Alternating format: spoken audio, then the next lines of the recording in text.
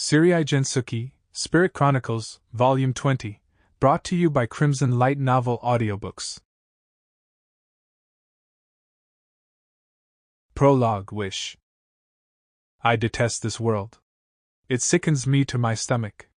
That is why I will start a crusade. A resistance against the foolish humans running rampant. The crusade begins soon. I think I'll look back on the things that happened since I wandered into this world. What went wrong? Who was wrong? Whether I was wrong? Whether I've lost my mind? In order to ascertain that. I was a lecturer at an urban university when one day, I wandered into this world with my beloved fiancé. He was an associate professor in his early 30s and an extremely capable person. However, I didn't fall for him because he was capable. His kindness, sincerity, and dedication were what attracted me to him. I loved him from the bottom of my heart. The two of us first arrived in this world in the middle of the mountains. We were in the university research lab one moment, then surrounded by nature the next. There was a waterfall nearby. At first, we thought we were in the countryside of Japan.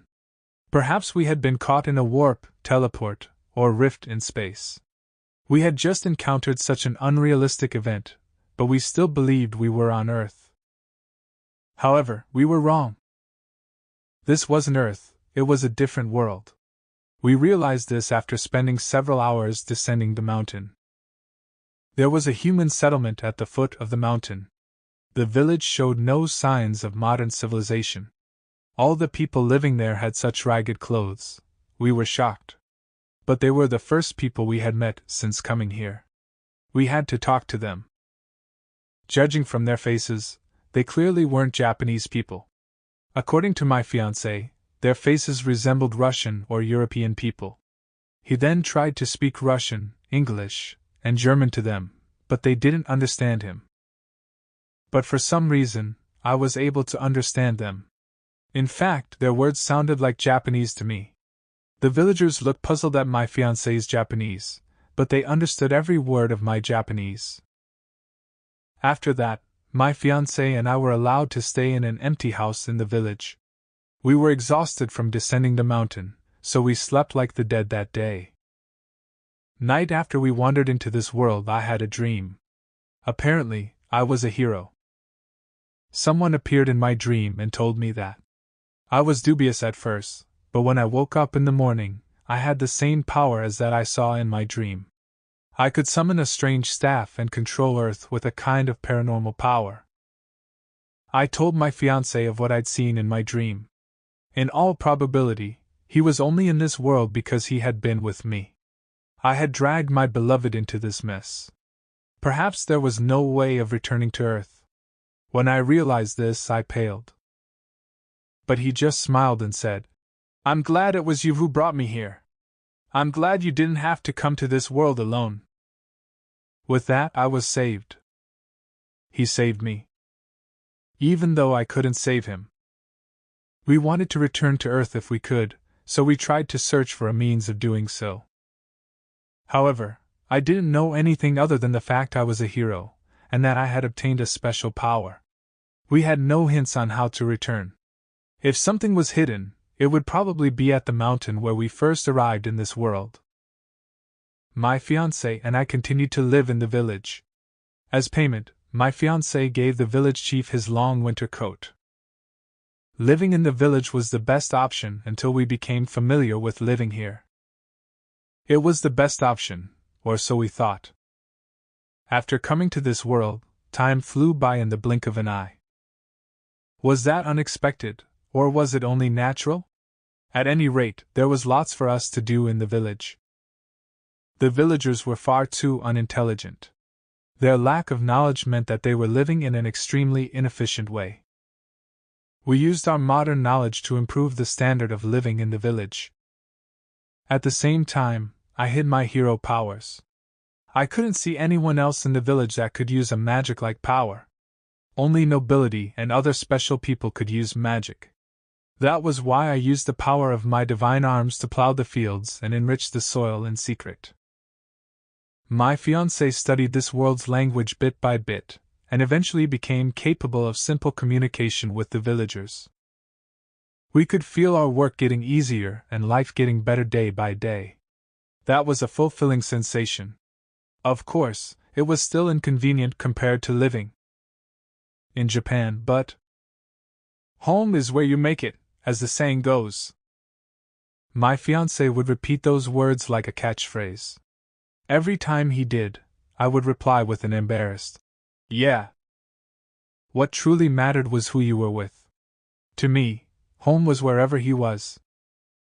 I was too shy to say that to him directly, but I was happy. More time passed. My staff apparently had the power to heal people. I became aware of this when my fiancé was cut doing farm work. I didn't know why, but for some reason, I thought I would be able to heal him if I put the magic power into my staff. I brought the end of the staff near the wounded area and it started to glow, healing his cut. I told the villagers that I used the medicine I had on hand, but they were shocked by how his wound had healed in a day. After that, a rumor that I was a doctor started to circulate, and I was visited by injured and sick people. I had to pretend I was a doctor and heal them while hiding my power. I had never studied medicine, but there was no one else in the village that could be called a doctor. Meanwhile, my fiancé worked on improving farm tools, creating fertilizer, building water wheels and waterways, and improving the hygiene standards of the village. Before we knew it, my fiancé and I had become central figures of the village. Whenever anyone had a problem, they would come to us for advice. I even witnessed the birth of a new life. I explained to the couple that I had no experience in midwifery, but they insisted that I be there. I was completely absorbed in the experience. There was little I could do other than emphasize the importance of hygiene to the midwife and help prepare clean cloths that were sterilized with boiling water. It was a terribly difficult delivery. With a conflicted face, the midwife let slip that the mother and child were both in danger. Seeing the pained look on the mother's face, I decided to use my healing power, which I had kept hidden until then. The villagers had told me about the existence of magic artifacts that had the power of magic within them. I used that as an explanation for my staff and activated its healing effect. Light glowed, and a miracle happened. The baby was born safely, and the couple was very grateful. "I will be indebted to you for the rest of my life." The father's gratitude was so excessive, I was a little troubled. But he definitely didn't seem to be exaggerating. I held the newborn in my arms and felt the value of life. I wanted to give birth to a cute child like this with my fiancé one day. I wished that from the bottom of my heart. We were completely accustomed to living in this world when we decided to visit the mountain where we first arrived once again. Our goal was to search for any hints as to how we might return to Earth. It took some time before we were able to make the trip, but we had originally chosen to stay in this village for that exact purpose.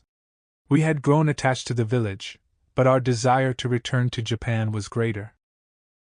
The reason why we were still unmarried also had to do with our lingering desire to return to Japan. We had decided that if we were to marry in this world, we would do so with the intention of being buried in this world. There were two problems. The first was that we couldn't specify the exact location we appeared at. We only knew that it was in the mountains and within a few hours' walk of the village. We had no choice but to rely on our memories. We also knew there was a waterfall nearby. The other problem was who would go to investigate. We were fortunate enough to descend the mountain safely the first time, but there were many dangerous beasts in the mountains. Walking into the mountains unarmed was a suicidal act. That's why I wanted to go alone, but my fiancé was worried. "I'm much stronger than you now," I said jokingly, but he just fell silent with a frown, because my power made that statement true. If I wished for it, my hero power would enhance my physical abilities to a terrifying degree. My body would get sturdier as well. In comparison, my fiancé had no such ability. He was a regular human. He had gained stamina from the daily farm work, but his life would still be in danger against a savage beast, even if he was armed. Although I was strong, I had never fought in a real battle before. Fighting was scary. I wasn't confident in my ability to remain calm and protect him if we were attacked. That's why I believed it was less dangerous to go alone. Even if I run into an animal, I'll focus on running away. I'll avoid fighting. My persistence eventually won him over. Thus, I was to head into the mountains alone. In the morning, I departed for the mountains. A little past noon, I found a waterfall that looked like the one we first arrived beside. Then I found the spot where we had appeared. There was a waterfall nearby. That was the only memory I had left of this scenery. It was hard to describe in words, but this place was oddly open for being so deep in the mountains. There was no mistaking it. My fiancée and I definitely stood here when we first came to this world. However, although I had expected as much, there were no clues on how to return to our world. I probably knew it from the moment we arrived. But we had been so confused at the time, we didn't conduct a proper investigation. I investigated the area carefully, both above the soil and underneath the ground. Fortunately, I was able to control the earth with my staff, so it was easy to dig around. There was nothing to be gained no matter where I dug, but I couldn't give up on going back to Earth after a single attempt. I would come back again later. After deciding that, I returned to the village. 1 week had passed since I began investigating the mountains. In the end, we hadn't discovered anything on how to return to Earth. There was no point in investigating any further than this. With that thought, my fiancée and I began to gather information outside of the village. Was there any literature about heroes in this world? We set out to find the answer. One day after that, apparently, the village didn't have enough to pay the upcoming taxes. The villagers came to us for any ideas. Villages paid taxes to the country, in the form of either money or harvested crops. However, there was rarely ever the need to use currency in the village. Thus, the village had no cash savings and usually paid the tax with crops. It wasn't impossible for them to pay the upcoming taxes, but doing so would cause a large number of people to starve to death. The modern knowledge we brought to the village had greatly improved their agriculture, but the results wouldn't show until the next harvest. The new crops wouldn't grow in time for the tax payment. I asked them if it was possible to delay the tax payment, but apparently there was no precedent for such an exception. I then asked what the consequences were of being unable to pay the tax. Apparently, they would have to gather anything of value and sell it off for cash. If they couldn't manage the tax with that, the country would punish them with compulsory dispossession. However, none of the families in the village possessed any valuable items. If they did, they wouldn't be struggling to pay the tax in the first place. In cases like this, it was apparently most common to sell someone off as a slave. When my fiancé heard that, he was the first to strongly oppose the idea. I was also against the thought of selling someone into slavery. My fiancé then offered to try and sell our valuables in the city instead. Fortunately, we were in possession of a few valuable items, the items we brought from the modern world. Clothing and accessories could sell for especially high prices.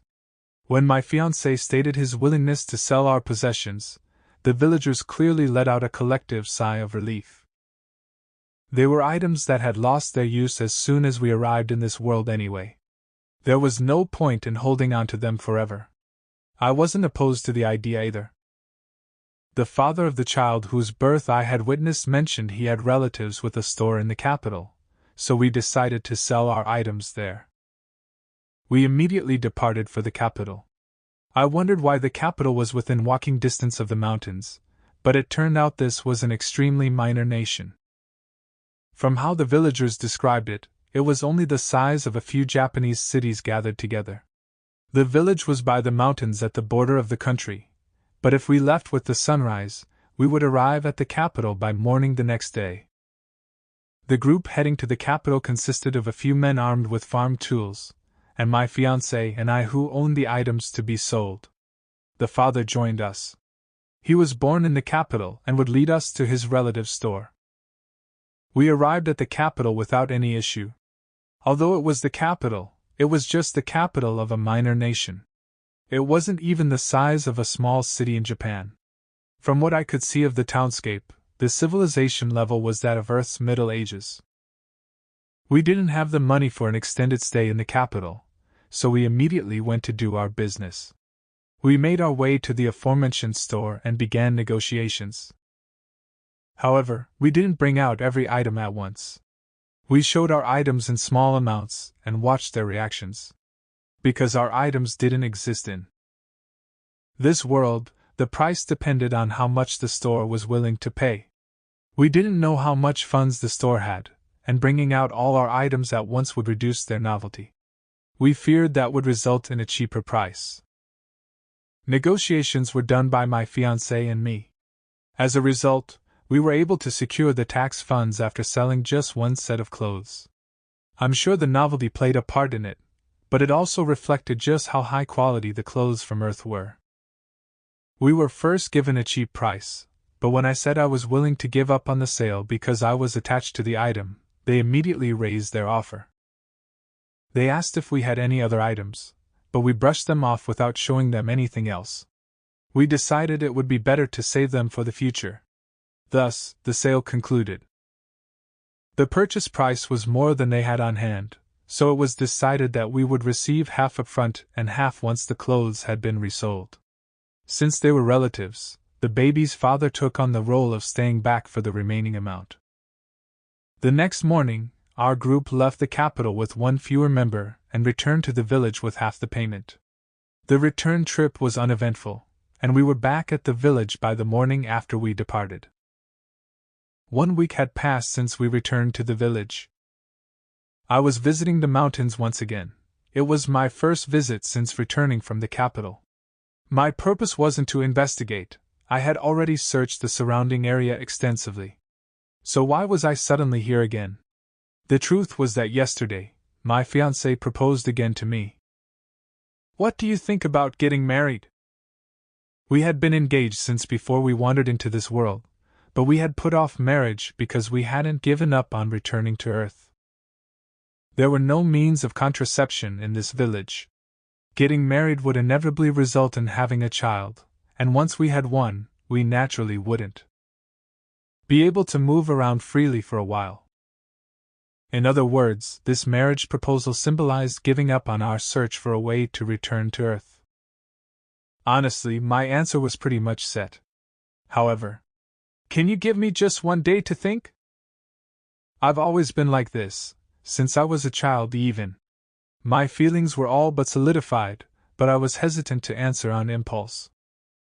That's why I visited the place where we first arrived in this world. If I came here, I would find out whether I still had the desire to return to Earth, or whether I was willing to be buried in this world. I received my answer. I came here and looked back on my life on Earth, and found I had no lingering attachments. My fiancé was here with me. As long as he was here, I could live anywhere. My feelings were completely solidified. I would give him my answer as soon as I returned to the village. With that decided, I made haste back. The body and physical abilities of a hero were amazing. It had taken us hours to descend the mountain when we first arrived in this world, but now I could make the trip in a mere 10 minutes. And once I did. I couldn't speak. I could barely believe my eyes. His dead body was displayed in the center of the village. Beside the body, dressed in familiar clothes, was his severed head. The ground was wet with blood. The villagers we should have been close with were throwing stones at his body while yelling with rage.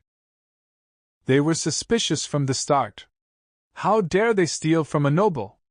They weren't making any sense. Steal from a noble? Who did? As I stood frozen, watching the sight of his corpse from afar, I met eyes with the father of the baby whose birth I witnessed. He was the one who said he'd be indebted to me forever for saving his wife and child. There she is! That's the woman! The father pointed at me with a pale face.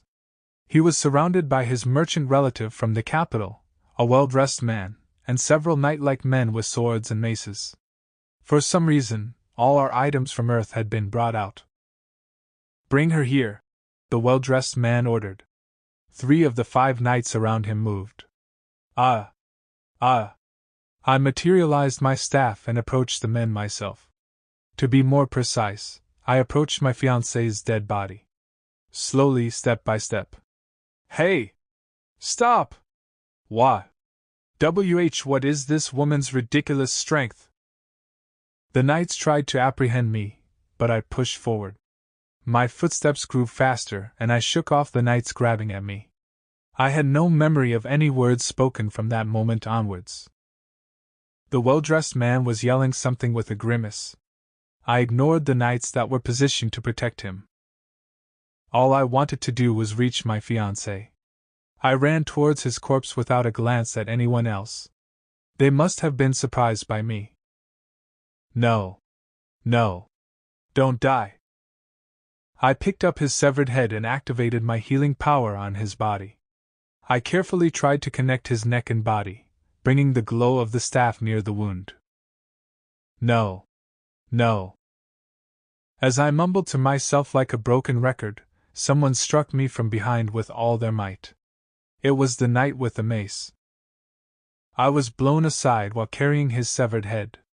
The knights surrounded my fallen body, stabbing me with their swords and the pointed tips of the maces.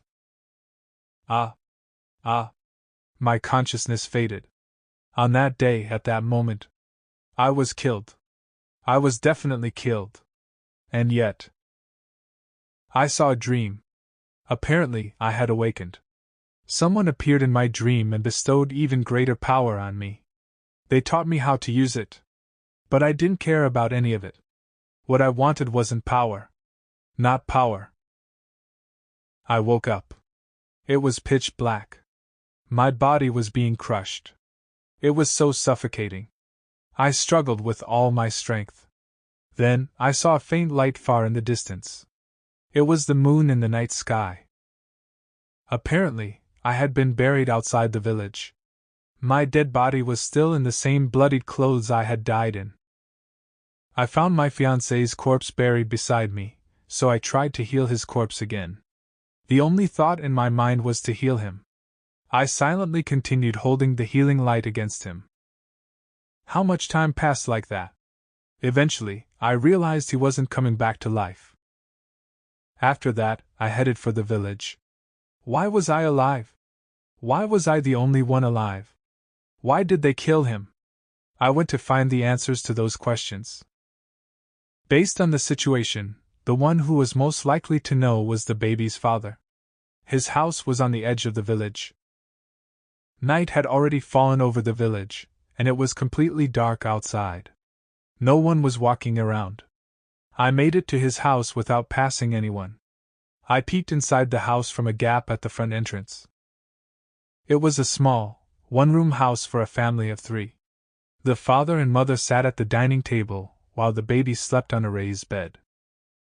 We did a good job. Now I'll be able to open my own store. I can give you and this child a better life.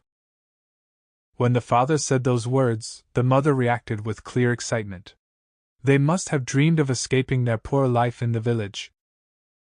Before I knew it, my feet were moving. The rundown door opened with a creak. The couple noticed the sound and looked up at the entryway. When they saw me in my bloody clothes. Eek! The mother trembled in horror. How are you alive? The father was also speechless. Give him back. Huh! You said you'd be indebted to me for the rest of your life. When I voiced my demand, the father made a hideous face. Was he feeling guilty about something? He averted his eyes from me. If you're indebted to me for the rest of your life, then give him back. Give him back to me. Bring him back to life. Eek! The mother jumped out of her seat and backed away from me in fear. Don't come any closer! The father yelled. The sleeping baby was shocked into tears. What a cute child. I picked up the baby. What are you doing? You'd lay your hands on a baby? The father glared at me as though I was the devil. Lay my hands? Why would you think I'd do such a thing? All I did was pick up a crying baby.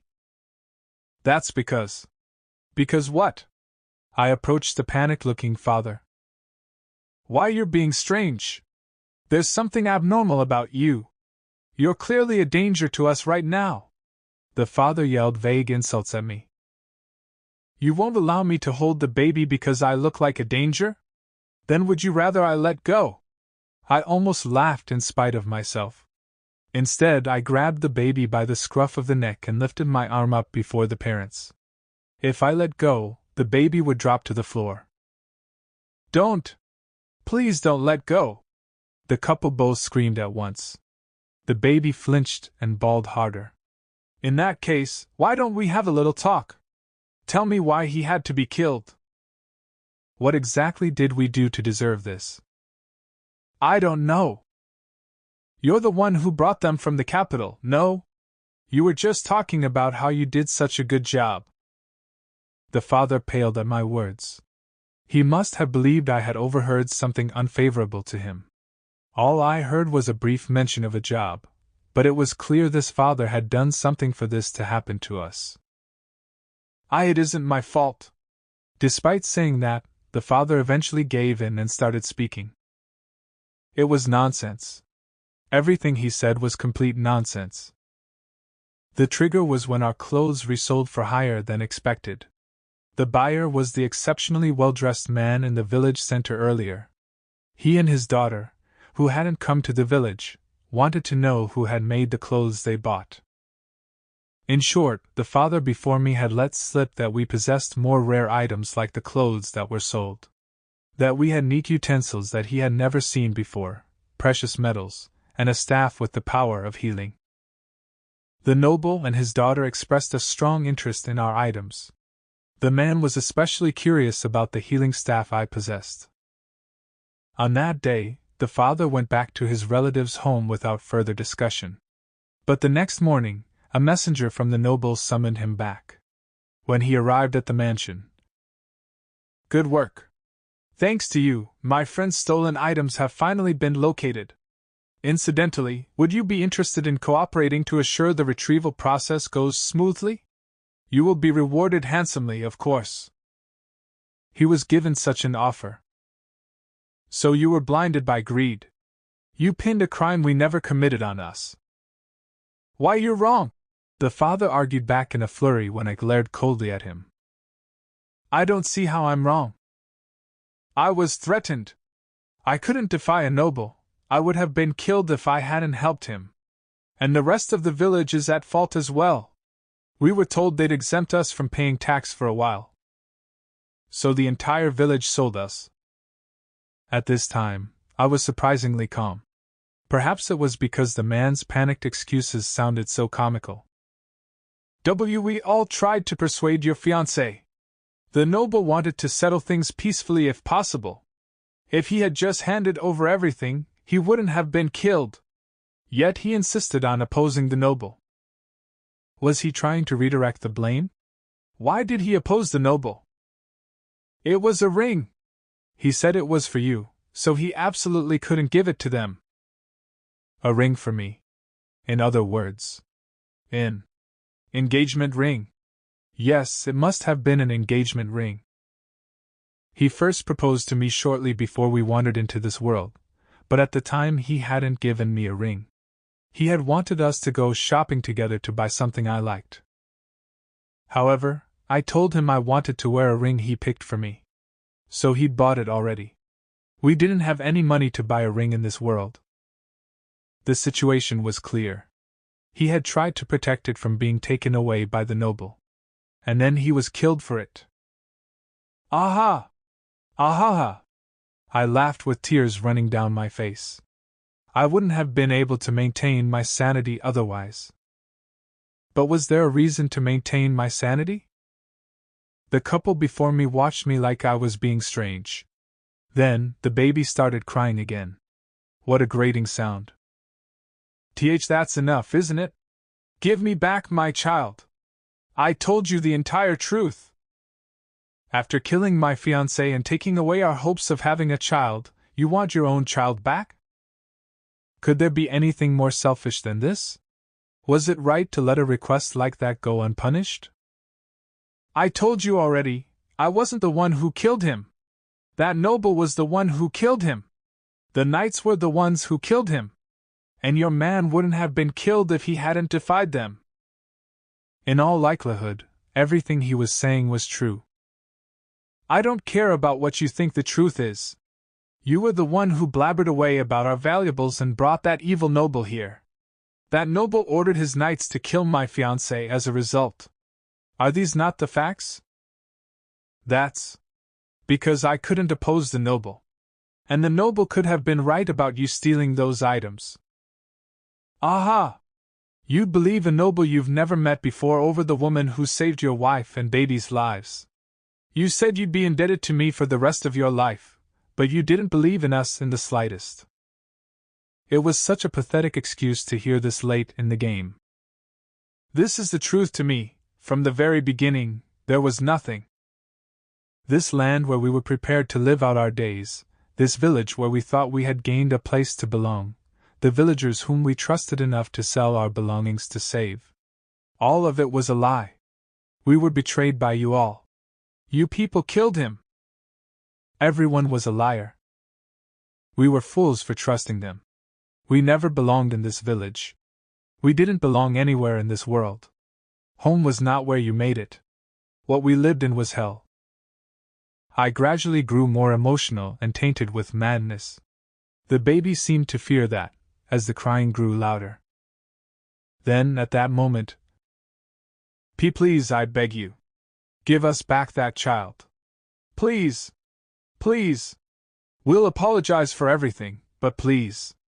The mother begged me to return the baby. She probably feared the worst. Meanwhile, Aya! The father yelled like an animal and charged at me. Whether he was unable to accept his own fault, or knew he was at fault but wanted to protect his child, I know not. Either way, he was a shameless man.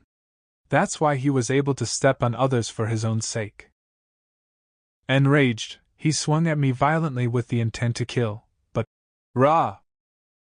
I materialized my staff in my left hand, which wasn't holding the baby, and easily knocked him down. I held back my strength. Ugh! He fell back, knocking over some furniture. My restraint allowed him to remain conscious, and he heaved resentfully. I couldn't forgive him. Killing him wouldn't be enough. How could I punish him with the same despair that I'd received? I thought about it as I spoke to the fallen man. You said I was being strange. But the one who made me strange was you. I cannot forgive you people. I could no longer suppress my impulse.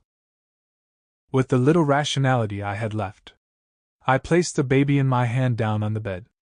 When I lifted my staff overhead, the mother charged at me next. I brushed her aside just like I'd done to the father. Then I raised my staff once more. Stop! I swung the staff down in front of the two of them. Aha! Ahahaha! I laughed like a broken record. No. I was the broken one. From that moment, I was no longer human in body or soul. The last one I killed was the father. He yelled at me for killing his wife and child up until his last breath. I accepted his words emotionlessly with the same rage in my heart. The nobles had yet to leave the village, so I killed them and retrieved the engagement ring. I then made my way back to the village outskirts where my fiancé was buried, collected his body, and headed for the mountains. I buried him in the place where we first arrived in this world. I figured that was the closest place to Earth. Then I killed myself to follow him. If this were a story that ended with my death, there would still be salvation to be had. But there was no salvation. There truly was no salvation. Apparently, I couldn't die. Even when pierced through the heart. Even with a slashed throat. Even after bleeding out from cutting my axillary artery. whether I jumped from high ground or burned in a fire. I was apparently incapable of dying. I could heal from any kind of wound. He was dead, but I had to continue living in this world. I wanted to die. I wanted to follow him. But I couldn't. It was mad. This world was mad. I hated it. I hated this world. What did I have to do to be able to die and join him again? I traveled around, seeing the world with my own eyes. But everywhere I went was the same. No matter where they lived, humans were the same. Humans were hideous creatures. Even if they looked like harmless lower-class citizens, there was no telling what they were truly thinking. Everyone was selfish, forcing their own circumstances onto others. But if anyone posed an inconvenience to them, they'd antagonize them without batting an eye. At times, they'd group together to do just that. And when humans gathered together, they became dangerous beasts. Yet they had no self-awareness. No one thought of themselves as wrong. It was only natural for others to be wrong. It was only natural for the people around them to accommodate their circumstances. It was very difficult to believe in humans. So why did people believe in other people so often? Why did people think it was natural to believe in themselves? No matter what words or actions were conveyed, there was no way of telling what someone else was thinking, what someone else was seeing. And yet, people believed in others. No, they believed in what they wanted to believe. They averted their eyes from inconvenient truths. They sometimes hid them away. They sometimes felt betrayed, enraged, and vengeful. Were humans foolish creatures? Were humans intelligent creatures? Were humans ugly creatures? Were humans beautiful creatures? I didn't know if this world had a God, but if it did, only it would know the answer. However, as a hero, I was apparently an agent of God. If that was the case, was it my duty to present the answer only God would know? I believe I was entrusted with Pandora's box by God. Was I unable to die because I had yet to fulfill that duty? In that case, I had to open the box and carve it into the humans. The fact that they were the most foolish creatures in this world. This was my revenge, my crusade. That's right. I will start a crusade. I can tell there'll be no salvation at the end of this. But I won't stop marching forward. Because what I desire the most is despair. I want to die. Chapter 1. After Return, Before Return. Immediately after returning from the Holy Democratic Republic of Arica, Rio made his way to his mansion with Liselot and Aria. They proceeded to the dining room, where King Francois was coincidentally visiting at the same time. As soon as they had all taken their seats, Francois looked at Rio. I believed you could do it, and you truly did. Well done bringing Liselot back. Thank you for your efforts, Haruto. Rio gave a short nod and bowed his head. It was nothing. Welcome back, Liselot, Francois said, turning to her next. I'm glad to see you safe. I've caused so much trouble for the country and everyone here. Please accept my deepest apologies. Don't let it bother you. Think of it as encountering an unlucky misfortune. The saint's existence itself was a disaster, Francois said, sighing at the memory of meeting Saint Erica. I've asked someone to summon Cedric and Julianne, as well as Princess Christina and Princess Flora, who are close to you. They will arrive shortly, so show them that you're safe. Thank you for your consideration. Of course. The main discussion will start after they arrive, but I'm sure Haruto must be very confused right now. Did you hear about what happened to the mansion on your way here? Francois asked, glancing at Guki and Kyoko. No, I was told it would be better to wait for everyone to be present. That was what Charlotte had said to him on the way here. She had spoken teasingly, but it was indeed the more efficient option. I see. Francois hesitated, but made up his mind quickly after. In short, invaders attacked the castle shortly after you left. What? Rio and Liselot both widened their eyes. Francois paused, thinking about how to explain things in a way that wouldn't cause them excess concern. The assailants were deeply related to Rio's fated enemy, so he chose his words carefully. Rest assured. Although the scale of the attack was large, the matter was resolved with relatively little harm. It was all thanks to the efforts of this mansion's residents. I visited today in order to express my gratitude over the incident. Is that so? Rio and Liselot looked a little less anxious, but there was still too little information to dispel their confusion. Excuse me. Princess Christina, Princess Flora, as well as Duke Krisha and his wife have arrived. A female knight announced the arrival of the invited guests. Thank you for the invitation. The first to enter after the night were the foreign royals, Christina and Flora, but they promptly moved aside after giving their short greetings. They were probably being considerate of Liselot's parents, Duke Cedric Krisha and Duchess Julienne Krisha. Your Majesty. As her parents, they wanted to call out to their daughter immediately, but as a duke's family, they couldn't do such a thing. With his position as a noble in mind, Cedric greeted King Francois first. That being said, his gaze and attention were completely focused on his kidnapped daughter who had safely returned. There's no need to greet me. I will not stand in the way of a father-daughter reunion, Francois said, dismissing the need for any noble etiquette. Thank you for your consideration. Oh, Liselot! After a quick bow, Cedric rushed straight over to his daughter. His wife Julienne was right behind him. Thank goodness you're safe, she sighed, sweeping Liselot, who had stood up to meet them, into a loving hug with Cedric. Mother, father! Liselot was unable to budge from their embrace. There were tears in her eyes and her voice was trembling. Everyone else in the room watched over the family quietly. After some time, Cedric and Julienne turned to Rio and bowed their heads deeply. Sir Amikawa. No, Haruto. Thank you for bringing my daughter back. I acted of my own accord, so don't worry about it, Rio said, shaking his head. Oh my! Those words must have resonated in Julienne's heart, as she looked at her daughter with a sigh of admiration. Liselot tried to feign composure, but her cheeks were tinted a shy pink. Thank you truly? Cedric smiled softly and shook Rio's hand, emphasizing his gratitude from the bottom of his heart. You're welcome. However, it might be a bit too early to celebrate. I have some bad news to report as well, Rio said, looking at Francois. I expected as much. I also need to explain what happened over here to you. But let's start with your report first. Thus, Rio and Francois explained to each other what they had experienced during Rio's absence.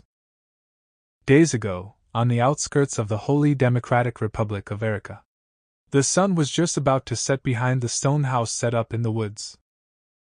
Rio, who had been wounded in his battle with Saint Erica, opened his eyes. Where? The familiar ceiling of the stone house greeted him. He tried to recall what had happened with his still groggy mind. Sir Haruto. A familiar voice called to him from beside his bed, so he turned to look that way. Liselot was seated in a chair next to his bed, having nursed him while he was unconscious. Their gazes met. Liselot. How are you feeling? If it hurts anywhere. Her hands hovered over his body, prepared to cast Kura to heal him. I'm fine. Nothing hurts. Rio slowly sat up, moving his arms to check the condition of his body. He could feel his body was stiff from sleeping, but he wasn't in any pain. Thank goodness. Liselot exhaled in relief, slumping over as all her strength left her. Her hovering hands settled on clinging to Rio's right arm on the bed, squeezing his hand tightly. The sudden contact to his hand almost made Rio flinch, but he stifled his body's reflexes with a gulp of air. Thank goodness. Truly. Liselot was crying. Her head was hanging downwards, but both her slender body and lovely voice were trembling. Sorry, I must have made you worry, Rio apologized quietly.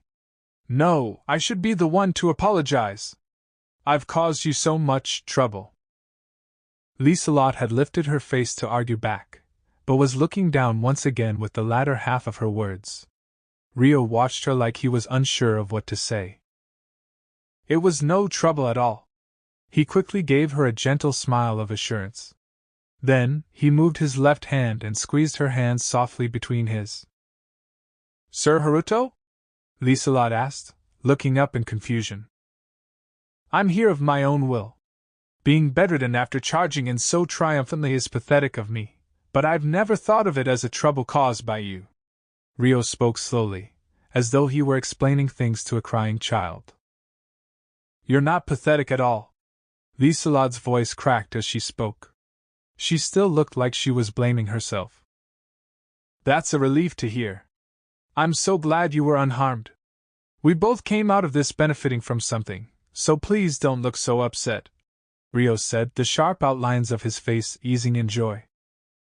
With that, Liselott was unable to argue any further. Her body flinched a little in surprise. Okay, she murmured with a small nod. The two of them gazed at each other at close range, holding each other's hands. The first one to react was Liselott.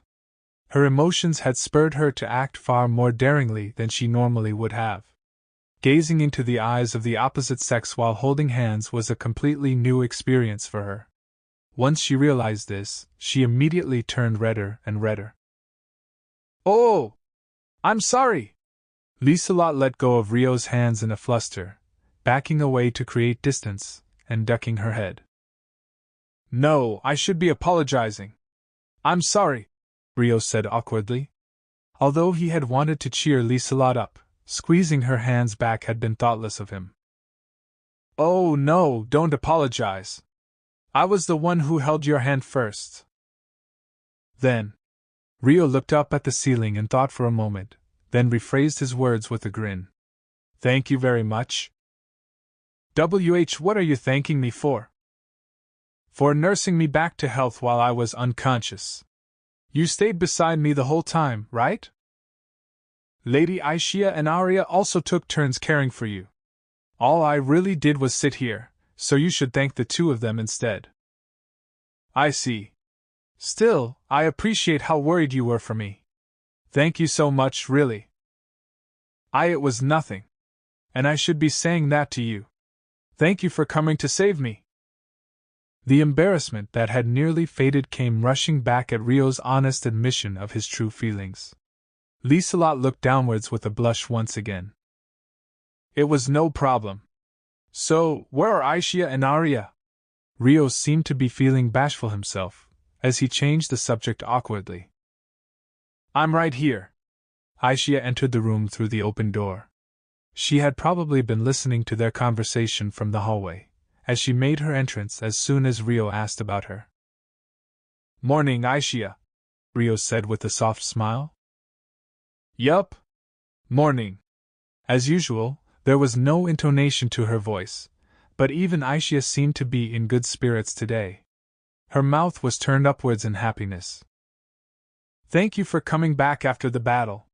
You saved me. Rio recalled the battle with the saint and thanked her before anything else. Just before he lost consciousness, Aishia had arrived to help carry him. It was nothing. How long was I out for? Over a day. I slept for that long. Although his wounds had been healed, his physical body had taken a huge burden. The fact he could get by with just some bed rest was extremely fortunate. Liselott watched over you the entire time. She hasn't had a wink of sleep. Aishia and Arya also took turns caring for you was what she had said earlier, but Liselott herself hadn't actually swapped out of looking after him. Rio's eyes widened. Wait, really? Please get some sleep, he said worriedly.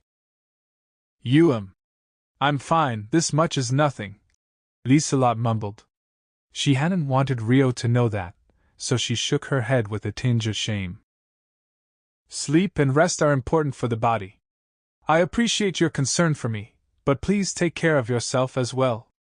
Please! She had acted that way out of concern for him, he couldn't scold her too harshly. She was beside herself with what to do if you didn't wake up because of her. Please go easy on her. Arya entered through the still open door while defending her master. She was carrying a water pitcher on a tray. Arya! Her attendant had spoken to support her, but the way her state of mind had been exposed left her even more embarrassed. As long as you rest after this, I have no objections, Rio said, watching her in concern. Yes. I was about to drag her to bed myself if she didn't sleep soon. Thank goodness you woke up before then, Sir Amikawa. Please have some water. Arya filled a wooden mug with water and handed it to Rio. Rio took a gulp of the water and sighed in relief. Thank you. I feel better. I should be the one expressing my thanks. Because of your efforts, my master has been retrieved safely. As soon as Arya placed the tray down on the bedside table, she knelt down to express her gratitude. There's no need for that. Like I said, I did it because I wanted to. Surprised by the sudden change in attitude, Rio tried to stop Arya in a fluster. That doesn't mean I cannot express my gratitude, Arya replied flatly, her head still bowed low. Yes. Thank you so much. Liselot agreed with Arya and bowed her head alongside her attendant. Faced with the gratitude of both the master and her servant, Rio finally accepted their feelings. All right. You're very welcome. They continued to hold their heads low for a few more seconds, until Arya looked up to speak first. Now, by your leave, I believe it is time for my master to sleep. Is that all right with you, Sir Amikawa?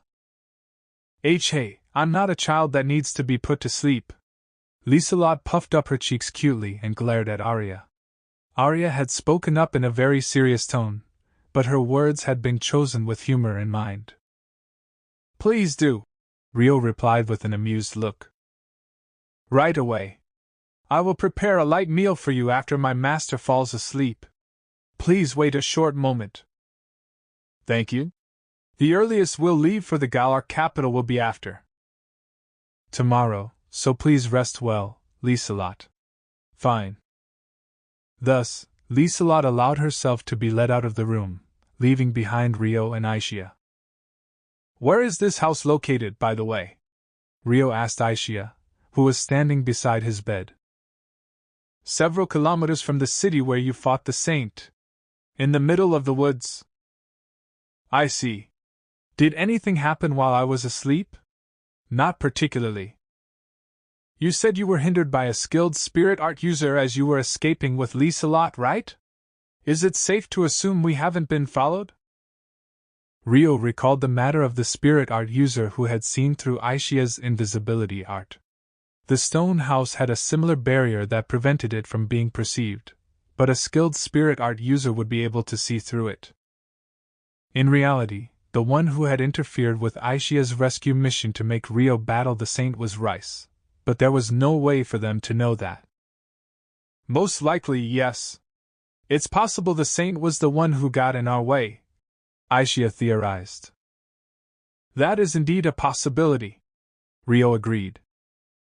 The effects of the divine arms are extremely similar to those of spirit arts, he thought. However, there was something else that bothered him. But the spirit art user manipulated bullets of light to attack you, right? Rio asked. Yeah. In that case. Rio placed a hand on his chin and thought carefully.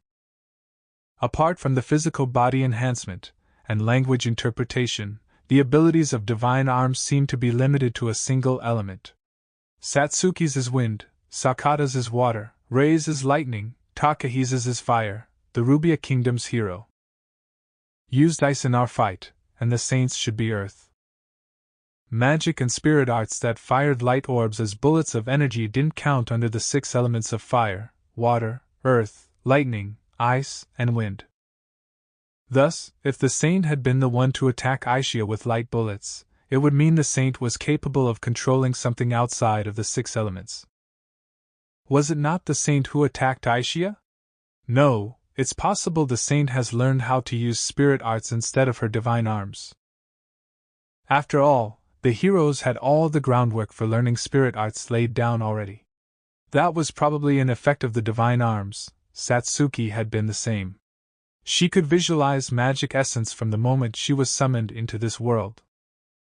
They couldn't practice using spirit arts openly before Charlotte and the Castle Knights, so he hadn't taught her any more than the bare minimum, but she should be able to pick it up fairly quickly if she learned properly.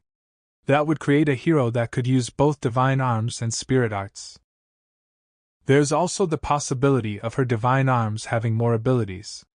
Satsuki said she didn't completely understand hers either. At any rate, thinking about this any further wouldn't resolve anything. We can't discard the possibility of a third party interfering. Let's keep our guards up. If it was the saint that had obstructed Aishia, there was no need to be wary. Ryo had killed her himself, after all. But if it was a third party, then they had to fear the possibility of an attack from someone else. Of course, there was no need for Ryo to say that out loud. Aishia already had it covered.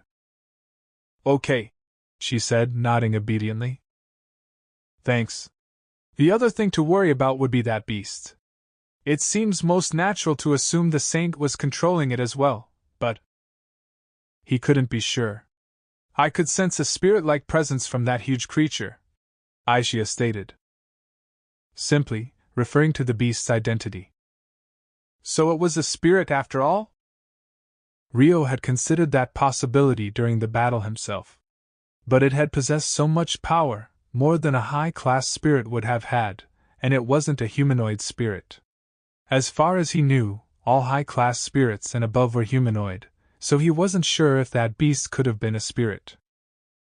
I can't say for sure. The presence was really cloudy. The presence was cloudy? Humans couldn't detect spirit presences with their senses. When Ryo looked like he was struggling to understand. People, spirits, animals, monsters, plants, any living thing has a presence. There are characteristics distinct to the presences of certain species, and there are variations in the presences of different individuals. Out of all living creatures, the easiest presence to detect is that of spirits and monsters, Aishia added. So the presence was most similar to that of a spirit? But it was cloudy.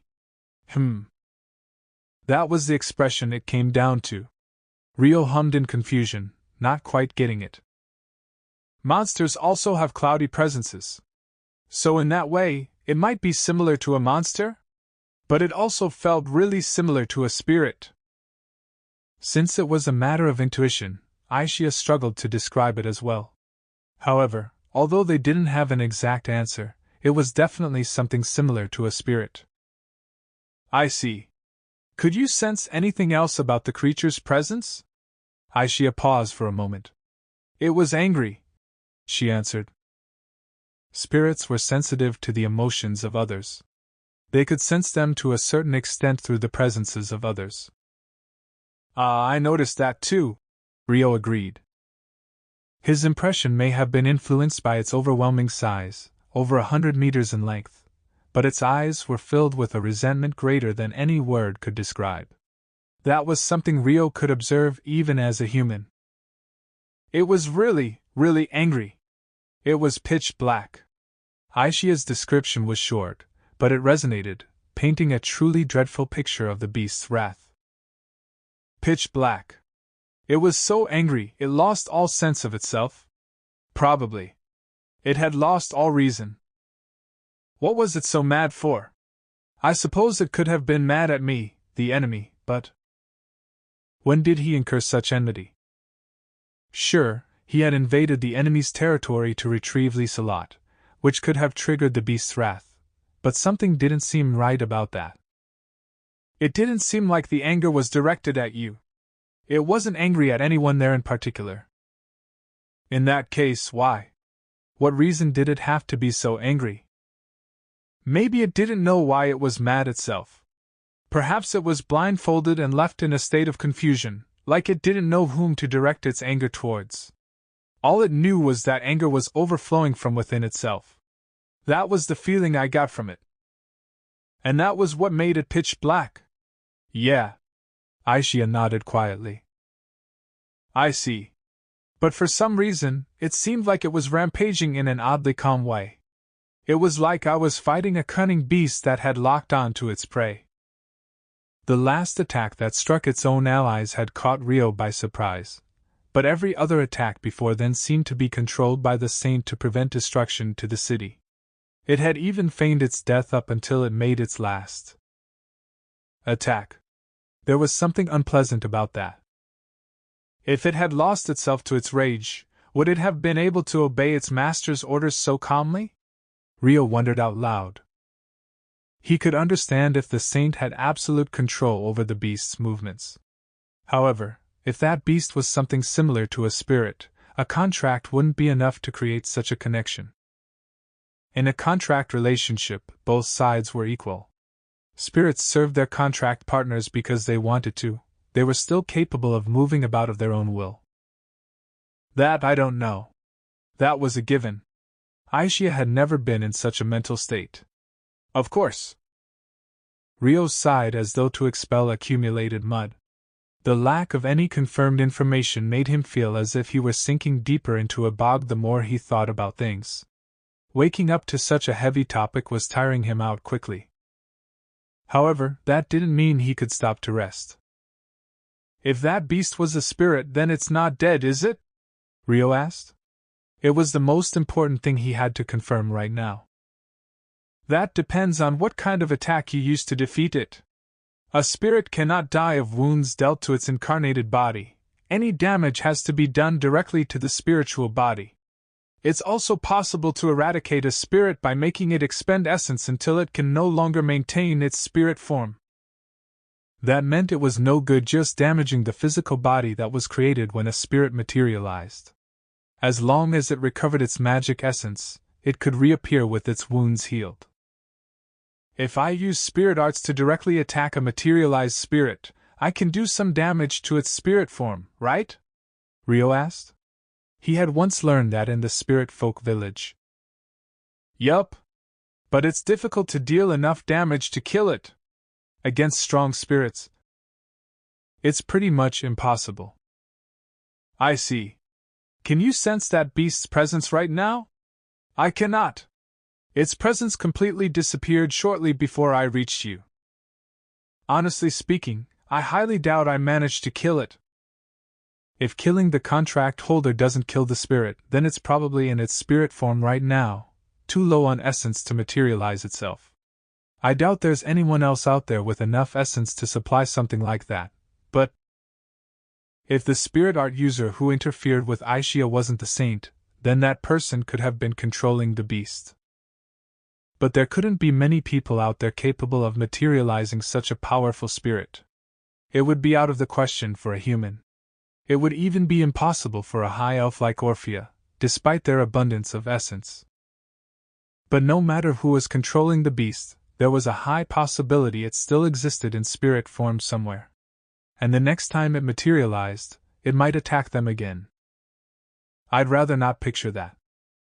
Rio didn't have the confidence to say he'd win a rematch.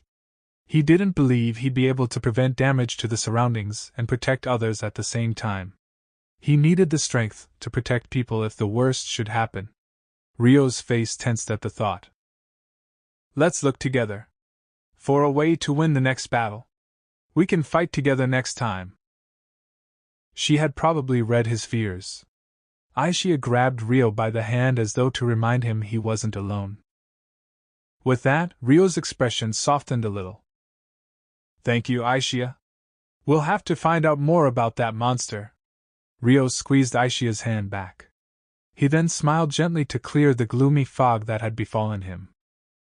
Dryas and the others in the village might know something. Yeah. Let's ask Sarah and the others when we get back. There were many things he wanted to investigate. It's highly likely that the divine arms are related to that beast. I'll need to ask Satsuki for her assistance, which might require permission from King Francois too. He considered what he needed to prepare for a possible rematch with the beast. First, they had to return to Galark as soon as possible. Rescuing Liselot and bringing her back was the most important mission at hand. Now that you're awake, I'm going to check on things in that city, Aishia said, voicing the words in Rio's head first. I was just thinking of going as well. You've still recovering, and your face might be recognized after that huge fight. I can check on things in spirit form. But you might end up in a fight with that spirit art user that hindered your escape. All the more reason for me to go, then. There was no way he could argue with that reasoning. He shouldn't be pushing his recovering body. Fine. Then I'll leave it in your hands. Rio showed signs of uncertainty, but chose to rely on Aishia. You can count on me. There's just one thing I'd like you to check.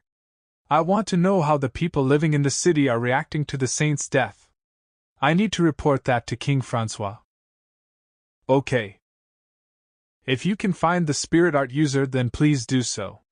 But it isn't a top priority, so don't push yourself into a bad situation over it. Got it. Be careful out there. If you sense the slightest sign of trouble, you can run right away. Okay. Aishia nodded firmly. Even Rio would struggle to catch her if she devoted herself to fleeing. There shouldn't be a problem. And yet, Rio couldn't help looking at her worriedly. He looked like he was on the verge of insisting he went along anyway. You worry too much, Aishia pointed out, seeing right through him. Oh, well. Rio mumbled evasively, unable to deny it. Believe in me a little, Aishia said to him. I do believe in you. Rio tried to muster a forced smile. I'll be fine. Aishia's expression softened, and she wrapped him up in a gentle hug. Rio stiffened slightly out of embarrassment. He and Aishia were normally close, often sticking together for everything, but being hugged out of the blue like this gave him a little shock. However, it was strangely comforting. Rio's body gradually relaxed, accepting Aishia's warmth. Some time passed like that in silence, creating a space where only the two of them existed. The food's ready, but I can't enter the room. What should I do? Meanwhile, Arya stood outside the bedroom awkwardly. Interlude, Pandora's Box. The morning after Rio stabbed through Erica's heart, in the capital of the Holy Democratic Republic of Erica, Ericaburg. A unanimous vote had just been passed. Our nation will now invade the Galar Kingdom, Erica announced. A declaration of war. Woohoo! The Congress Hall was immediately filled with enthusiasm. Saint Erica! Saint Erica! Saint Erica! Saint Erica! Saint Erica! Voices worshipping Saint Erica reverberated around the room. They were rejoicing, or they were angered by the vile Liselot the witch, who spouted convenient words pandering to the people while refusing to give up her own noble privileges.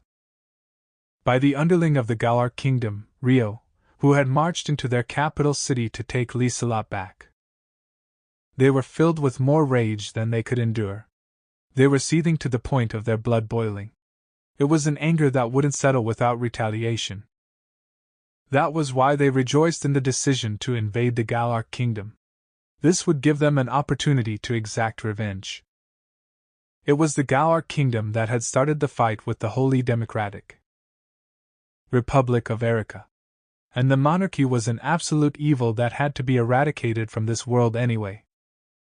That was their justification. There was no room for rebuttal. That's what they believed without a single doubt. Do not forgive Liselot the witch. We must demonstrate our wrath to the despicable royal monarchy. Execute the evil kingdom that oppresses the weak. God will have vengeance. Saint Erica will give them divine punishment. The members of the Congress yelled passionately. Please quieten down, everyone. Erica raised her right hand with a thin smile and called out to the noisy group. The Congress members immediately fell silent. The Congress vote has passed.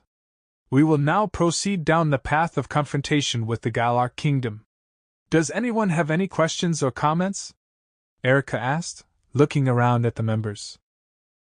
Saint Erica. Andre, the Prime Minister and Chairman of the meeting, sought permission to speak. Yes, Andre? Will we be announcing this decision to the people right away? The commotion yesterday has caused rumors to spread across the nation, and everyone is feeling anxious and enraged. Knowing that we're planning a counterattack may raise their morale. Other members of the Congress voiced their agreement one after another. They all wanted to spread the news to raise the fighting spirit of the nation. If they could appear reliable to the people, they would be able to gather support. It is exactly as you say, Andre.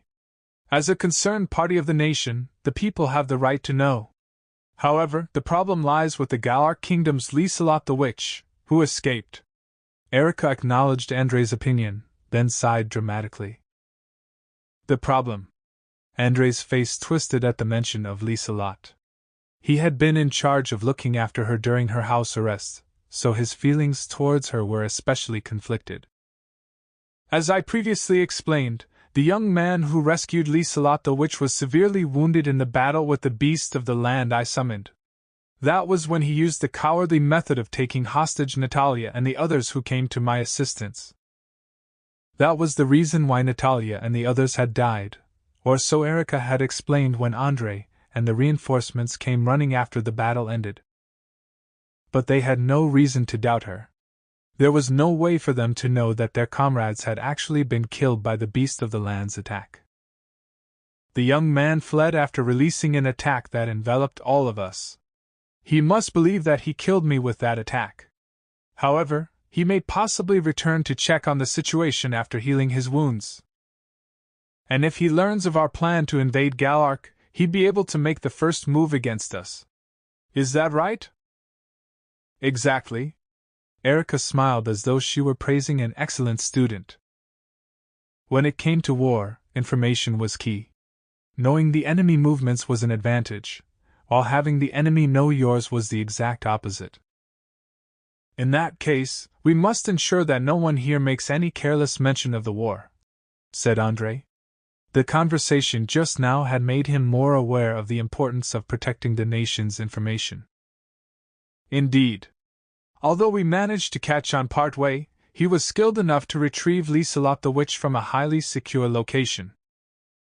As we have no idea when he might send someone to spy on us, it would be best to enforce a gag order on all the Congress members.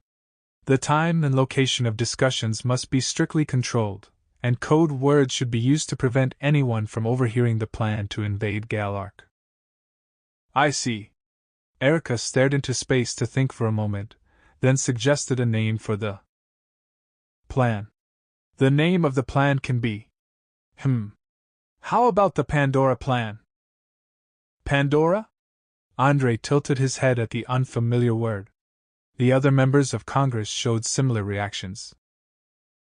It's from an ancient legend of a sacred treasure called Pandora's box.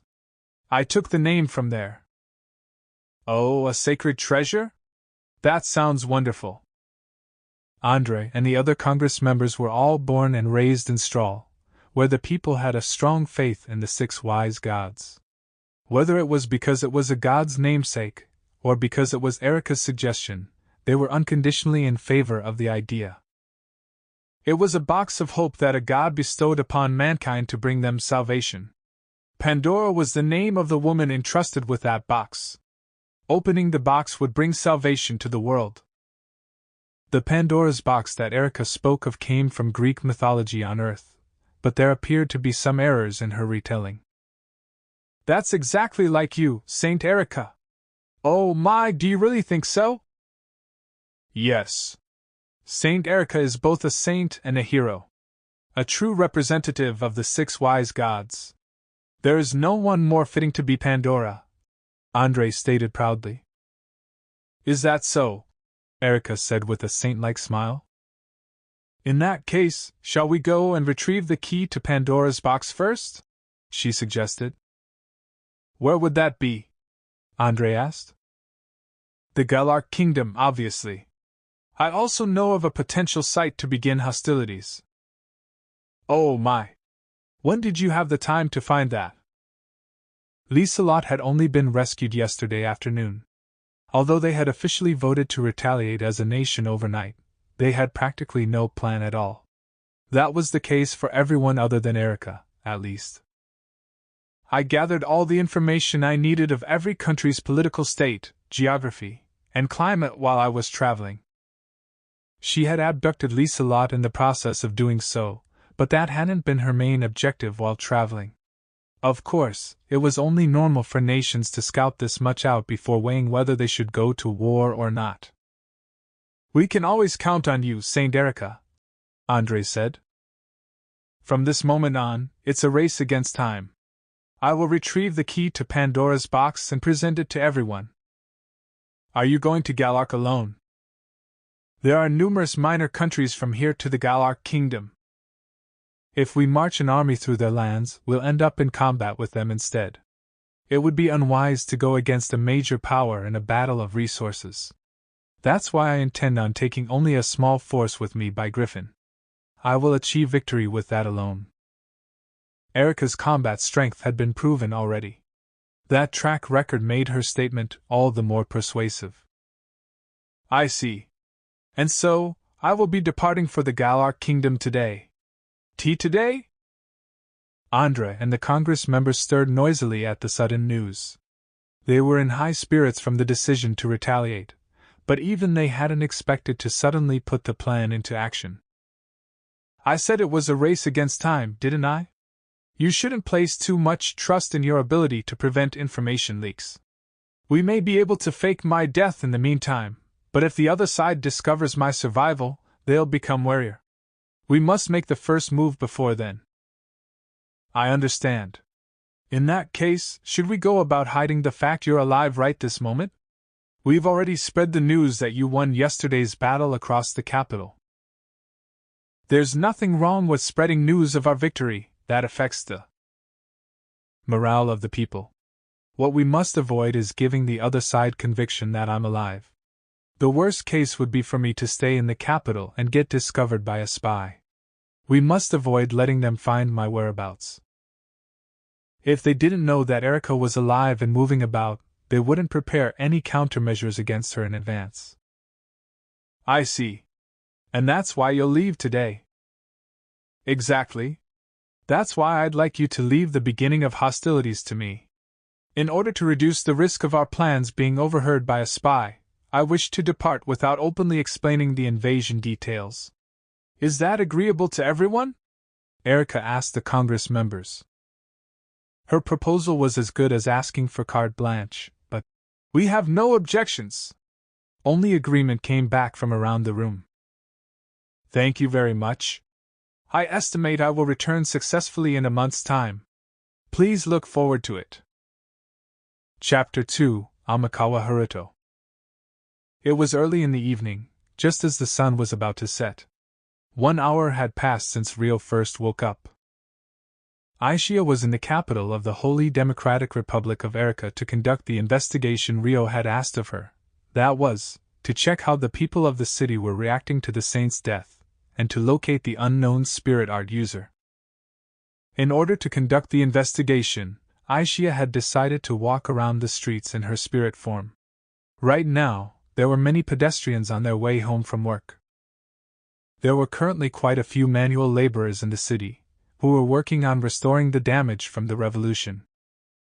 When Aishia peeked inside a lively bar, everyone at the tables was discussing the battle between Rio and the beast of the land. That was only natural, as it had only happened yesterday, and the beast of the land had been overwhelmingly huge. Aishia listened to the conversations for a while. No one's talking about the saint's death. Everyone was discussing the battle, yet not a single conversation mentioned the saint's death. There were people angry at Rio for attacking their city, but there was no sense of gloom. In fact, they were all speaking as though Erica had won. But why? Was the saint's death hidden from the people? The most likely possibility was the higher-ups of the nation concealing her death. Announcing the death of the nation's leader would definitely shake the people, which was why it was the first thought that came to mind. But there was one other option. Or is the saint still alive? Aishia considered the possibility. She had personally witnessed Rio stab her through the heart from afar. She had also watched Erica take her last breath and die beside her. At the end of the day, It was all rumors from a bar. Repeated hearsay could have twisted the truth, and some of the information may have been arbitrarily distorted to begin with. It was hard to imagine Erica was still alive. But she should at least confirm the facts. And if she wanted to find out the truth, she had to search for Erica. Where was the saint most likely to be? I'll pay a visit to where the higher-ups are as well. After leaving the bar, Aisha headed straight for the official residence of the head of state, where the security was particularly strict. When she looked down from the sky, she could count over 30 soldiers patrolling the grounds. There were lights on in the windows, where there were more soldiers patrolling inside. The security is strictest here. This should be a good place to find any leads on the saint. The spirit art user might also be here. Aisha immediately decided to infiltrate the building. Sure enough, there were soldiers patrolling the inside of the building, but they weren't able to perceive her spirit form with their naked eyes. Aisha went from room to room without being seen by anyone. I can't find the saint. But she couldn't find Erica anywhere in the building. The one people she saw were officials and patrolling soldiers. Had Erica truly died? Or was she hiding somewhere else? Should I look for someone talking about the saint's death? She considered eavesdropping on people, but the official residence wasn't a gathering of alcohol-loosened tongues like the bar. It could take forever for her to find someone talking about the saint's death. I can't sense any other spirits around, so that left the option of materializing and asking someone directly. It would be a more beneficial way of gaining information than eavesdropping. What worried her the most was the unknown spirit art user that could be hiding in this city, potentially in this very building. If there was a spirit contracted to the user, it would be able to sense her presence. But not every spirit art user was contracted to a spirit. Rio had asked her to search for the spirit art user if possible, so perhaps it would actually be better for her to materialize as bait. It was worth trying. With that decided, Aisha had to find someone she could question. She went around the estate once more, and several minutes later, there, she spotted a man in the garden behind the building. He appeared to be a cook who worked at the official residence. He had just finished preparing dinner for the employees of the building and was taking a break outside the kitchen. Fortunately, there were no soldiers patrolling nearby, so Aisha immediately set off to question him.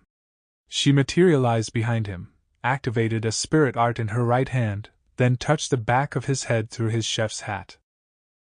Wah! Feeling the contact at the back of his head, the cook turned around. At that point, his mind was caught under Aisha's spirit art. His eyes went vacant as he looked at Aisha's face with an unfocused gaze. There were many varieties of illusionary arts out there, but the majority could be split into two: those that sent fake information to the five senses, and those that affected the mind in the form of suggestions. Good evening. The one Aisha was using placed her target in a daydream-like state of hypnotism. It was a powerful illusion that could control the target's thoughts and actions to a certain degree when activated successfully. The flaw of this technique was that the target had clear memories of everything up until the illusion was cast, meaning she had to cast it without being noticed. Oh, good evening. That's right. How can I help you? The cook had no idea he was under a spell, convinced that Aisha was a friendly colleague of his. Is Erica alive? Aisha asked bluntly. I don't approve of that form of address. It should be Saint Erica, no? His belief in Erica was so strong, he showed faint indignation as he corrected Aisha. Is Saint Erica still alive? Aisha repeated. What are you saying? Of course she is. Didn't she lose her life in the battle yesterday? Of course not. She emerged victorious from yesterday's battle. Really? The saint should have lost, yet everyone believed she won. That's right. The cook was adamant the saint had won. He was in a hypnotized state, so his eyes were blank, but his tone was firm. He seemed extremely offended by Aisha's question. Did you see her return alive then? Aisha continued to ask. No, I didn't. She didn't return to the official residence yesterday as she had to deal with the aftermath of the battle. She didn't return yesterday. What about today? She left on some urgent business this morning, so no. Left for where? That's not something a cook would know. Who would know then? Her close aide, Mr. Andre, should know. Andre? The man with Lieselot yesterday?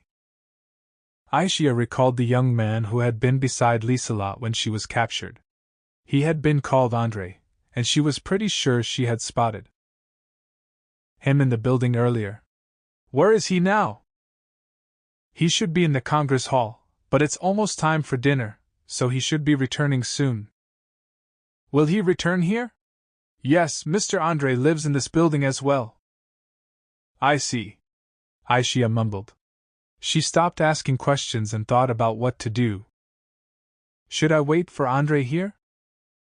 Going to the Congress Hall herself was an option, but searching for him would take time and she might miss his return. But just then. Mark, are you there? Mark? A man called from the kitchen. It seemed like someone was searching for the cook. You're Mark? Yes. I see.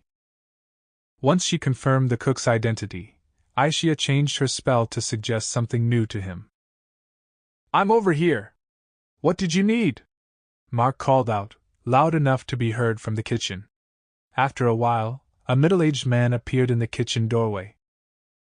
Aisha immediately hid behind Mark. It was already dark outside, so she easily hid her small frame behind him. So you were outside. Mr. Andre has returned. Please prepare his dinner. The older man paid no notice of Aisha, speaking only to Mark. He immediately turned to head back inside. Oh, hold on a second. In that case, can you call Mr. Andre over here? Mark asked. Mr. Andre? Why? There's something I want to consult with him about. Preferably in private. Ah, I see. All right. The middle-aged man looked curious, but returned to the kitchen to call Andre out. Sorry. Please sleep for a bit. Once he had left, Aisha touched the back of Mark's head and stopped the illusion art, putting him to sleep through another spirit art instead. Mark slumped over instantly. Aisha gently supported him, leaning him to sit against the outside wall. Once she confirmed he was fully asleep, she moved over to the kitchen door and hid herself in wait for Andre. He came out less than a minute later. Are you here, Mark M.H.? Andre had stepped out of the kitchen door to look for Mark. But the very moment he did so, Aisha restrained him from behind. Good evening. Aisha undid the restraints after casting an illusion. Good evening. What are you doing here? I have something important to ask you. Oh right, that's why I was called out. What is it, comrade? Right now, in Andre's head, he wasn't talking to Mark, but one of the kitchen hand girls. However, since he didn't know Aisha's name, he referred to her as Comrade. Is the saint alive? Aisha asked right away. What's the matter? Why so out of the blue? I want to know if the saint is really alive. Why do you wish to know such a thing? Andre was currently being directed to answer Aisha's question, yet he kept responding with his own questions instead of answering honestly. He probably had a strong reason to not answer her. At the same time, it was evident that Andre was a strong-willed person. Because no one's seen the saint alive. That's not true. I've seen her, Andre clearly stated. Then what is she doing now?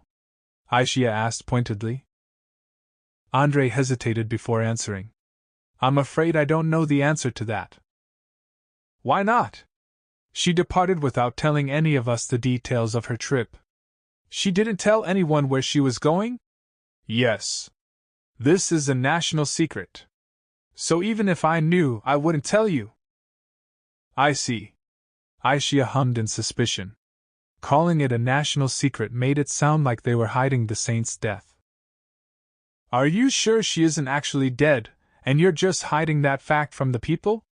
If everyone knew she was dead, they would be upset. Aisha voiced her suspicions, pushing closer to the core of the matter. Like I said, that isn't true. I understand you feel uneasy being unable to see Saint Erica, but she's on a very important mission. Please believe me, Andre pleaded. It doesn't seem like he's lying. The information was obtained by loosening his tongue through an illusion. She had also hypnotized him to only tell the truth. This meant that Andre truly believed the saint was alive, or the saint was actually alive. Rio and Aisha were convinced the saint was dead because they witnessed her take her last breath in person. That was why Aisha wanted definite proof the saint was still alive. But...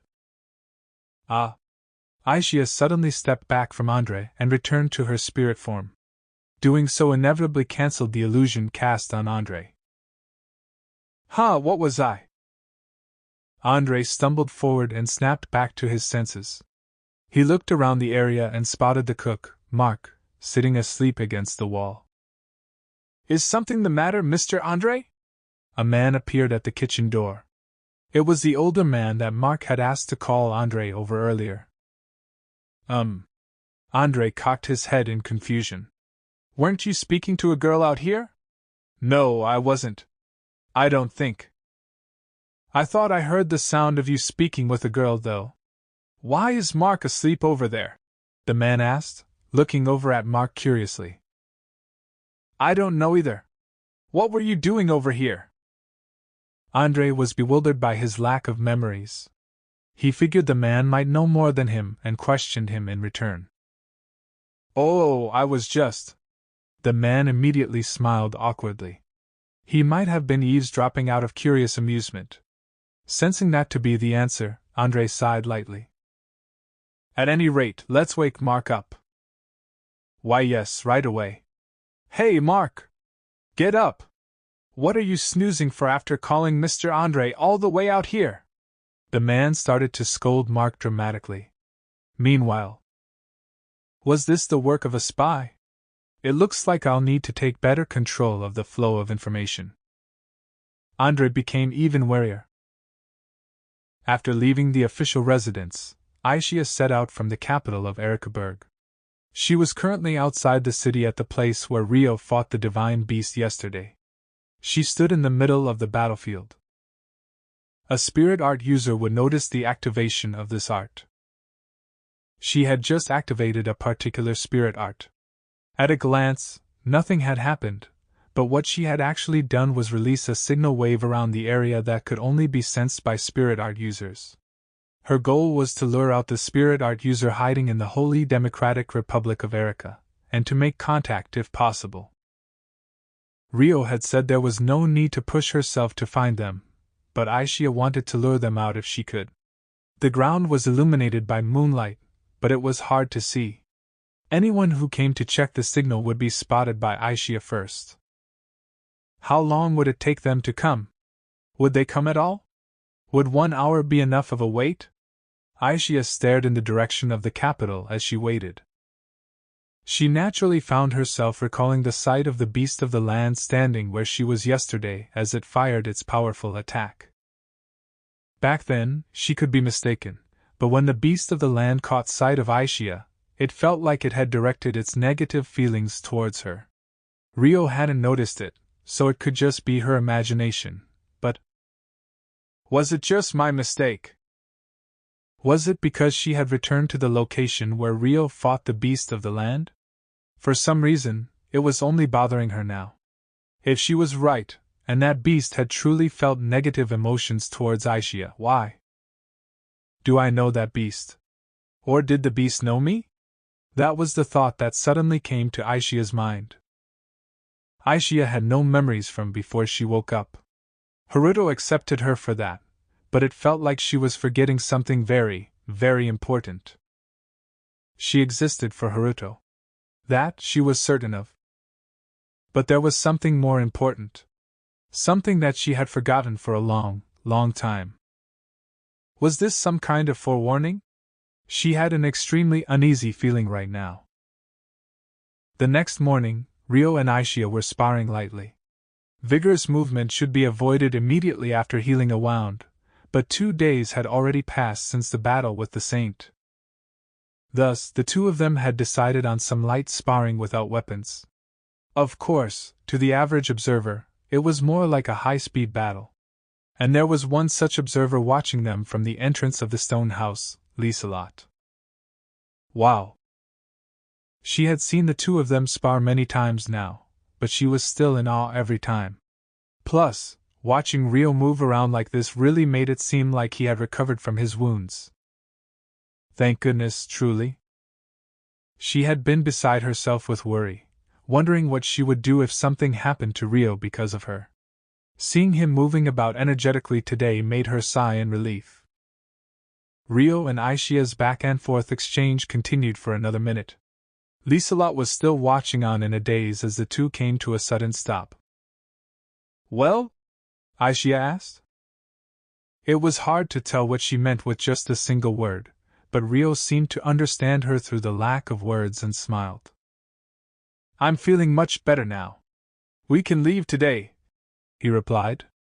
That's good. It's all thanks to you, Aishia. Thank you. You're welcome, Aishia replied happily, the faintest smile on her face. Her facial features were so perfect, she normally felt inhuman, but the expression on her face right now was very soft. She's got such a beautiful face. Lieselot found herself captivated by Aishia's beauty. She nearly forgot herself. For the next few seconds, but now was the perfect time to approach them with their sparring finished. Lieselot snapped to her senses and took a step forward, but when she watched how intimate the two of them seemed, she couldn't move. It was like she'd be intruding on a space for just the two of them. After all, there was very little personal space between the two of them. They were speaking within arm's reach of each other. Aishia was the one who moved to shorten the distance between them, but Rio showed no sign of backing away in discomfort. He stood next to Aishia as though it was only natural to be right beside her. What's the relationship between them, I wonder? She had been informed about Aishia being a contract spirit to Rio while she was being rescued, but she wasn't wondering about any formal titles like that right now. She wanted to know the more substantial details. It doesn't seem like they're lovers, though. From what I've heard from everyone else, Sir Haruto isn't dating anyone in particular. There were many attractive women around Rio. A number of them clearly liked him as a member of the opposite sex. However, it seemed Rio had a rather negative outlook on romance, and only interacted with them in a gentlemanly manner, or so Latifa had once told her. In fact, Latifa had offered the information without any prompting. But it feels like Lady Aishia is special. This was just Lieselot's own impression, but it didn't seem like Rio was as accepting of anyone being near him as he was with Aishia. Of course, he naturally let Latifa near him, but that was as his little sister rather than as someone of the opposite sex. Just what made Aishia so special? It didn't seem to be something that could be explained as a strong bond or trust. Such things had been formed between him and the other girls too. That's why Lieselot was unable to shake the feeling of Aishia being special to Rio. She was allowed to be closer to him than the other girls, but what did she have that the other girls didn't? Perhaps he's actually in love with her, and just hasn't noticed it himself? Rio wasn't the outgoing type with romance, and he didn't seem to have any intentions of forming a harem with multiple women. That much, Lieselot was certain about. He would only devote himself to one person. What if there was something special about Aishia that could be linked to romantic feelings in Rio? Even if he had no romantic feelings right now, there was plenty of chance he could connect the dots in the future. Would Rio fall in love with Aishia? What is this? When Lieselot imagined that, for some reason, a hazy feeling suddenly overcame her. But she couldn't tell what the identity of that feeling was, which just left her confused. Are you not going outside? A voice called from behind her. Ah! Lieselot let out a cute yelp of surprise. She looked back to see her head attendant, Arya. Don't appear out of nowhere like that, she complained. My apologies for scaring you. You were just staring outside so enviously, I couldn't help but give you a push. I am not envious of anything, though.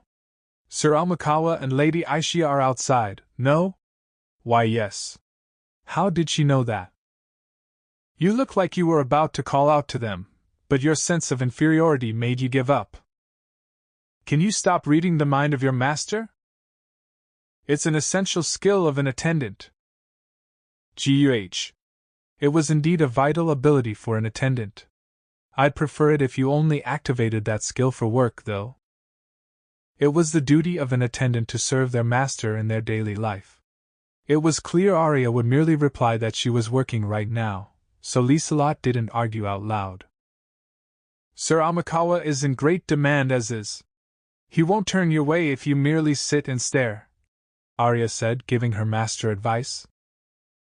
Why are you making it sound like I want his attention? Because no matter how you look at it, he has yours. Was it possible that she wasn't aware of it? That's not true. I'm not some princess from a fairy tale, falling in love with the first person to rescue me from a pinch. Liselot squeaked, averting her eyes. She showed signs of falling for him some time ago, but does she actually have no awareness of her feelings, or is she just refusing to admit to it? Either way, her case is rather dire. At this rate, things will only get more complicated for my master. Arya looked exasperated. Her master had received countless proposals, but she had lived only for her work until now. She had no experience falling in love with the opposite sex. This might even be her first love. That thought put a smile on her face, but the future was rather concerning. What's that look for? Liselot pouted, puffing up her cheeks cutely. Nothing. But if I were to offer one word of advice. What? If there's one thing I can say for sure, it's that you won't find a better gentleman than Sir Amakawa anytime soon. Don't regret your decisions. With that, Arya pushed open the front door. Stop saying weird things to make me feel self-conscious about it, Liselot grumbled. Perhaps she already knew in her head, and her heart just hadn't caught up yet. What am I thinking? I'm practically admitting that I'm conscious of Sir Haruto. She soon came to her senses and shook her head furiously. This really is dire, Arya thought, watching her master's reaction with a sigh. What's up, you two? Just then, Ryo came over. Good morning, Sir Haruto. Liselot replied first, feigning composure. But there was a clear blush tinting her cheeks. Nothing. I'm about to prepare breakfast, so please have a seat. Arya was her usual self. She bowed at Ryo and Aishia before turning to head for the kitchen. But Ryo called out to stop her. Let me make breakfast today, as an apology for all the worry I've caused. In that case, let me make it. I'm the one who should be expressing my gratitude. Liselot immediately offered instead. No, it'll just be a simple Japanese meal. In other words, there was no need to make a big deal of it. If I may be so bold as to speak, my master has been quite anxious as to how she can express her thanks. She's also well versed on the subject of Japanese meals. Would you kindly consider taking her up on her offer? Arya tactfully took the chance to assist her master. Like Ryo, Arya was aware that Liselot had memories of her past life. What she wasn't aware of was that Ryo also had memories of his past life. In her mind, this was the perfect excuse for Liselot to make breakfast for him. Take this chance to win him over with your cooking. Arya's intentions were clearly conveyed to Liselot, who blushed shyly. How about we make it together? Ryo suggested. There's all sorts of ingredients available, so we can both make a dish we want to make. That sounds wonderful, Arya agreed dramatically. Enough, Arya! You two sure get along well. Ryo chuckled. Please let me cook with you. And so, Ryo and Liselot decided to make breakfast together. You really have everything, Liselot mumbled, looking around in awe. They were in the walk-in pantry connected to the kitchen. There's soy sauce, miso, and dashi, as well as every seasoning you need to make Japanese food. Anything raw or hard to preserve is stored in the time-space cache, so just let me know if you need something you don't see here. Ryo opened the refrigerating magic artifact as he gave his explanation. The time-space cache was far better at preserving foods than this fridge, so he only kept foods he planned on using soon in here. Wow, there's even seaweed and tofu. There's also natto, wild yam, and okra. Oh, I want to eat that. The two stood before the fridge, checking the contents like that.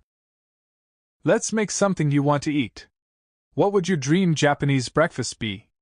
Ryo suggested after he'd finished explaining all of the features of the kitchen.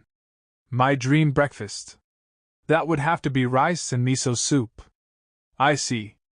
What ingredients do you like in your miso soup? I can't decide. I like tofu, but how about radish and a burrage?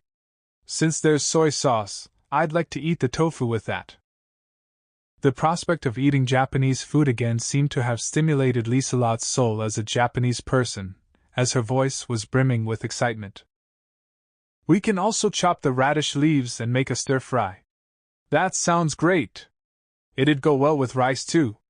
Is there anything else you'd like? Maybe a grilled fish. We can season it with salt and serve it with grated radish. That would be nice. That sounds delicious. They settled on a breakfast menu in no time at all, then returned to the kitchen to finally begin cooking. Who normally does the cooking in your mansion, Sir Haruto? Miharu and Orphea take the initiative to make our meals. Everyone else helps out here and there. Do you normally cook for yourself, Lieselot? Ryo asked back. Although she was the daughter of a duke, she clearly seemed familiar with cooking. I leave all the cooking to the chefs when I'm at home, but when I'm developing new recipes for work, I cook myself. The fastest way to recreate the dishes I ate while I was in Japan is to make them myself. So that's why you're so good at cooking. Thank you for the compliment. Back when I was Minamoto Rika, my parents managed a family restaurant, so I learned a lot by helping them. That experience helped a lot. My experience as Amikawa Haruto has helped me a lot too. You also cooked when you were Amikawa Haruto? Lieselot asked a little hesitantly. They both knew that the other had memories of their past life, but they hadn't had many opportunities to discuss it quite like this. Of course, she had always wanted to talk to Ryo about his past life, but Ryo wasn't the type to talk about himself. Would it be rude to ask prying questions to someone like that? Such considerate worries had kept Lieselot from broaching the subject until now. Yes. I lived alone from my high school years to university. I also worked part-time jobs at restaurants and learned a bit there.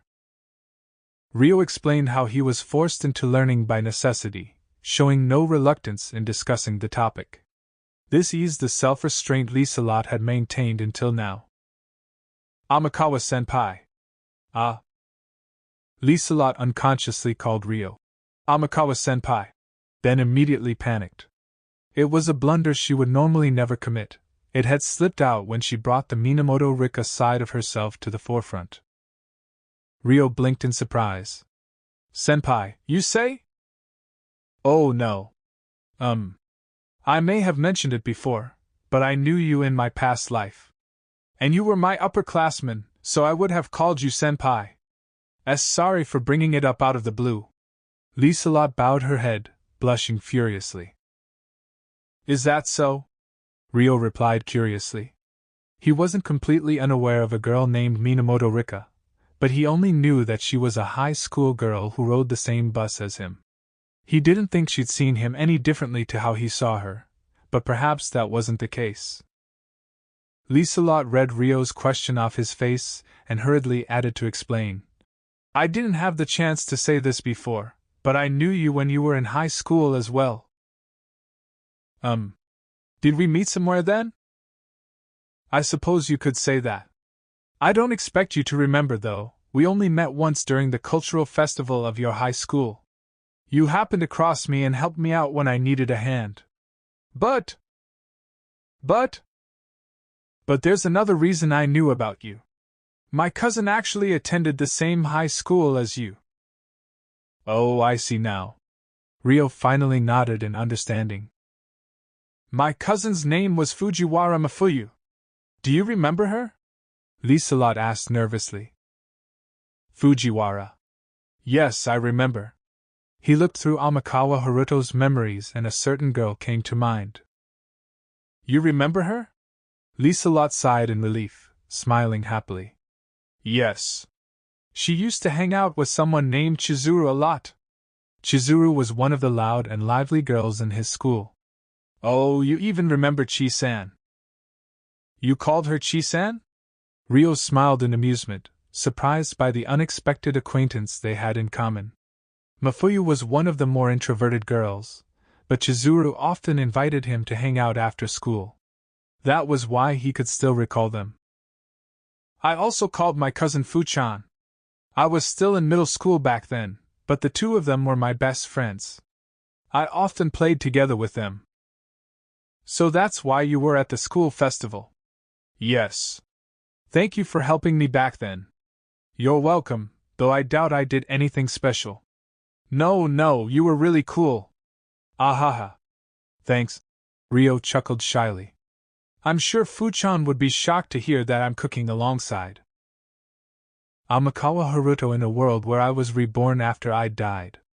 Liselot looked into the distance longingly. Maybe. Besides. Liselot started to say, fixing her gaze on Rio's face. Besides? Rio made eye contact with her. There was still one thing she had yet to tell Rio, that Fujiwara Mafuyu had been in love with Amakawa Haruto. That was something she had learned from Chizuru, rather than Mafuyu herself. It was why Rika had always known about Amakawa Haruto. She had always supported Fujiwara Mafuyu's crush. The young man her cousin loved had been reborn into this world and was standing before her. It's nothing. Sorry, I got a little sentimental there. After some hesitation, Liselot decided not to tell Rio. No, she couldn't tell him, though she didn't know the reason why herself. Right. Rio was a little puzzled by the averted topic, but he readily moved on. Amakawa-senpai, Liselot said slowly, immersing herself in the sound of the words. It's a little embarrassing to be called that, Rio mumbled, scratching his cheek. May I call you by that name again, sometime in the future? Liselot asked seriously. She didn't appear to be making fun of him, so Rio granted her wish pleasantly. Sure. If you want. It felt like he had gained another connection with someone, which made him feel happy. No, it probably wasn't his imagination. Acting cowardly out of the fear of others. Acting brave to be liked by others. That was how people accumulated connections. Hee. Liselot giggled, feeling how their relationship had deepened. The same feeling applied to Rio. We stopped moving. Let's get back to cooking. Yes, sir. At Rio's suggestion, they resumed cooking. Meanwhile, Aishia and Arya had been watching over the two of them from the living room behind them.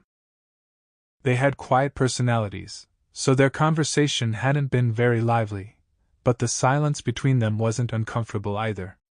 Aishia wasn't the type to feel awkward over any silence in the first place, and Arya understood that after their recent experience of living together.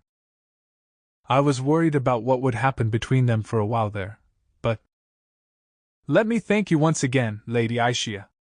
Arya looked away from her master in the kitchen to address Aishia, who was seated beside her. Sure. Aishia nodded in return, her expression soft as she watched Rio. Her side profile was beautifully alluring even to Arya, who found herself swallowing her breath. If Aishia had any romantic feelings for Rio, she would be an extremely formidable rival to her master. Arya almost pitied Liselot, but it seemed Liselot was yet to accept her own feelings, so it wasn't a concern for now. And it wasn't only Aishia. Once they returned to Galark, Rio would be surrounded by charming girls who were attracted to him. Arya was certain that her close friend Celia was included among them. Who should I support between my master and my close friend? Arya grimaced at the difficult position she was left in. But at least I can cheer for my master without any reservations while we're here. With that thought, she resumed watching over Liselot, who was happily standing in the kitchen. Chapter 3, Report. In the dining hall of Rio's mansion, located on the Galark Castle grounds. It was just the day before that Rio and Liselot made breakfast together, listened to Aisha's investigation report after eating, and departed for the Galark kingdom that very morning. Rio had carried Liselot and Aisha had carried Arya as they flew through the sky, arriving in the capital of Galtuk in the span of one day. Rio and Liselot were currently reporting everything that had happened to them to Francois and the others. Liselot started with what had happened during her abduction, explaining the state of things in the Holy Democratic Republic of Erica. This was followed by Rio's explanation of how he rescued her, that is, his fight with the giant creature called the Beast of the Land. He described how it had attacked him, wiping out Erica's own allies in the process, and how the battle ended with him piercing Saint Erica through the heart. Yet despite this, the people of the Holy Democratic Republic of Erica believed she was still alive. And that is everything that happened up until my return, Rio said, concluding his report. I see it was the right choice to send you after all. Francois, who had carefully listened to the entire report without interrupting, hummed in deep thought and commended Rio. But I have returned without resolving the issue. I apologize for my failures. Saint Erica's survival, and the monster called the Beast of the Land. Yes. Your apology is unneeded. Take pride in your results. The duty you were entrusted with was to retrieve Liselot and set an example for the foolish nation that stepped out of line. You succeeded on both accounts. I knew from the start that these goals had the potential to provoke a counterattack. The scale of the counterattack being greater than expected is not a failure on your part. Thank you for the kind words. Rio bowed his head, his expression still concerned. If the saint is truly alive, then the issue is rather headache-inducing. I'm sure the Beast of the Land is also a tremendous monster to be reckoned with. If that monster were to attack, there would be nothing left of the capital. As long as the saint's survival is unclear, it would be best to watch out for any incoming attacks. Suppose the capital were to become the battlefield. Would you be able to drive off the monster, having won against it before? I cannot guarantee I would win a second time. Even if I could, the capital is highly unlikely to get by unharmed. I see. If someone like you is saying that, then this cannot be dismissed lightly. But do you truly believe the saint is alive? It shouldn't be possible, I think.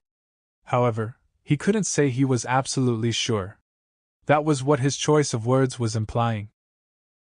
You're certain you pierced your sword through her heart, no? You also confirmed her pulse had stopped. When you infiltrated the capital the next day, you were unable to spot the saint alive anywhere. Yes. It seems most reasonable to assume the leaders of that country are hiding the saint's death, as you previously pointed out in your report. Indeed, it is exactly as you say. Then let me confirm this. Can you think of any means for a stopped heart to start beating again? I cannot.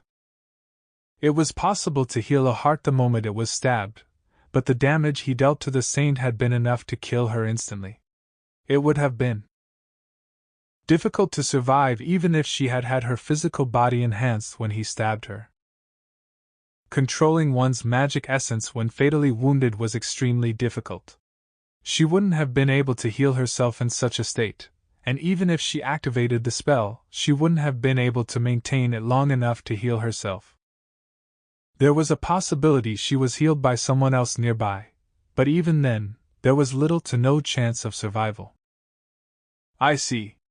I agree it would be more reassuring to have some kind of confirmation that the saint is truly dead, but you are aware of the difficulties of proving a death with no corpse, yes?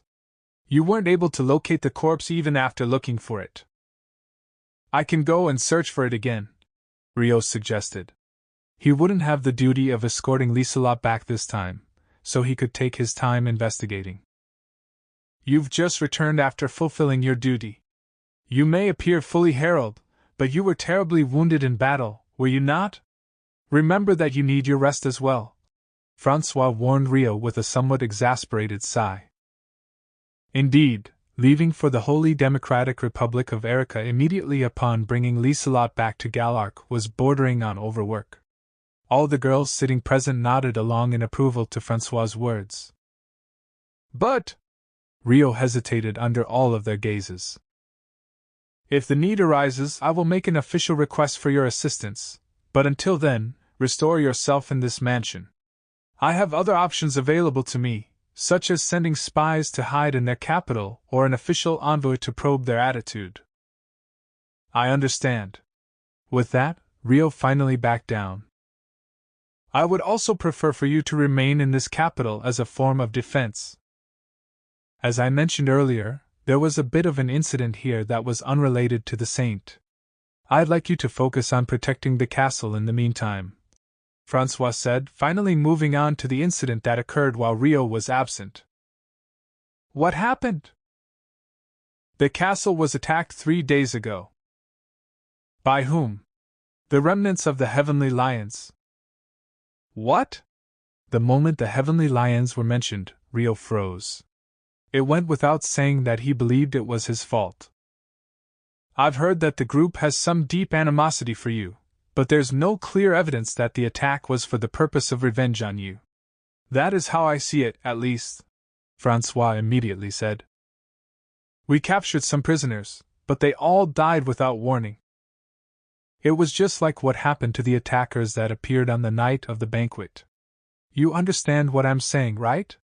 This removal of witnesses is the exact way of the Praxia Empire. Francois let out another sigh, this time out of irritation. But they targeted this mansion, didn't they? He had seen traces of what had been combat scattered across the castle grounds on his way here, but the area surrounding the mansion was particularly damaged. In fact, a whole section of the building had been clearly destroyed. In other words, they had attacked with the knowledge that Rio lived here, or so Rio assumed. Indeed, this mansion was targeted. They also made some statements that implied they were after revenge against you. Everyone in the castle knew that much, so Francois didn't bother to hide the fact the mansion had been at the center of the fighting. Then surely that meant their goal was to have revenge on him, did it not? A dark shadow fell across Rio's face. Even if their goal was to have revenge on you, so what? This is the royal castle of the capital. As the king, it is my duty and my pride to protect it. No matter what connection you may have with the assailants, it became the kingdom's problem the moment they attacked the castle. My failure in preventing invasion is not your blame to take, Francois stated clearly.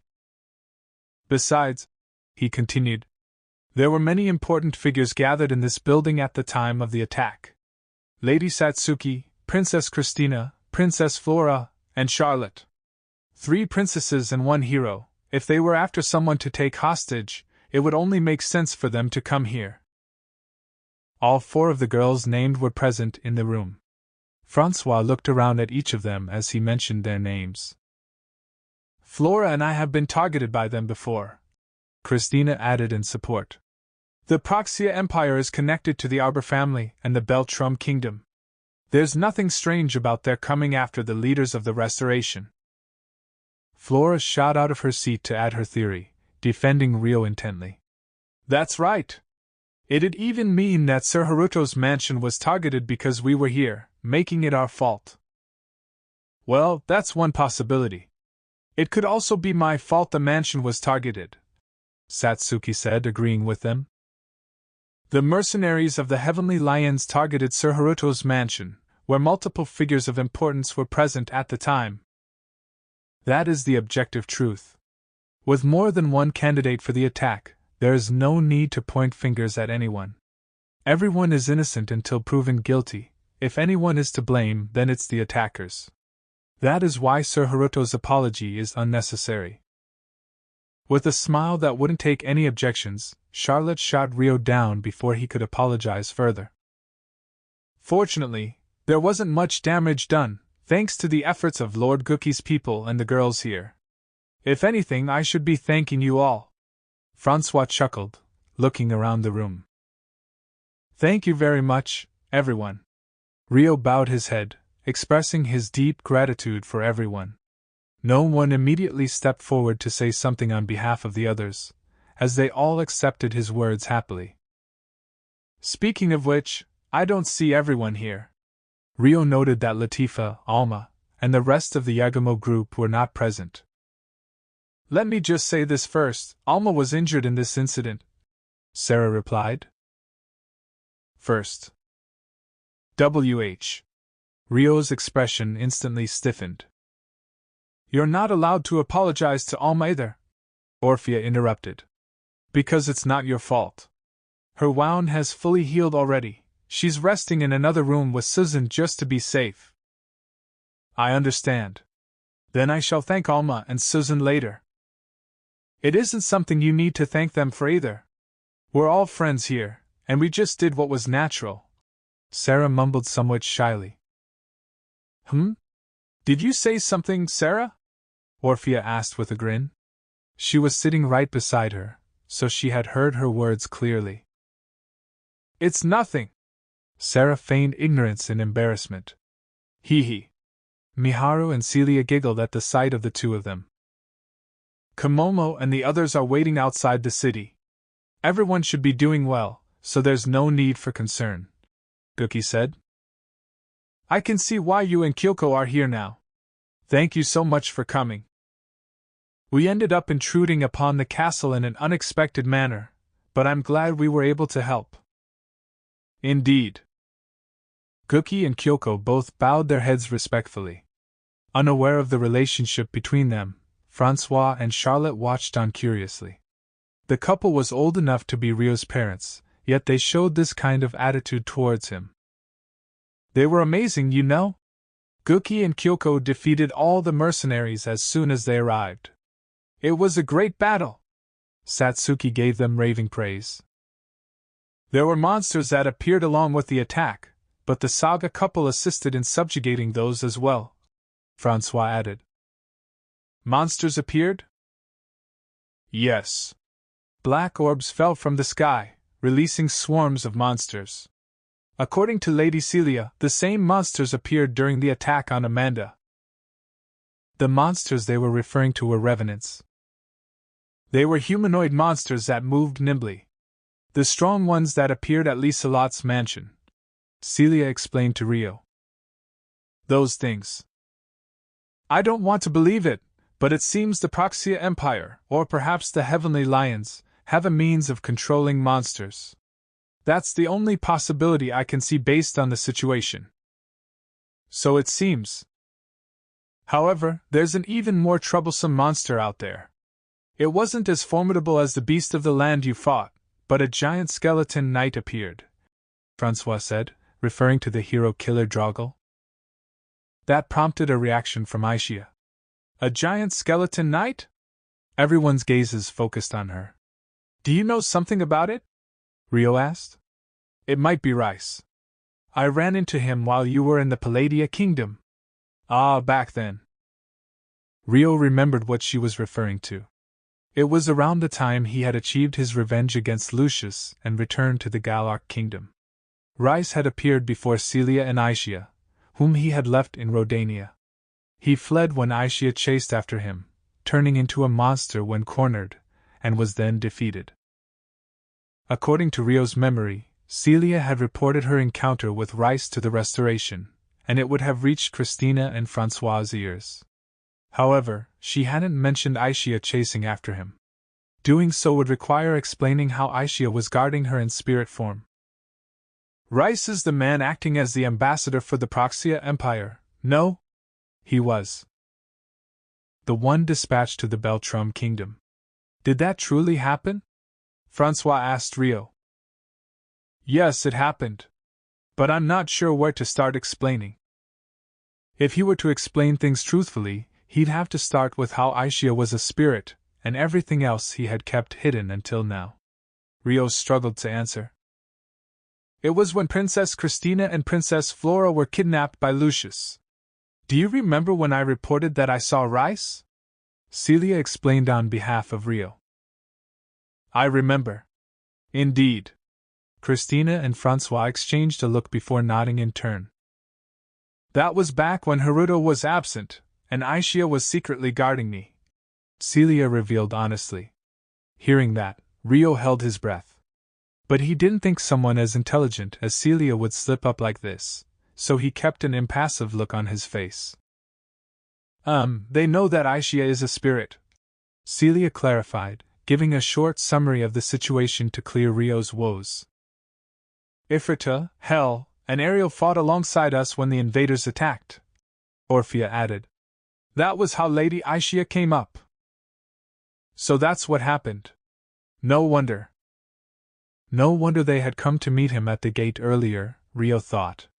The spirits had detected Aishia's presence, and there was no need to hide that any longer. Well, that's how it is, Francois said heartily, making fun of Rio's surprise.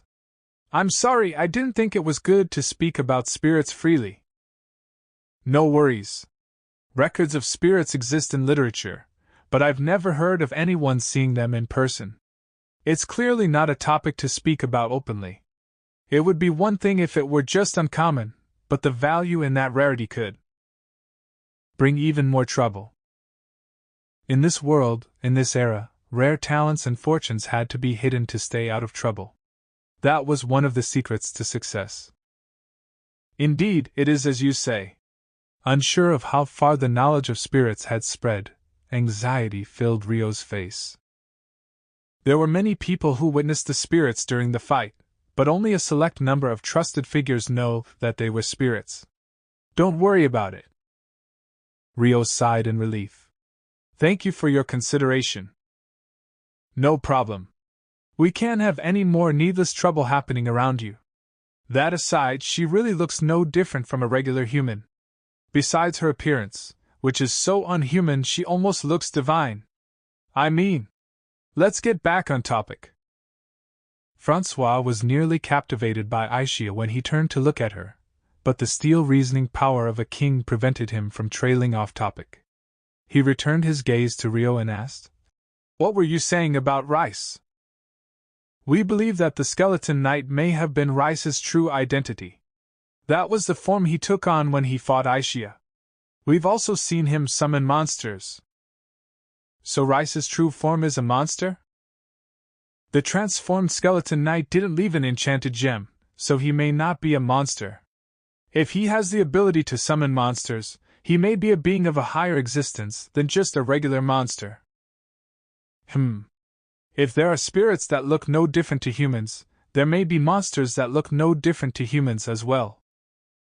Controlling monsters is taboo for anyone who believes in the 6 wise gods. It's heresy.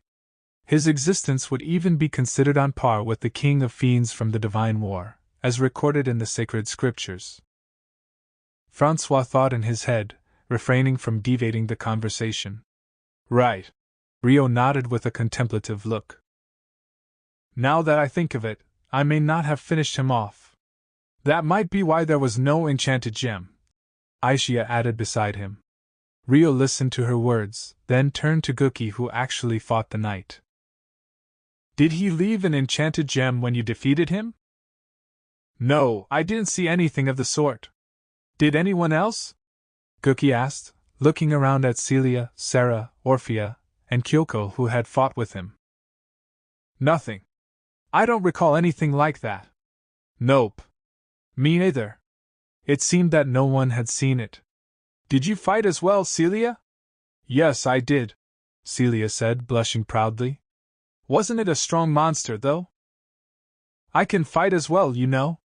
Although I do need to be protected while casting my magic. I knew you were an amazing sorcerer, but...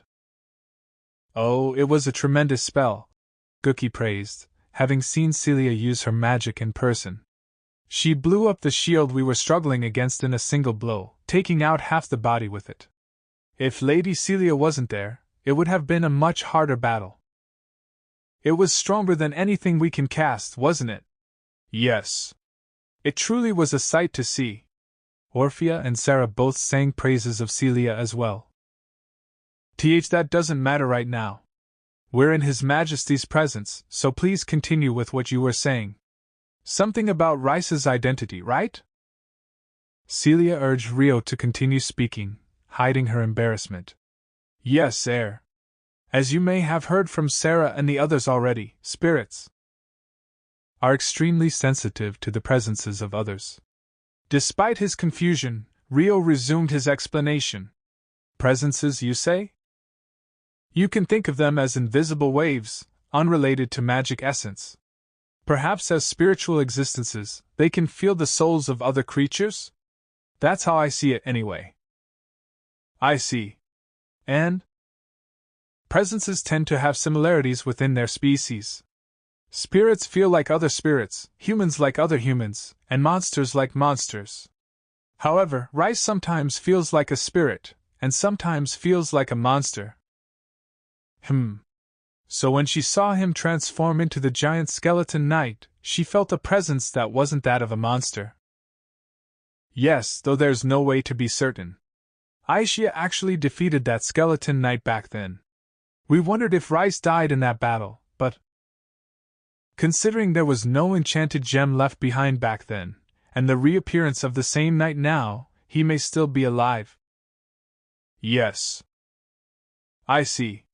But to think that a giant like that could be defeated alone. It seems I'll never cease to be surprised.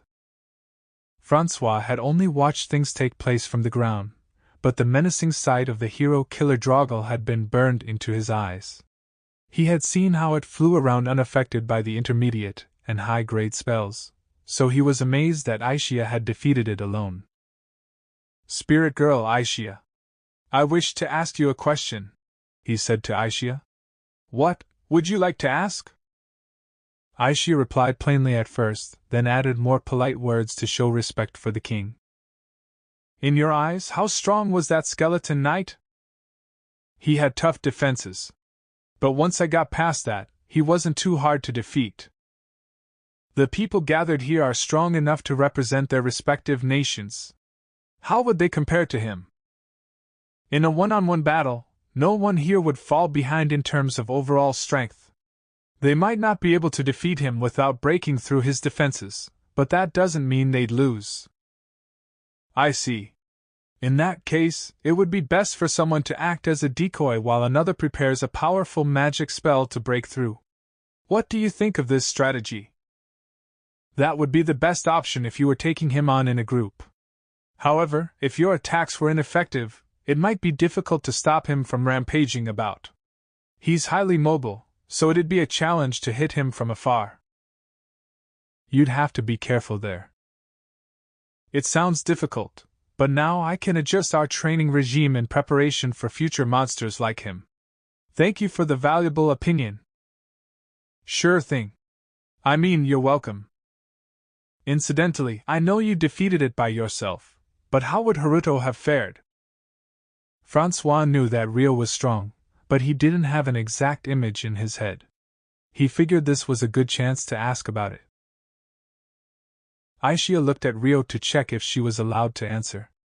Rio nodded to convey that he didn't mind. It wouldn't be a problem for Haruto. He could even take on multiple at once. Multiple at once. Ha ha ha! No, I apologize. I should have guessed, but he truly is a remarkable man. It seems I underestimated you yet again, Francois said to Rio cheerfully. First the king's sword Alfred, the strongest man of the Beltrum kingdom, then Lucius, the veteran commander of the Heavenly Lions. The boy named Amikawa Haruto had overcome such influential figures to prove himself. And now he had defeated a beast of even greater size. He had known that Rio was stronger than those renowned across the world, but it was clear that there was still no limit to his strength. I have one more question, Spirit Girl. If that skeleton knight were to fight the beast of the land, who would win? The beast of the land. An immediate reply, Not even an army of skeleton knights could take on the beast of the land, The most they could do is buy time. I see. The beast of the land must be quite the monster. I can see why Haruto is wary of the saint's survival, Francois said, sighing tiredly. He then turned to Rio. According to your report, it seemed like the saint was in control of the beast. And it's possible the beast is a spirit, you said? Yes. I've learned a lot over the course of defending the castle from this incident. Things about spirits, and things about spirit arts. Lady Sarah explained how the power hidden in the divine arms closely resembles the phenomenon of spirit arts. Indeed, Sarah confirmed. If the beast of the land is a divine beast summoned and controlled through the saint's hero powers, would it be correct to assume Lady Satsuki could do the same? I considered that possibility as well. Rio looked at Sarah and Orphea's faces, nodding together. The two had the same thought after hearing Rio's report earlier. Their gazes all gathered on Satsuki. Wait, what?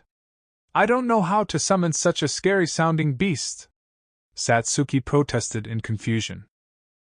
What about Sir Hiroaki, Princess Christina? Francois asked Christina, the representative of another organization with a hero. Such a thing has never been mentioned to me. In that case, we cannot say for sure whether it is a hero ability. Even if the beast of the land is a spirit, the saint may have formed a contract unrelated to her powers as hero, no? Francois asked, turning back to Rio. I doubt it's truly a spirit, but the possibility exists. Why do you doubt it? As I said earlier, spirits can sense the presences of other spirits. Aishia said the beast of the land felt similar, but fundamentally different from a spirit's presence. Right. Besides, a spirit with that much power should be humanoid in shape. Isn't that right? Rio looked at Sarah and Orphea to confirm. As spirit folk, they knew more about spirits than he did. Yes, that should be the case. But there are people more knowledgeable than us about spirits, so Orphea and I will find the time to go ask them about it, Sarah offered. She was probably referring to the elders of her village. I see. Then I shall leave the investigation of that matter to you, Francois agreed. There's one thing I'd like to check too. Rio started, raising his hand. What is it? Has there been any record of a beast like that appearing in the literature about heroes? There's no such mention in any of the sacred scriptures or apocrypha. I also had all the pseudepigrapha searched through after Lady Satsuki was summoned, but the possibility still exists. I'll have them investigated once more. Firstly, sacred scriptures were scriptures that were personally inscribed by the 6 wise gods and transmitted widely until the present. They contained accounts of the 6 wise gods and the heroes, as well as an extremely simplified history of the divine war. Rio had seen them in person at the Royal Academy, but their contents were abstract and the texts themselves were very short. Additionally, apocrypha were the supplementary texts that kingdoms produced to explain the abstract contents of the sacred scriptures. The religious belief in the 6 wise gods was controlled by the royal families of each kingdom, so they usually recorded the origin of the royal family and other matters convenient to the ruling class. They also included additional descriptions where necessary. Furthermore, because the apocrypha were different for every kingdom, wars had previously occurred over their contents. Thus, there was now a diplomatic and unspoken understanding that no kingdom would interfere with the apocrypha of another. Finally, pseudepigrapha were the supplementary texts written by civilians. Without the approval of the kingdom. They weren't treated as heresy just for being written without approval, but the authors would be punished if they wrote anything inconvenient for the kingdom. Thus, most pseudepigrapha were written anonymously and released in single volumes, with very few in circulation. They were referred to as pseudepigrapha for their lack of credibility. In short, apocrypha were the texts produced by the kingdom, while pseudepigrapha were the texts created by civilians. If Hiroaki were here right now, he'd probably call both a type of historical fantasy novel. There aren't that many in our possession, but I'll ask the Restoration to search through the pseudepigrapha in Rodania as well. Christina chimed in, offering her assistance. That would be helpful, Francois said, nodding. Now, I would like some time to organize my thoughts. If there's nothing else to discuss, let's call it a day. He tried to wrap up the discussions for the day, when… This might not be the place to ask, but I do have a matter that should probably be approved by the king as well. Satsuki raised her hand. What is it, Lady Satsuki? Francois asked. I'd like to ask Haruto for a favor, she said, turning to look at Rio. Yes. Rio looked puzzled, having no idea what Satsuki could want from him. You mentioned how the Divine Arm's abilities are extremely similar to spirit arts. I'd like you to give me proper instruction on how to use my powers. Are you saying that because you want to become stronger? Yes. I want to be stronger. May I ask why? With the beast of the land in mind, Rio had been thinking of explaining the existence of spirits to Francois and asking for his permission to seek Satsuki's assistance anyway. Thus, this development was most welcome to him, but that was only if he considered himself. He still wanted to know how serious Satsuki was and what she was thinking. Besides, there was also the issue of what the Galar king thought about Satsuki's pursuit of greater power. I was frustrated. When this mansion was being raided by the attackers, everyone else was fighting while I hid somewhere safe. I joined the fight eventually, but I was only able to watch on when the skeleton monster appeared. That's why I want to become stronger. I want to be able to fight with everyone when something happens. Satsuki laid bare the feelings in her heart. All that was left was to confirm Francois' intentions. Practically speaking, will your instruction in spirit arts actually draw out the abilities of Lady Satsuki's divine arms? Francois asked Rio. Yes. I've given her some simple advice before, and that was enough for her to show visible improvement. If I were to teach her properly, she would probably improve far more dramatically. I see. In that case, I would like to make the same request. Would you be able to provide proper instruction to Lady Satsuki? After fighting the beast of the land, I was hoping to ask Satsuki for her help in finding out more about divine arms anyway. It would be my pleasure to accept. Rio placed his right hand over his chest respectfully. Then it's decided. You may use the rear garden of the castle if you so wish, but if you would prefer to train somewhere out of sight, then you may leave the castle as well. I can leave the castle?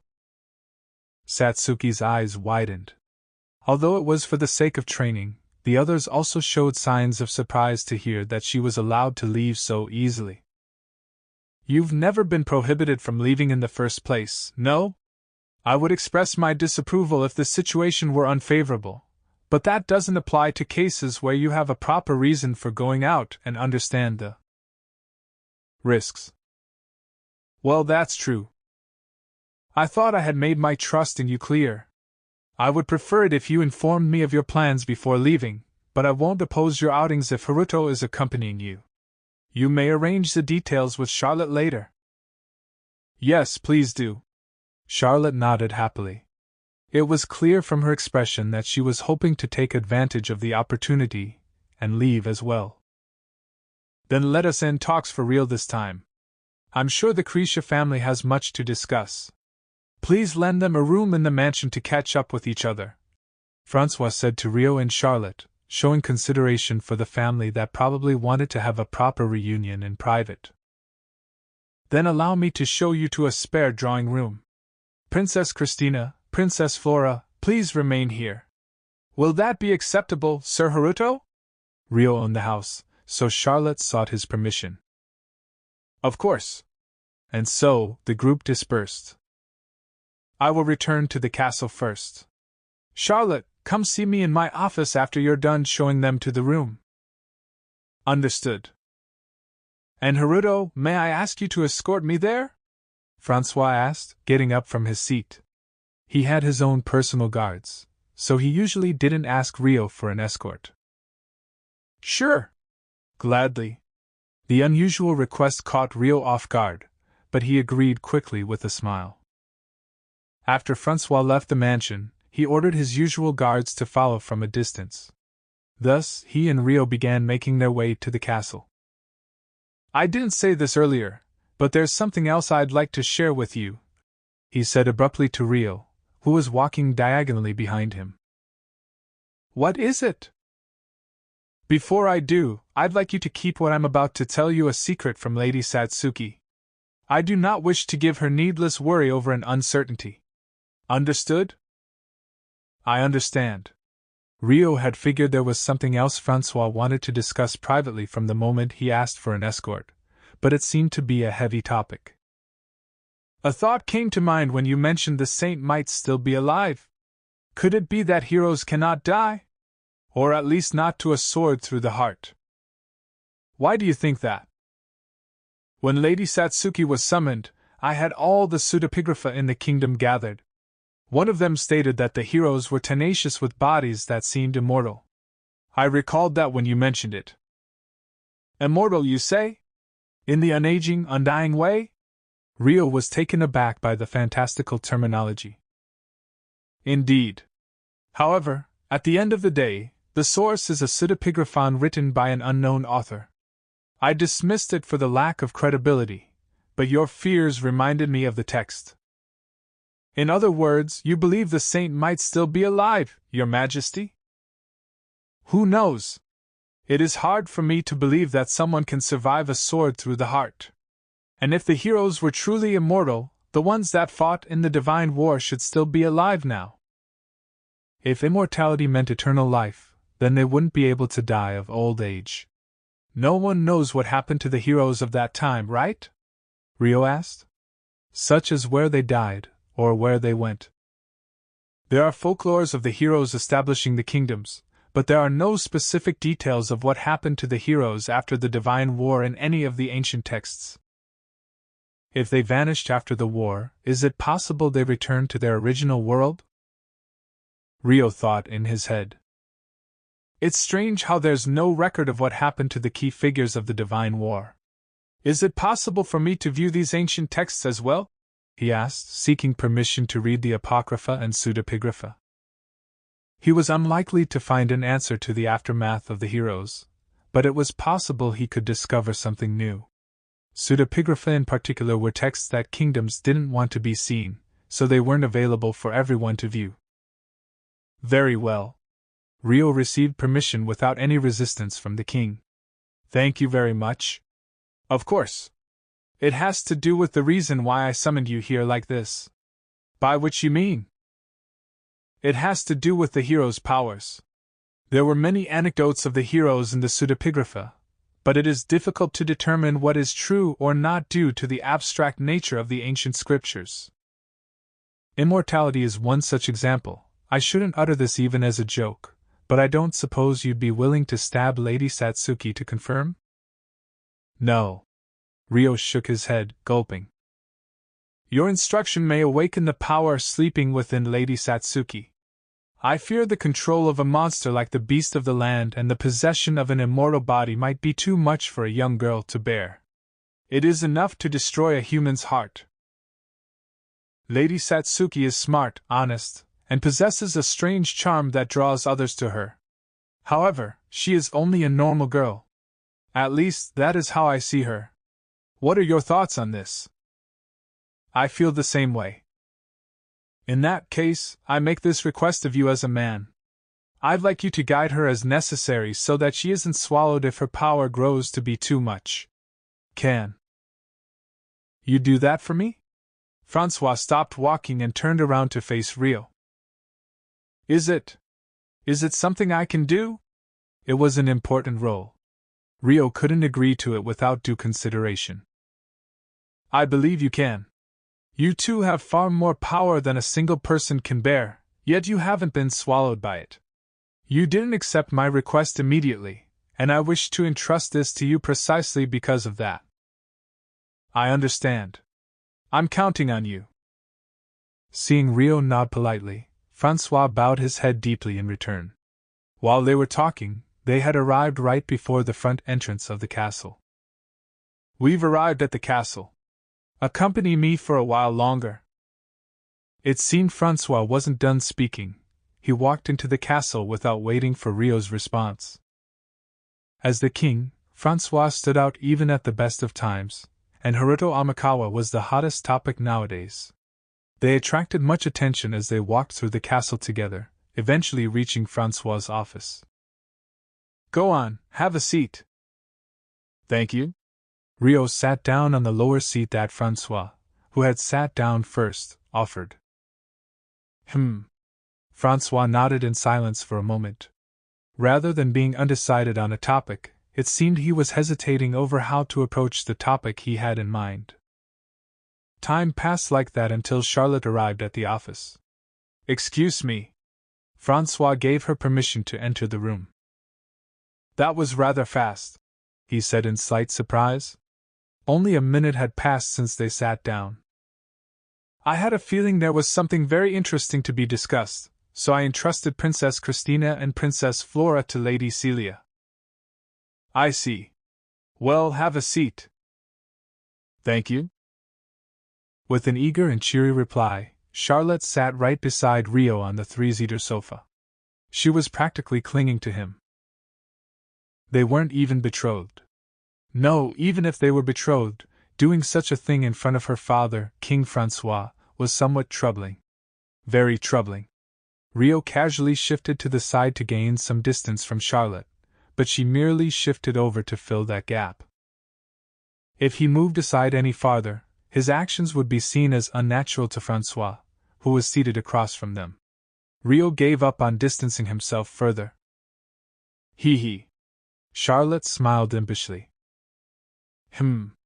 Francois watched the two of them curiously, but eventually began to speak. I have some questions about the existence of spirits and spirit arts.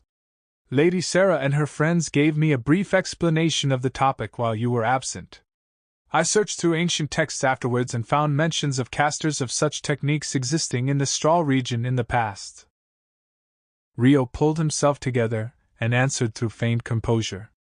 Yes, though the techniques have been lost from Straw for a long time. I've barely encountered any spirit art users throughout my travels of the Straw region.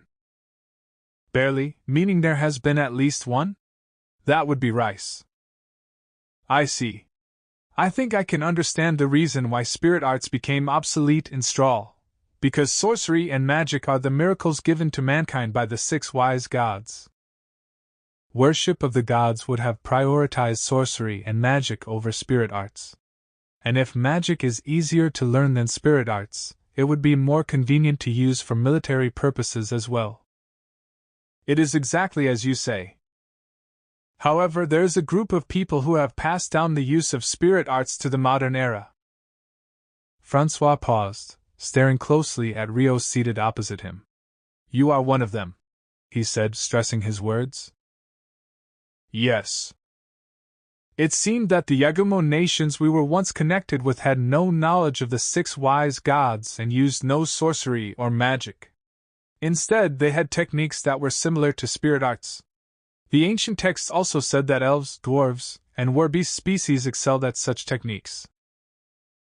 At first, Rio couldn't see the point of the conversation, or why Charlotte had been summoned to sit in on it, but now he had an idea of what Francois was getting at. That was when I wondered, could Lady Sarah and Gookie's groups all hail from outside the Straw region? He had just discovered that users of the lost art of the Straw region had gathered around Rio in droves. Someone as wise as Francois would naturally consider that possibility. Charlotte seemed to be similarly intrigued about it, as she looked up at Rio's face. You need not answer if you do not wish to do so. Just as Rio was about to answer, Francois spoke over him. No, it is as you have guessed. Everyone originally lived outside of the Straw region. He had deduced this much already. Rio didn't attempt to cover up the truth. He had trust in Francois and Charlotte. As I expected. In that case, will you tell me about your relationship to the Saga couple? This was the true question that Francois wanted to ask Rio. A couple old enough to be his parents was treating him with deep loyalty. It was impossible for it not to pique interest. The circumstances are a little complicated. I'm afraid I must ask that you keep this an absolute secret. Just to confirm, is it something that Charlotte may listen to? My daughter's at that age where she's brimming with curiosity. I invited her to sit in on this conversation as she would only probe around if I tried to hide it from her. It was my intention to explain things to Your Majesty and Princess Charlotte anyway. I also wish to inform Satsuki, so I'll talk to her again later. Very well. Make sure you keep this confidential, Charlotte. Of course. Charlotte agreed in a truly pleased voice. Firstly, my parents are immigrants from the Yagumo region. And so, Ryo disclosed his relationship with Guki and Kyoko, and the circumstances of his parents. The explanation took several minutes. He had already explained it once to Miharu and Celia, so he was used to talking about it. I wondered if there were special circumstances surrounding your identity, but I hadn't expected royal blood. It was certainly a shocking revelation. Francois sighed heavily to suppress his surprise. Ryo raised his hand, seeking permission to speak. Your Majesty, may I ask one more thing? What is it? There are more than 10 others that travel to the Strahl region with Guki. I'd like to invite them into my mansion. Would that be an issue? That mansion belongs to you.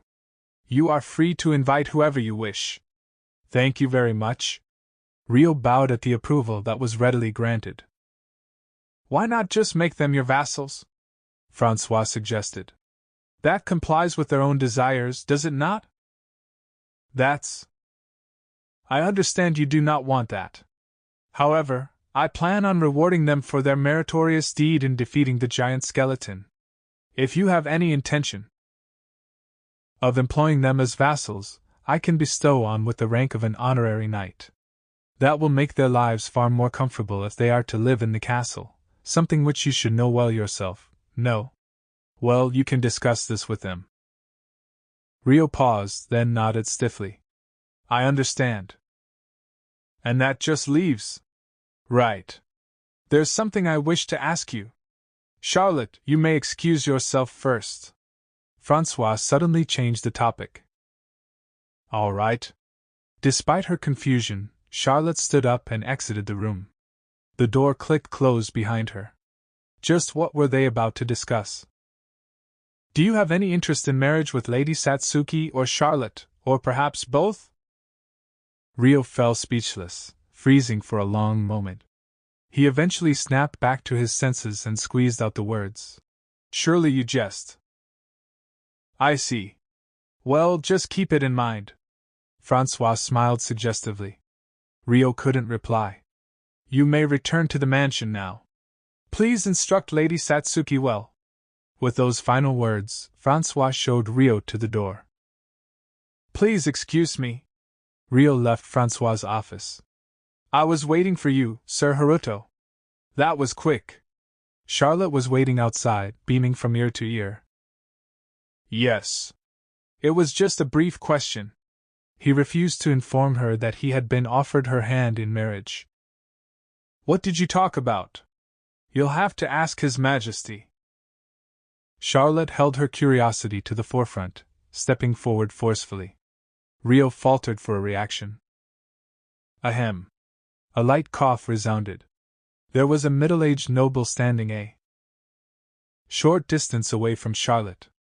This man was the head of the second major duke family in the Galark kingdom, on par with the Krisha family, Clement Gregory. Oh my, I almost forgot you were there, Duke Gregory. If it's my father you're after, he's still in his office. Why don't you go inside? Charlotte asked. I'd like to have a word with that man too, Gregory said, glaring at Ryo. Even to a bystander, it was clear he felt animosity towards Ryo. How can I help you? Ryo had greeted Duke Gregory briefly during the banquet. He hadn't felt any particular hostility back then. Sir Haruto has just returned from a long journey, Charlotte interrupted in an annoyed tone. He's very tired, so could you please keep it brief? Then, Sir Amikawa, Where were you during such an important time? The Heavenly Lions attacked the castle in your absence. It seemed their attack was focused around your mansion, but what is your relation to them? Duke Gregory rapidly began interrogating Rio, though it would be of no surprise coming from the head of a duke family.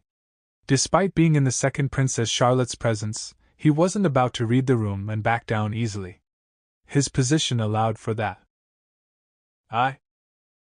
Excuse me, Duke Gregory. Charlotte cut in before Rio could reply. Her expression was cheerful, but the gaze she turned to Gregory was cold. This topic has already been discussed with my father. Sir Haruto was out on a mission to rescue Liselot. He's just returned from fulfilling that mission. Someone as quick-eared as you should be aware that Liselot has returned, no? She stated. So it was you. Duke Gregory looked discontent that Rio had gained another achievement to his name. Without saying another word, Charlotte knocked on the door to the office. She forcibly ordered the knight guarding the door to open it. Open up. Yes, Your Highness. Father, Duke Gregory has come to pay you a visit. She waved Duke Gregory into Francois's office. Chapter 4. Training and Investigation begins. The next morning was clear and comfortable. Nothing like the taste of sweet, sweet freedom.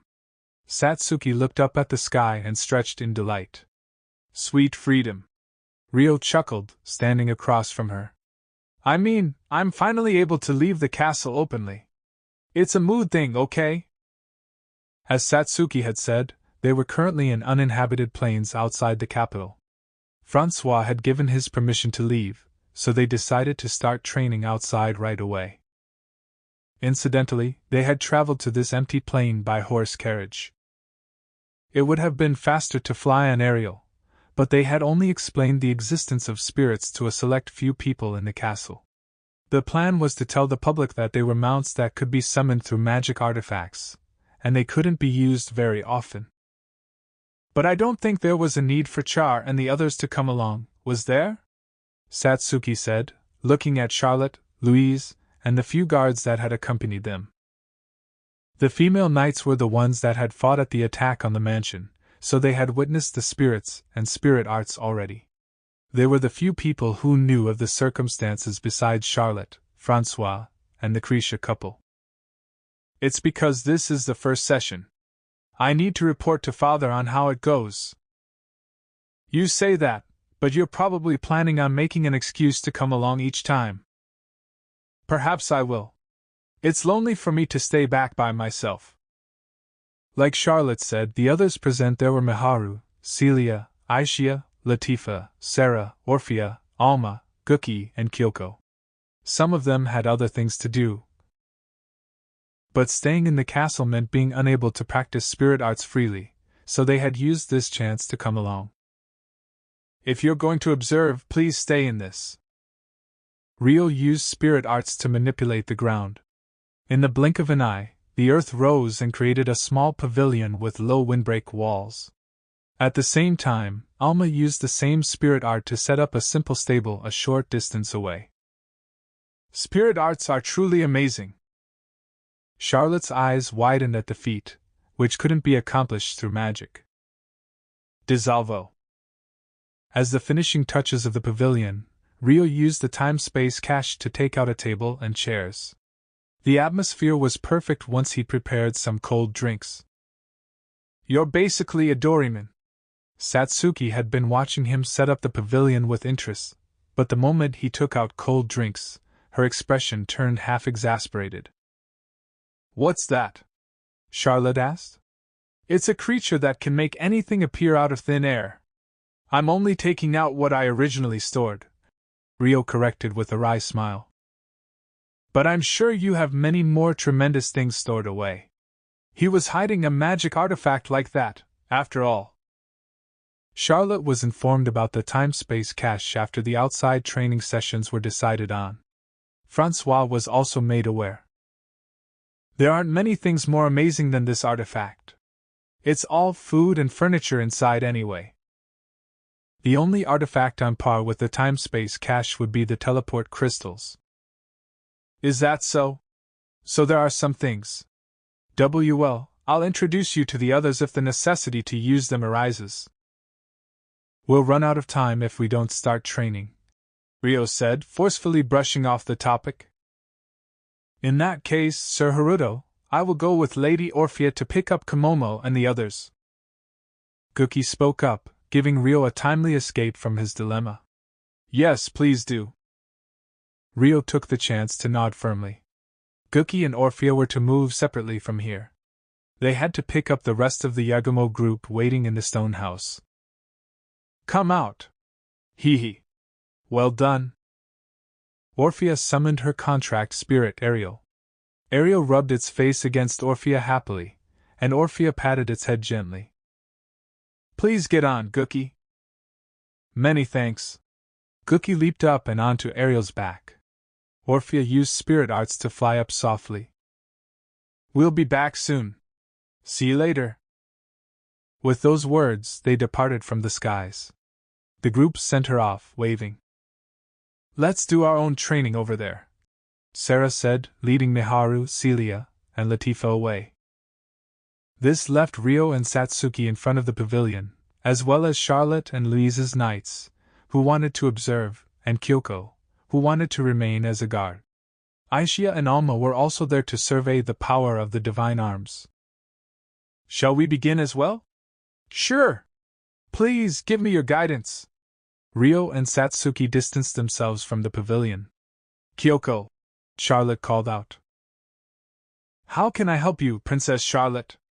Would you be willing to give these girls a little training as well? What about your guard? This place is made for sparring. Everyone else is nearby, and Lady Aishia and Lady Alma are right here. It should be safe to spar nearby, no? Kyoko thought for a moment, then looked at the knights standing close. I understand. Is that all right with you all? Yes, please. Louise, their commander, nodded energetically. Thus, Kyoko began training Charlotte's knights off to the side. Rio and Satsuki moved 100 meters away from the pavilion. What do you want to be able to do by controlling the wind? I want to fly. That was a quick response. Rio chuckled at the sight of Satsuki's eyes shining eagerly. Because, it's like a dream. Who wouldn't want to fly? Ashamed of how childish she was acting, Satsuki blushed faintly. Then let's make today's goal to be able to fly slowly. Wow, is it something that can be learned in a day? It's a fairly difficult technique, but if the divine arms works how I think, then it should be possible. Really? That makes me even more fired up. It was clear from her expression that she was raring to go. But first, before I teach you how to fly. Yes? Spar with me. We're always sparring. You can release all of your divine arms abilities today. So not just the physical body enhancement, but the wind control as well? Yes. We can fight to our heart's content out here. Whether it's close combat or ranged, you can use your divine arms to level whatever attack you wish against me. Rio moved to a position with no one behind him. It seemed he truly wanted them to fight to their heart's content, as he'd said. They normally sparred with the rule of Satsuki using a spear and limiting her attacks to close combat, but now that limit was gone. The corners of Satsuki's mouth turned up in amusement. Although she didn't have much pent-up stress from constantly suppressing her abilities, she had never been able to fight while maximizing all of her hero abilities before. And with Rio as her opponent, she could trust that he would be fine facing her. So, come at me when you're ready, Rio said, drawing his favorite sword from the sheath at his waist. You're not going to say ready go? Nope. When she saw Rio nod, Satsuki materialized her divine arms as a short spear and held it ready. She then started running without a word. Her initial velocity surpassed what could be achieved with a physical body enhancement alone as she approached Rio. She's got the basics of using wind to accelerate. Rio watched her movements closely as he evaded to the side with ease. WH. Satsuki's momentum carried her past the spot where Rio stood. But she used her leg strength to force a change in direction, approaching Rio once more. She swung the spear in her hand over her head. Rio didn't lift his sword. He nimbly ducked under the swinging spear instead. Ku! Satsuki continued swinging her spear at point-blank range, but… no way! Why do I keep missing? Her attacks couldn't hit him. Rio had his sword in his hand, but he hadn't braced it once since their match began. He was evading Satsuki's attacks by movement alone. I'll be evading every attack I can, he said, provoking Satsuki. At present, all they were doing was their regular sparring, but at a faster speed. So he wants me to use more of my abilities, right? Satsuki immediately guessed the intention of Ryo's provocation. It was most likely, or rather, almost certain, that he was holding back on her greatly during their daily sparring matches. That was vexing for her. But if she was allowed to use her divine arms, she might be able to win one over him. Or at least, she hoped so. How about this, then? Satsuki sent magic essence to the tip of her spear, then swung it from outside of contact range. A fierce wind blew from the tip, rushing at Rio to send him flying. However, instead of being blown away, Rio gently rode the wave of wind up into the air. He proceeded to land a short distance away in one smooth movement. Satsuki was almost captivated by the sight. I am not done yet! She snapped back to her senses and charged once again. From that point on, each swing of Satsuki's spear created a powerful burst of wind. If her opponent had been the average knight, they would have been blown away along with the rest of their squad. Your attacks are monotonous. For some reason, Rio wasn't sent flying. In fact, he no longer even floated, he stood on both feet and moved freely. The only times he floated up was when he leaped of his own accord. Hey, the wind I'm controlling is hitting you, right? Satsuki shouted, implicitly questioning why he was able to move so calmly under such fierce winds. I'm interfering with the flow of wind you created. Firing a blast of wind straight at a wind spirit arts user isn't going to amount to an attack. Spirit arts users are outrageous. Here's a hint. If you want to use a wind attack against a wind spirit arts user, try something like this. I'm going to show you an example, so try and deal with it yourself. Okay, sure. Satsuki braced her spear once again, facing Rio warily. Now then. A whirlwind formed around Rio, kicking up dust and obstructing Satsuki's vision. Wah! The whirlwind started moving towards her. It was an attack that also served as a smokescreen. Satsuki moved to the side, out of the range of the whirlwind, but… I'm over here. Ryo's voice came from behind her. Huh! Satsuki spun around in a panic. There, Rio stood out of range, sword braced at the ready. He had a spell ready and waiting, whirling around his blade like a violent storm. If this were a real battle, her opponent wouldn't bother calling out to her. Satsuki would have been helplessly blown away by the wind attack behind her. Your back was completely unguarded. Satsuki hung her head in frustration. I see. I'm so simple-minded. You're just lacking combat experience. Once you've gained some experience, it shouldn't be a problem for you. Now, let's try that attack once again. I'll stop you perfectly this time. Okay then. Rio leaped high in the air, distancing himself once again.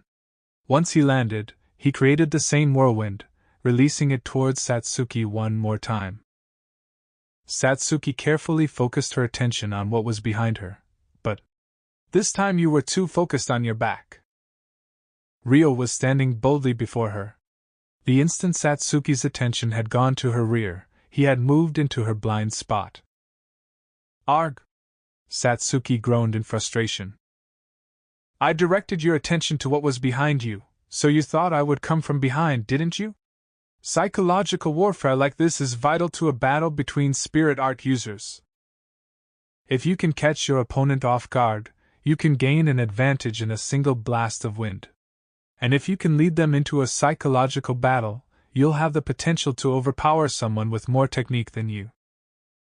So it would be the height of foolishness to challenge someone stronger in a straight battle of power or technique. Got it. That was exactly what Satsuki was doing just now. You've practiced how to read your opponent's movements in your regular sparring. The rules we've changed to today have increased your attack options, so just think of it as a more complicated version of reading your opponent. Yeah. Okay. You're right. Satsuki hummed in thought. Also, you're a very gentle person. I can tell you're holding back, Ryo said, smiling. Satsuki blushed in embarrassment. That's not true. Today's goal isn't to instruct you on how to fight, so I'll leave the commentary at that. What can you do with that weapon of yours, Satsuki? Show me without holding back. Fine. I'll show you. Let's do this again from the top. Satsuki refocused her mind on the battle with a look of determination. All right. I'll also add an attack every now and then, so watch out, Ryo said before moving an acceptable distance away from her. Here I come! Satsuki dragged the tip of her spear through the ground, then flicked it up at Ryo with a blast of wind. A cloud of dust filled the air. Ryo moved to the side, out of the range of the approaching dust cloud. Satsuki sent another cloud of dust towards his new location. They repeated this until the entire field was obstructed by dust, when Satsuki charged forward. Is this meant to be a smokescreen? She wouldn't have made her vision worse for no reason. If it was just a dust cloud, Ryo could make one by controlling the wind as well. I can hear the sound of the ground cracking. She must be setting something up. Satsuki was doing something on the other side of the dust cloud. In order to see how she would use her ingenuity to fight, Ryo decided to wait. Shortly after, a corner of the dust cloud blew away.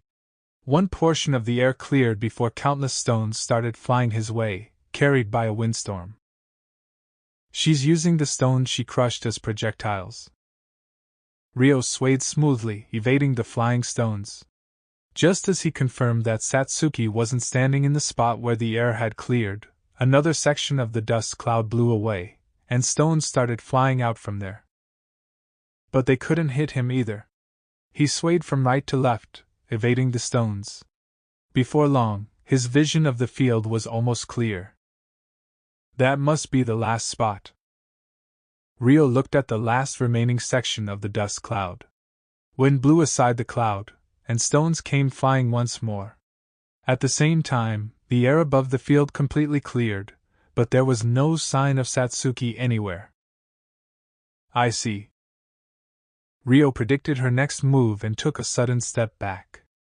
Immediately following that, Satsuki swooped down on the spot where he had just stood. She had been trying to swing her spear down on him, but his movement had caused her to miss. It's not over yet! But Satsuki didn't falter at that. She kicked the ground and accelerated using her wind, closing in on Ryo and swinging her spear down at him. Ryo evaded her while retreating, then used wind spirit arts to fly back.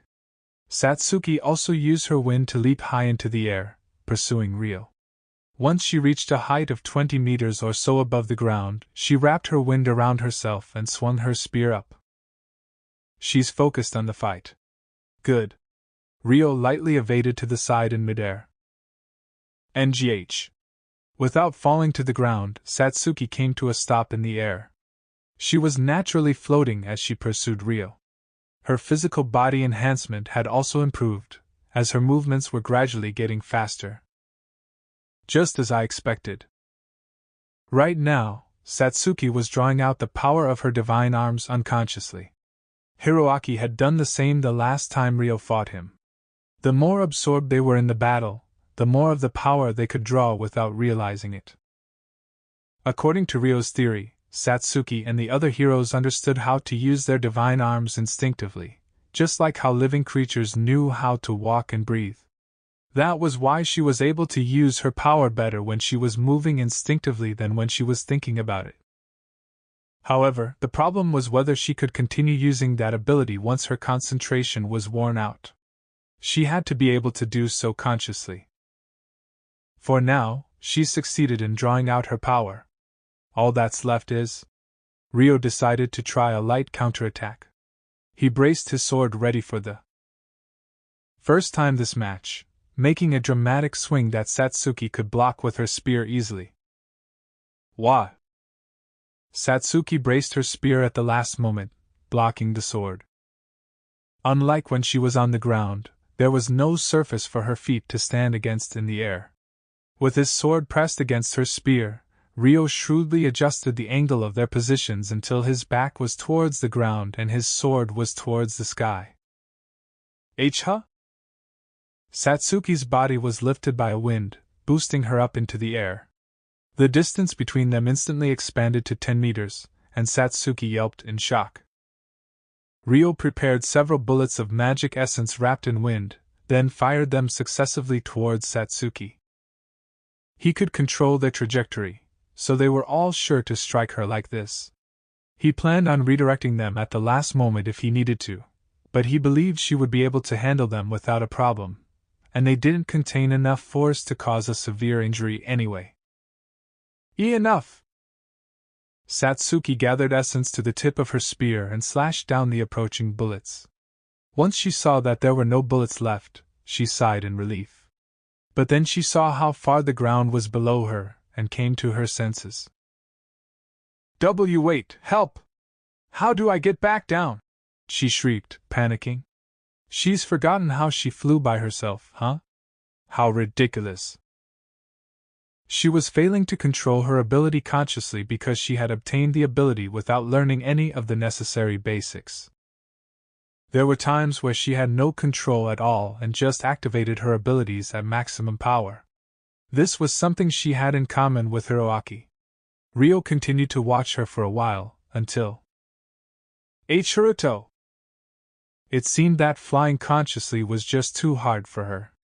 Ryo sheathed his sword and began to fly towards her. He slowed down just before crashing into her, gently catching her in both his arms. Satsuki opened her eyes fearfully. Good work today, Ryo's smiling face said to her. All right. Thanks. Satsuki blushed, stammering her gratitude. Let's go back to the ground. I'll give you my review then. Thus, the two of them descended. A short distance away from the pavilion where Charlotte was observing from. Ah, man! I couldn't land a single hit. Satsuki hung her head in disappointment. There were holes in your plan, but it was a good plan overall. I liked how you broke up the terrain to use as projectiles. You started flying by yourself to attack me, but I guess you didn't notice that part. Why, yeah. I was so immersed in fighting. So she had been flying unconsciously after all. Activating your abilities consciously will be your next goal. Flying by myself is so much scarier than being carried while flying. I'm shocked. A major hurdle to the spirit art of flying is overcoming the fear of heights. Your emotions have a large influence on your abilities. Spirit arts brought about phenomena by conveying the imagination of the spirit art user into the mana in the atmosphere. If the caster feared falling, then the activation of the art would also become unstable. At the end of the battle, all I could think about was how scared I was of falling. That's normal, and you need to know the feeling of fear. Otherwise you may hurt yourself flying while your control is still lacking.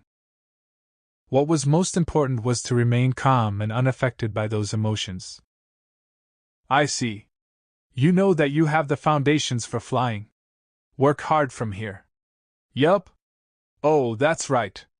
There's one other ability I want to be able to use. What is it? You know how there are times when you move as though you teleported? Like this? Ryo demonstrated the move that came to mind. He distanced himself from Satsuki and immediately moved back beside her. Why, yes. That!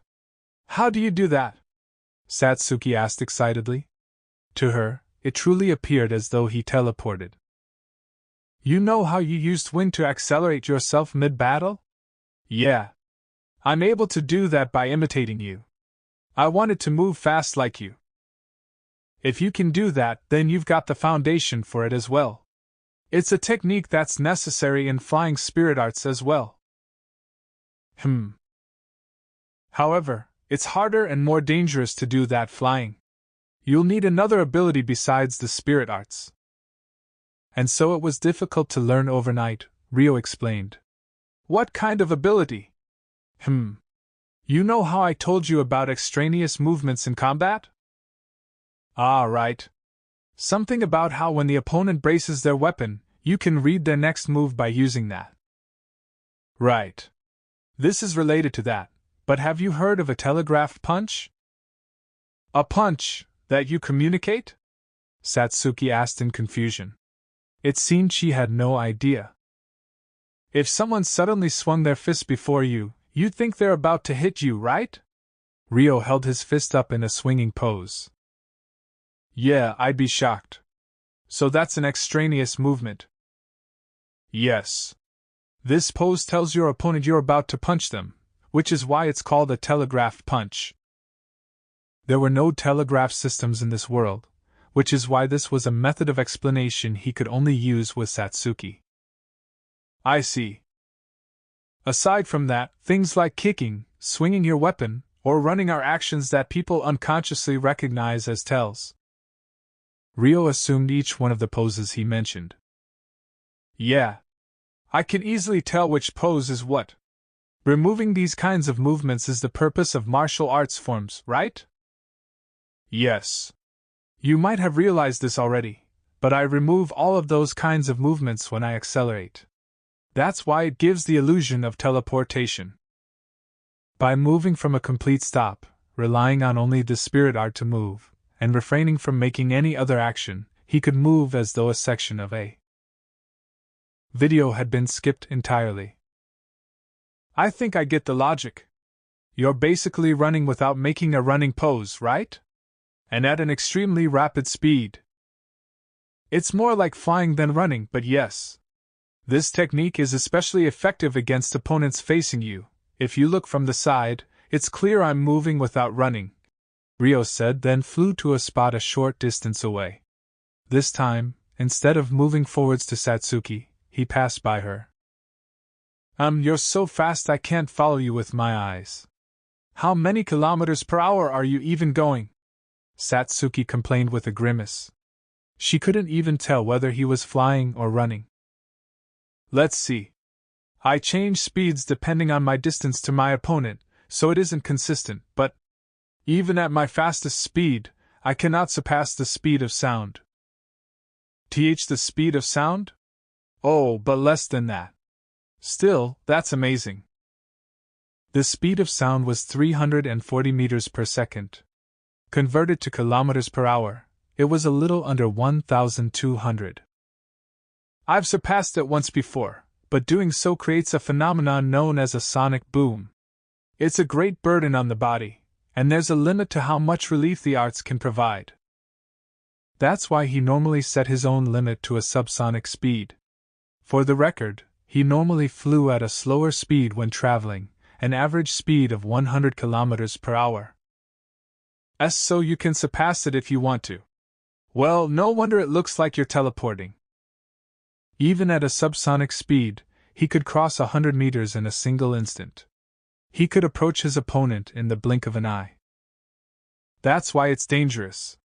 The movement takes a single instant, so you have to control everything from activating the art to stopping it in that instant. If you're inexperienced at casting, you'll risk colliding with your opponent and other obstacles. It's also difficult to change your trajectory while accelerating. If you don't choose your timing properly, you might self-destruct. And I have to think about how to attack after moving. Yes. The ideal situation is to attack the moment you finish moving. That isn't a human technique, is it? Satsuki eyed Rio in suspicion. It is a very difficult technique. That's why you should first focus on using spirit arts to fly. Okay. Oh, by the way. Yes? Do you have a name for it? A name, for what? For your high-speed movement. No, not particularly. None of the spirit arts Rio used had any particular move name. There were some casters that found it easier to imagine their techniques by giving them a name, but Rio had never felt the necessity. Instant movement, or instamove for short. Or maybe acceleramove, short for accelerated movement. Or maybe even shikuchi, like the ancient martial arts? Shikuchi isn't a martial art, but a fable from ancient mythology. Spirit arts are plenty similar to ancient mythology, I suppose. He personally disagreed, but he wasn't able to explain why, so he didn't say so out loud. They're the same in the sense that they're both fantasy techniques. So, regarding your high-speed movement, how about shikuchi? I believe the origin of the word comes from the ground shrinking underneath your feet. Yup, it fits you perfectly. Well, I don't mind either way. You seem to care a lot about the move name, though. Because it's pitiful for such an amazing move to not have a name. I'm honored you think that way. Rio smiled happily. Right. At Rio's joyous face, Satsuki looked to the side shyly. Then let's go back for now. I'd like to give a lecture on spirit arts and check out your divine arms a little more. Thus, Rio and Satsuki headed back to the pavilion. And so, they moved on to investigating Satsuki's divine arms.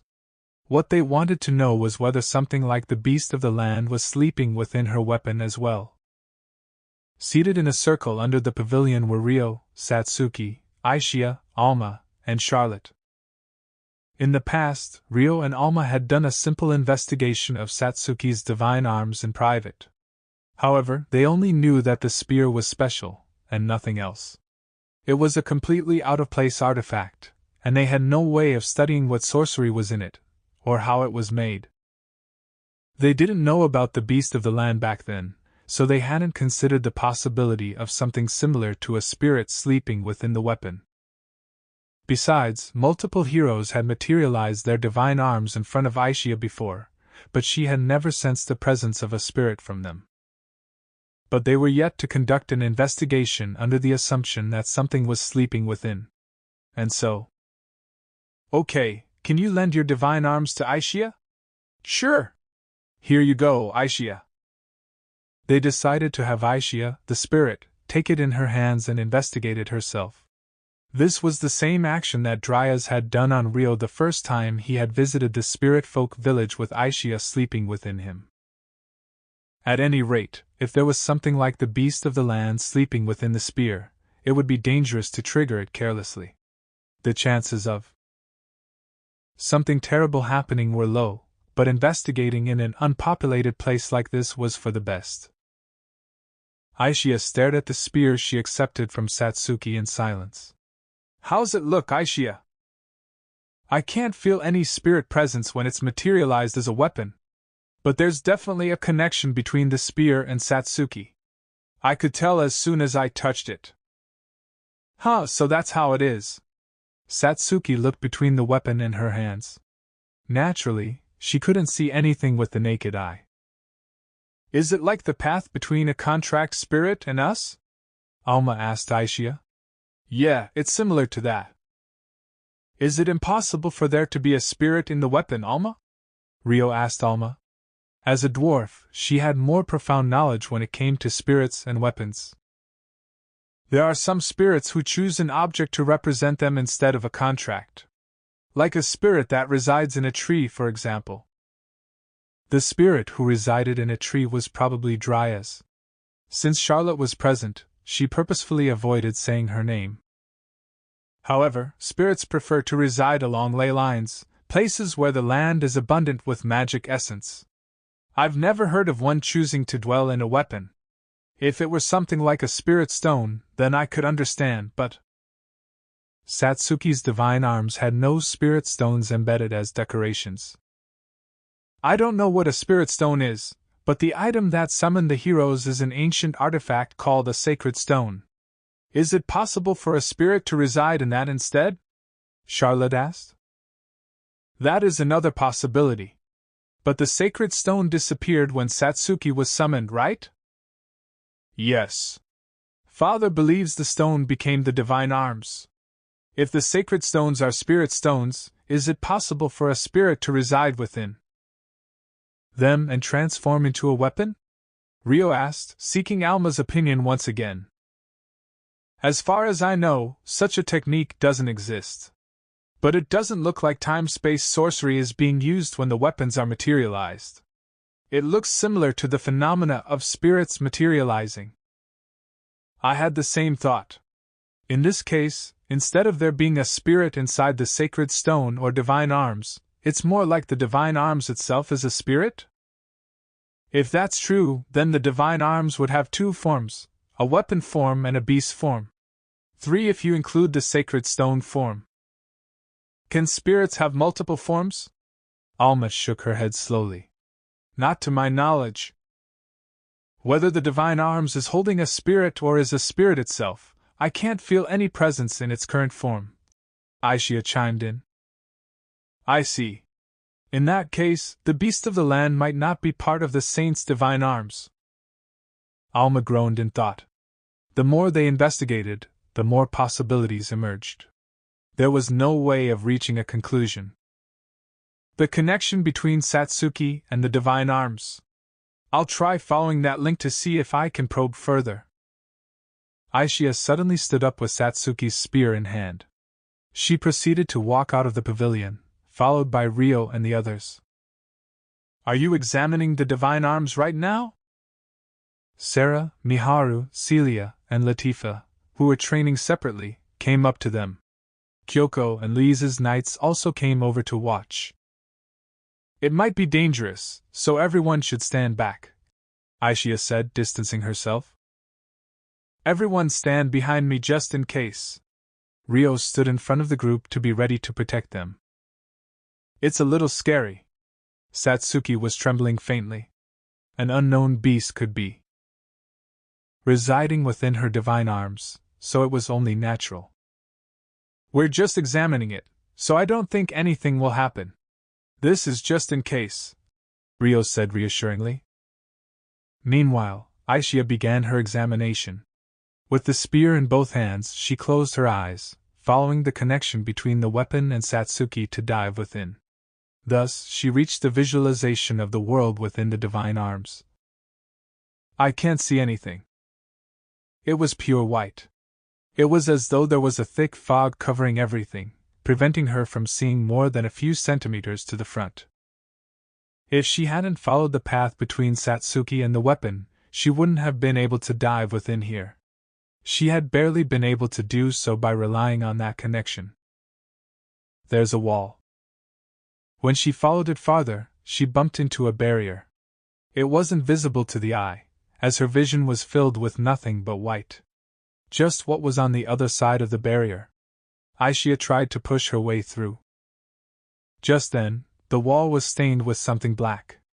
The darkness crossed the wall and attempted to cover Aishia as well. Huh! Aishia immediately withdrew from the divine arms, snapping her eyes open. She stared down at the spear in her hands, bewildered. What? The darkness that crossed the wall had been trying to tell her something before she broke away. Was there something she was meant to be doing? Was there something she had forgotten? She didn't know why, but that was the feeling flooding into her right now. What's wrong, Aishia? Rio noticed the abnormality and came running over.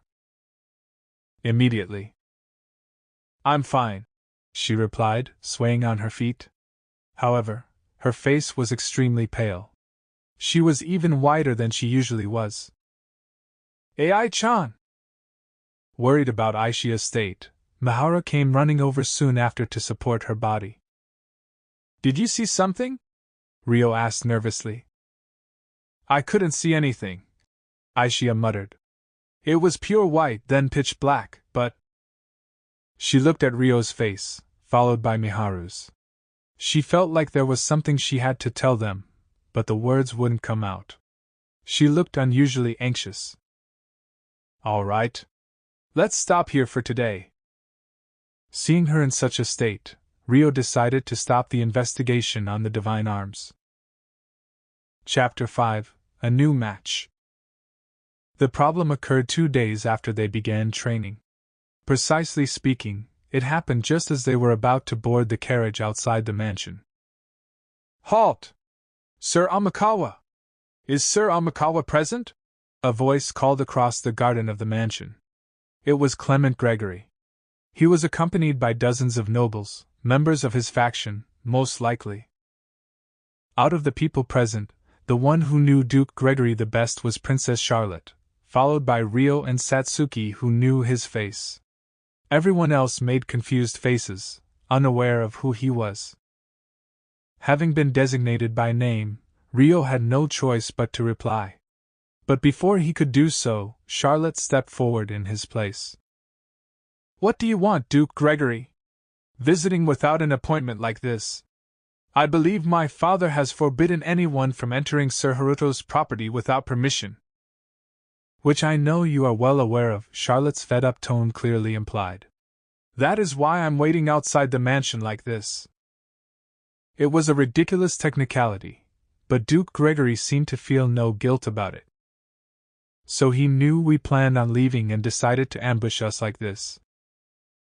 It was hard to believe someone on the inside had leaked their schedule. They had probably seen them leave the mansion at this time yesterday, and assumed they would do the same today. Charlotte instantly deduced that in her head. "It's an annoyance, but this may be a good chance." Despite her annoyed sigh, she started devising a delightful plan in her head. It was about time this duke was taught a lesson.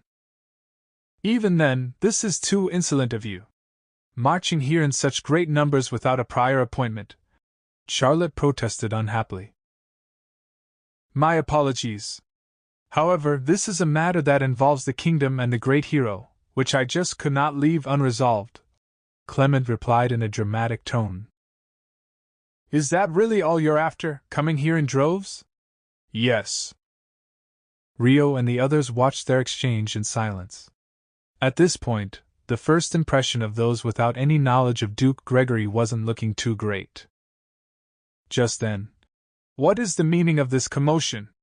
Francois arrived. "Your Majesty." Duke Gregory and his men bowed their heads respectfully, but Charlotte didn't miss the smile on his face. "He's prepared for Father's arrival. It seems like all the pieces are in place." A large group had been waiting outside a mansion they were forbidden from entering.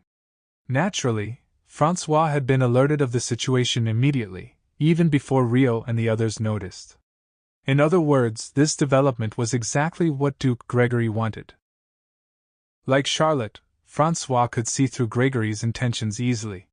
He addressed him undauntedly. "Answer my question." "I wish to make a direct appeal to your Majesty with regards to a matter regarding the kingdom and the great hero. It involves Sir Amikawa and Duke Krisha as well." "What? I've heard that Sir Amikawa is currently serving as the hero's instructor." Duke Gregory faced Francois without fear. "What about it?" "The truth is, there are many people who are unhappy about it. Can Sir Amikawa really serve as the hero's instructor properly?" Duke Gregory looked at Rio with suspicion. It wasn't very commendable, but using inflammatory speech to rile the opponent up was the oldest negotiation trick in the book. However, it was a method that only worked when the opponent was of equal or lower status. In a situation with Francois and Satsuki, who were clearly above him in status, Duke Gregory's success depended on his skill and Rio's reaction. Rio accepted the words with a straight face. Meanwhile, the people around him felt antipathy at the words just now. It showed considerably on the faces of some of them. "You witnessed Haruto's abilities yourself at the night of the banquet, did you not? Why do you feel he is unworthy?" "I won't deny he has the ability. But isn't he too young to be an instructor? I hear he is even younger than the hero." That's true. Come to think of it, you're only 16, aren't you, Haruto? I forget myself sometimes." Francois's eyes widened faintly before he let out a hearty laugh. Rio frowned at his reaction.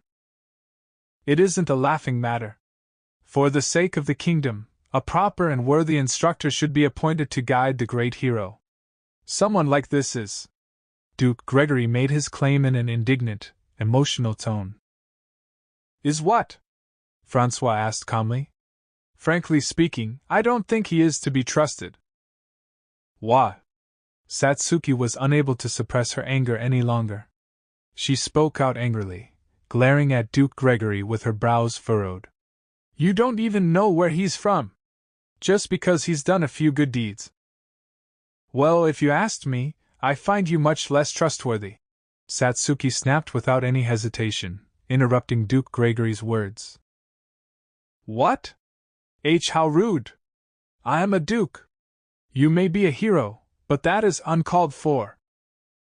After being taken aback, Duke Gregory expressed indignation. Aren't you the one being rude to Haruto, the honorary knight? Just coming here in such a large group is rude enough to begin with. That is because our dissatisfaction has reached the limit. I understand he has made meritorious achievements, but you've bestowed on him a royal mansion within the castle and given him free rein to do as he pleases. He's invited an unknown group of armed people onto the castle grounds, and keeps taking the hero outside the castle without proper guards. The unknown group of armed people Gregory referred to was probably Guki's group. Perhaps Sarah's group was included as well. In reality, Duke Gregory glanced at them as he voiced his concerns. The attack that occurred the other day was only repelled thanks to the efforts of those present here, Francois pointed out in defense of the group. But that attack was aimed at Sir Amikawa in the first place, was it not? Those men were clearly targeting this mansion. It seemed they weren't making a fuss here for no reason. They had prepared plenty of material against Rio. Duke Gregory didn't back down easily and continued to blame Rio. That hasn't been confirmed as fact. And I believe you're deviating off topic, no? Duke Gregory's original point in question was whether Rio was worthy of being Satsuki's instructor. It's very much related. The point is that someone of unknown background cannot be entrusted with instructing the great hero. Is there a need to leave the castle just to train? Unless you can explain exactly what you are doing without hiding a thing, we cannot accept it. What if the hero is placed in danger because of him? In short, you cannot trust Haruto. That is what you want to say. Well, he does have multiple achievements to his name. I'm not saying he cannot be trusted, only that you should reconsider who should be instructing the great hero in an impartial and fair way that everyone can accept. We must control things to ensure the hero isn't negatively influenced. Control. Satsuki had been watching on unhappily, but that word was particularly irritating to her. Excuse me. Before she knew it, she was raising her voice. Yes, Lady Satsuki? Francois sighed with a pained expression. Why are you trying to decide who should instruct me without my consent? I want Haruto to teach me. Shouldn't that leave no room for argument? Satsuki said with a subtly angry and twitching expression, all the while keeping an otherwise cool smile on her face to remain calm. I'm saying this for your sake, great hero. It isn't discussed openly, but there are rumors spreading of how you and Sir Amikawa are in an intimate relationship, which is why you favor him so much. He wasn't selected for his ability, but out of lust. Is that what you want people to believe? Duke Gregory was implying. How shameless. It's only your faction that's spreading such rumors, Charlotte thought with a cold expression. What did you say? Satsuki said furiously. Calm down, Satsuki, Rio called out to her, grabbing her shoulder. Then, he whispered so that only she could hear. He's trying to rile you up and hinder your calm judgment. Haruto. Although she was still infuriated, Satsuki managed to regain her composure. Sir Amikawa. I am asking for your answer, Duke Gregory said, glaring at Rio without hiding his disgust. I am against the idea of disregarding Lady Satsuki's opinion. I am also opposed to the word control. It was a statement made precisely because he saw Satsuki as a human, not a hero. Satsuki seemed to understand that, as she smiled happily. He's using the hero as a shield. This scum doesn't even have enough independence to express his own thoughts. He's a disgrace to all nobles, no, to all men. However, Duke Gregory thought otherwise. He believed the hero was a political asset that had to be controlled and used effectively. As a hero, he thought it was only natural for her to accept that. Humph. Duke Gregory clicked his tongue in annoyance. You are only able to say such things because you have no responsibility. Your attitude is inappropriate for nobility. It's the mindset of a commoner. Corrupting the hero with such folly. Let me apologize in advance, Haruto. Sorry, Satsuki suddenly said. Ryo could tell she had quietly snapped. For what? He asked. I'm about to drag you into this. I don't mind that. Thanks. Make sure you beat him thoroughly. She whispered so that only he could hear, then turned to Duke Gregory with a fearless smile. Fine. If you're so insistent, I'll give you an equal chance. Oh? That was exactly what Duke Gregory wanted. His mouth turned upwards in a twisted smirk. Then how should we go about deciding? He hurried the discussions along before Satsuki could change her mind. You're unhappy with Haruto's abilities, right? Then why don't you prepare instructors you're happy with and have them face Haruto in a match? You wouldn't possibly dream of recommending someone weaker than Haruto, correct? This time it was Satsuki's turn to taunt Duke Gregory. Of course. However, as this is the great hero that is to be instructed, I wish to prepare an instructor for each field. Duke Gregory didn't falter. What I'm seeking from Haruto is instruction in the use of the divine arms and battle techniques. There's no need to compete in any other areas. Please restrict the field to the topic of combat. Well, I suppose that is fine. That, and I want you to apologize to Haruto. And you must agree to never interfere in my business again, Satsuki added. Wait. Duke Gregory expressed reluctance. Clement. Lady Satsuki has agreed to your demands. It is only right to accept hers in return. Francois immediately interrupted, blocking off any possible objections. Your impatience in demonstrating your power has made you negligent in measuring your opponent, Clement.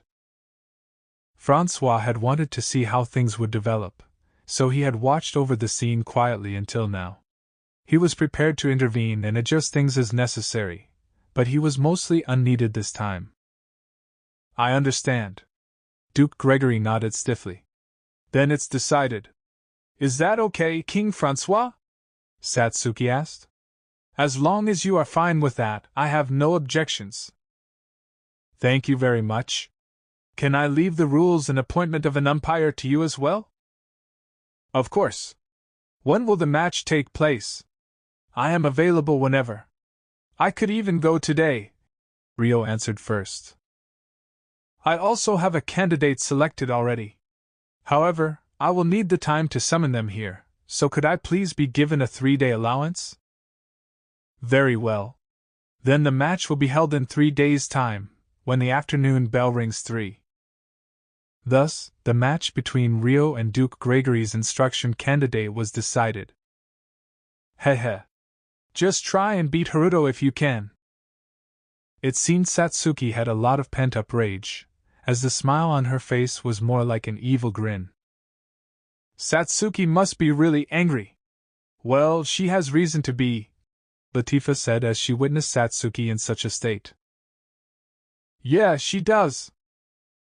Latifah, Celia, and the others offended by Duke Gregory were dumbfounded.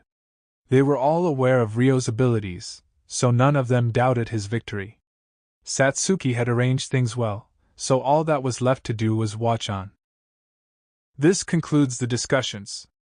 Gather in the training grounds in 3 days' time, Francois said, turning to return to the castle first. He glanced at Charlotte before his departure, and she quietly followed behind him. Duke Gregory and his men also took their leave, and Ryo and the remaining people returned to the mansion. Half an hour or so later. I have returned. Pardon the intrusion. Charlotte returned to the mansion. She was accompanied by Liselott, whom she must have run into while at the castle. The door of the dining room connected to the entrance hall was left open, so Rio and the others were able to welcome them back while they prepared lunch. "Welcome back, Char. And welcome, Liselott. We're just about to have lunch. Everyone's waiting, so let's talk while we eat." Thus, the group had their meal together. The rest of the Yagumo group had also moved into the mansion, so it was a large gathering.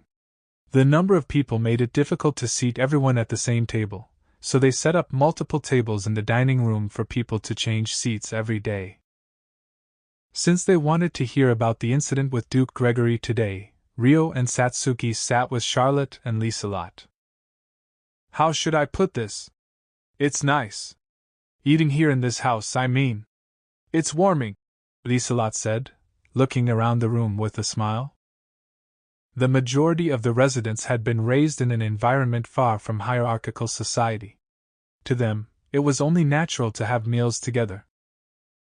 "I've also become used to these kinds of meals.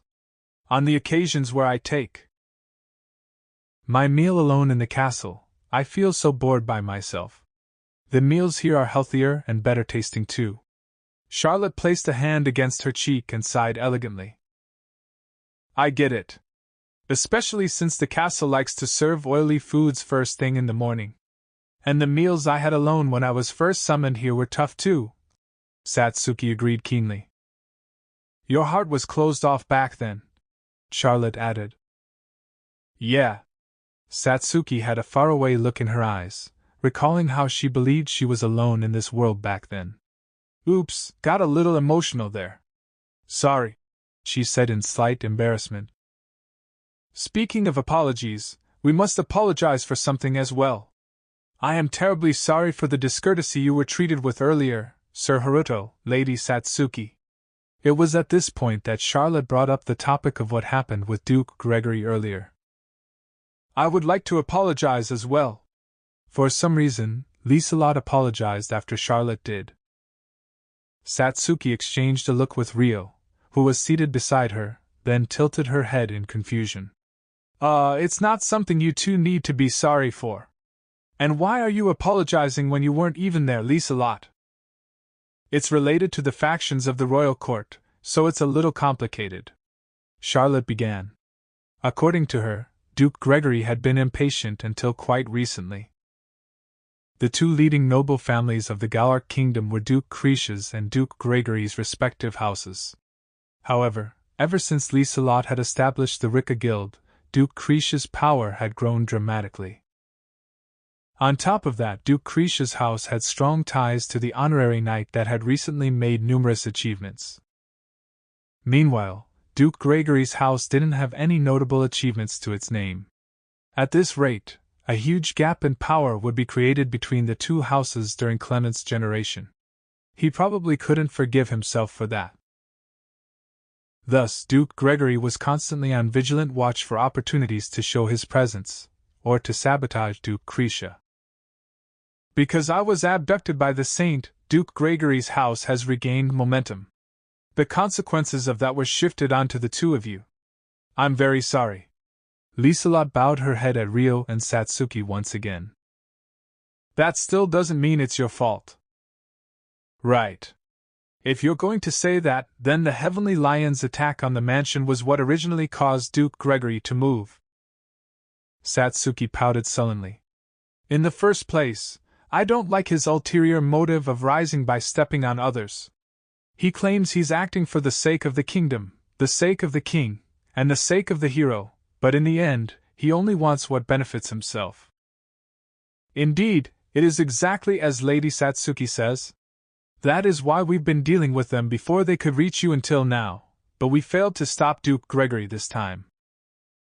With the protection of Charlotte and Francois, who wasn't here at the present, Duke Gregory's faction was completely kept in check. On top of that, Rio kept gaining more achievements. The frequent rewards he received from the royal family made Duke Gregory direct his discontent towards Rio. Then, when he realized there weren't many opportunities to make contact with Rio, he chose to make a bold move. Because of his position, Father has to remain impartial to both sides until the matches are over, but he's stated that he doesn't mind if you beat him up without holding back. So, Sir Haruto, please teach him a lesson he'll never forget. Despite her radical words, Charlotte grinned cheerfully, creating cute dimples. That's right! Beat him to a pulp, Haruto! Satsuki clenched her fists in a fighting pose as she cheered Ryo on. I'll do my best. Ryo nodded with a wry smile. 3 days later, as the afternoon bell rang 3 times. With his beloved sword at his waist, Ryo stood in the training grounds of the castle. Facing him were 2 men who seemed to be the instructors Duke Gregory had prepared for Satsuki, with Duke Gregory beside them. Haruto. Clement has a proposal.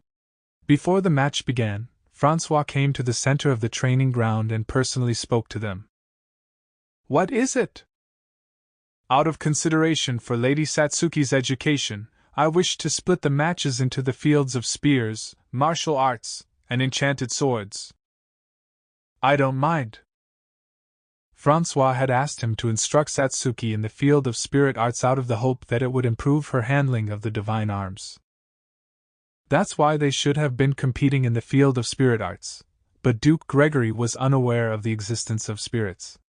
Thus, he had probably been told that the instruction was regarding enchanted swords. There are 2 instructors prepared by Clement, but only one of you, Haruto. You'll be at a disadvantage like this. If you have any protests, I will allow you to fight on another day. You may also nominate a substitute. Thank you for the consideration.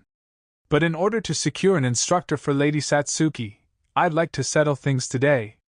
I can fight 3 times by myself without any issue. Is that so? Francois chuckled heartily. Meanwhile, the man facing Ryo with a spear in his hand looked a little discontent. Then, spears, martial arts, enchanted swords, which would you like to start with? With all due respect, please allow me to fight first. The man with the spear stepped forward. He seemed to be aged in his early 20s, and had a masculine face. He was dressed in a knight uniform and carried himself with dignity. This is William Lopez, the Deputy Commander of the First Order of the Galark Knights. He normally serves to protect the kingdom's borders. The weapon in his hand is an enchanted sword, an enchanted spear, if you will. As introduced, I am William Lopez. I volunteered myself when I heard there would be an opportunity to spar with the renowned Black Knight. Pleased to make your acquaintance. William introduced himself and offered his hand for a handshake. I'm Haruto Amikawa.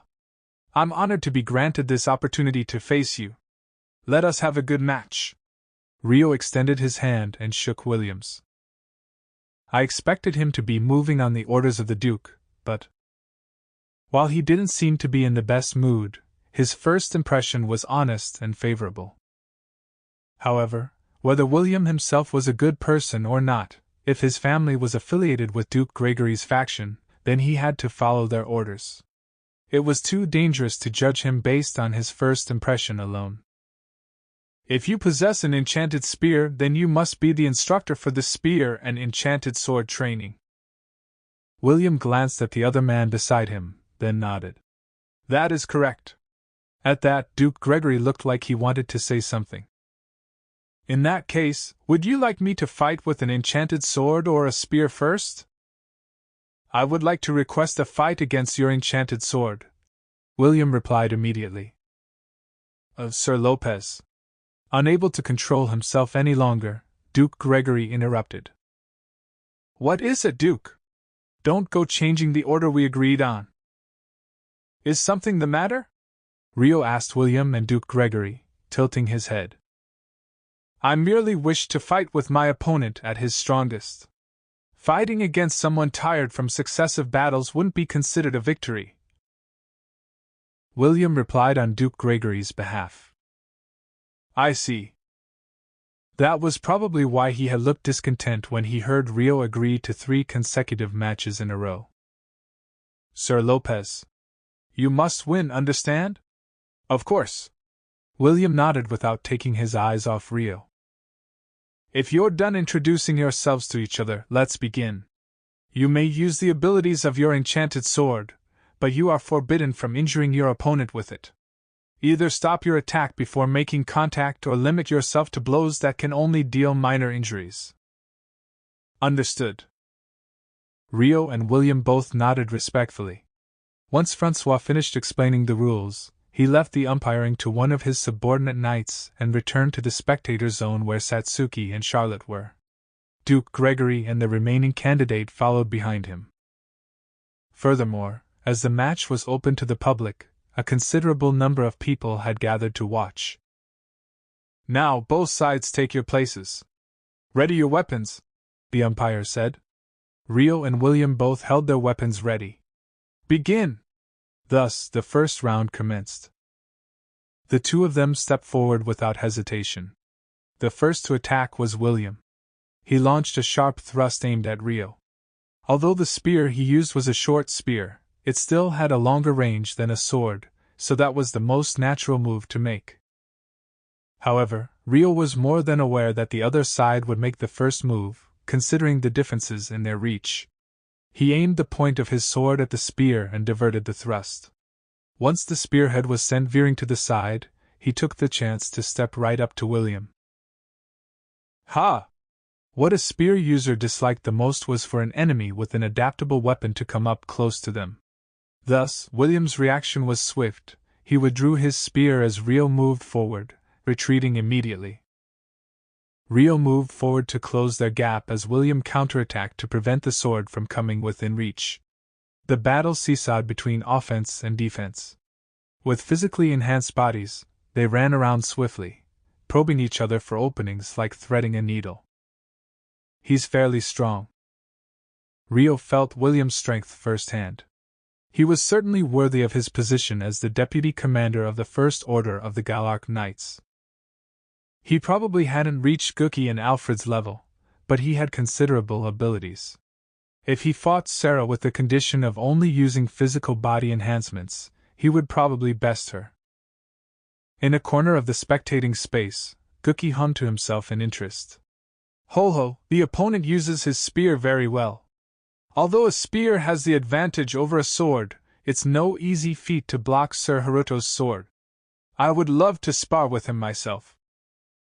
Charlotte expressed her surprise. I expected Sir Haruto to end the match in an instant, before his opponent could even react. Spears are a rather difficult weapon to approach from the front. On top of that, there's no knowing what ability is contained in that spear. Considering that, he's probably chosen to take his time with the battle, Gookie explained. However, NGH. The balance between Rio and William toppled. By catching William within reach of his sword, Rio had gained the advantage. As you can see, Sir Haruto is winning in weapon technique.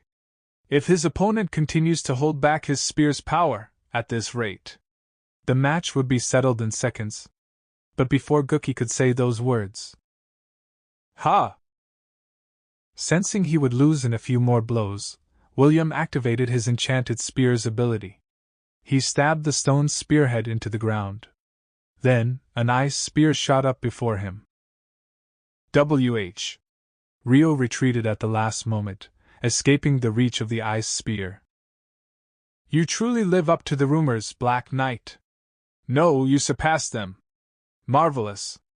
With sweat running down his brow, William praised Rio with a refreshed look. I'm honored. They were still in the middle of a match, so Rio's reply was awkward. Sorry. You wouldn't have known the abilities of this spear, and the ability is rather lethal, so I didn't want to use it. But it seems it'd be ruder to hold back against you. Not at all. This spear is a family treasure that has been passed down by generations. I will now use its abilities without reserve. Then I shall do the same. He had been wary of activating his weapon's abilities before his opponent, as Duke Gregory could potentially find fault with it, but that was no longer necessary. Rio decided on using his wind from that moment. Indeed. Here's to a fair fight. Rio and William separated from each other by 10 meters, bracing their weapons. 1 moment later, they both started running. A wind wrapped around Rio's body as he moved forward. The sand around him was blown up into the air, creating a dust cloud that hid him from view. "Wait, that's..." Satsuki cried, recognizing the move as the one Rio used against her yesterday. "Humph!" William didn't seem to want his vision obstructed, so he created countless ice arrowheads at the tip of his spear and released them. The thin arrowheads pierced holes in the dust cloud, making the spectators stir. "Ha!" Unassured by the attack sent into the dust cloud, William stabbed his spear at the ground. At that, several ice spears appeared in a circle around him. He was probably covering all his blind spots, wary of an attack after Rio obstructed his field of view. Wow, he could tell he would be approached from behind in an instant. Amazing. Having received an explanation on the move from Rio yesterday, Satsuki was impressed William had seen through it in one go. Their exchange of blows was very enlightening. Rio had indeed gone around behind William, and had been blocked by the ice spears. "There you are!" William swung his spear as he turned around, aiming the countless ice arrowheads at Rio. "What?" However, instead of being struck by the arrowheads, Rio disappeared from William's view. Was that Shikuchi? Satsuki thought, but even watching from afar, she could see his movement speed was rather slow. He was still faster than any human could run, but it was easily 10 to 20 times slower than the Shikuchi speed she knew. His trajectory was also curved instead of a straight line. The reason why it looked like Rio had disappeared in spite of that was because he hadn't used a single muscle of his body, and trusting the wind to move him. And with the curved movement, Rio had come right up to William in the blink of an eye. Like a floating cherry blossom petal, the way he closed the gap was truly elegant. Guki was so captivated by the sight of Rio's movement, he muttered to himself in admiration. "He truly moves wonderfully." In a single instant, he moved to this position with no extraneous movements at all. By the time William spotted Rio with his eyes, it was already too late. Rio had his sword pointed just before William's solar plexus. "This is my loss. I surrender." Unable to react in time, William admitted his defeat. At the conclusion of the first match, the training ground burst into cheers. It was a splendid match that even had the spectators heated up, and it had ended in Rio's undeniable victory. The only area that wasn't cheering was the corner where Duke Gregory's faction members had gathered. "Damn it, Lopez!"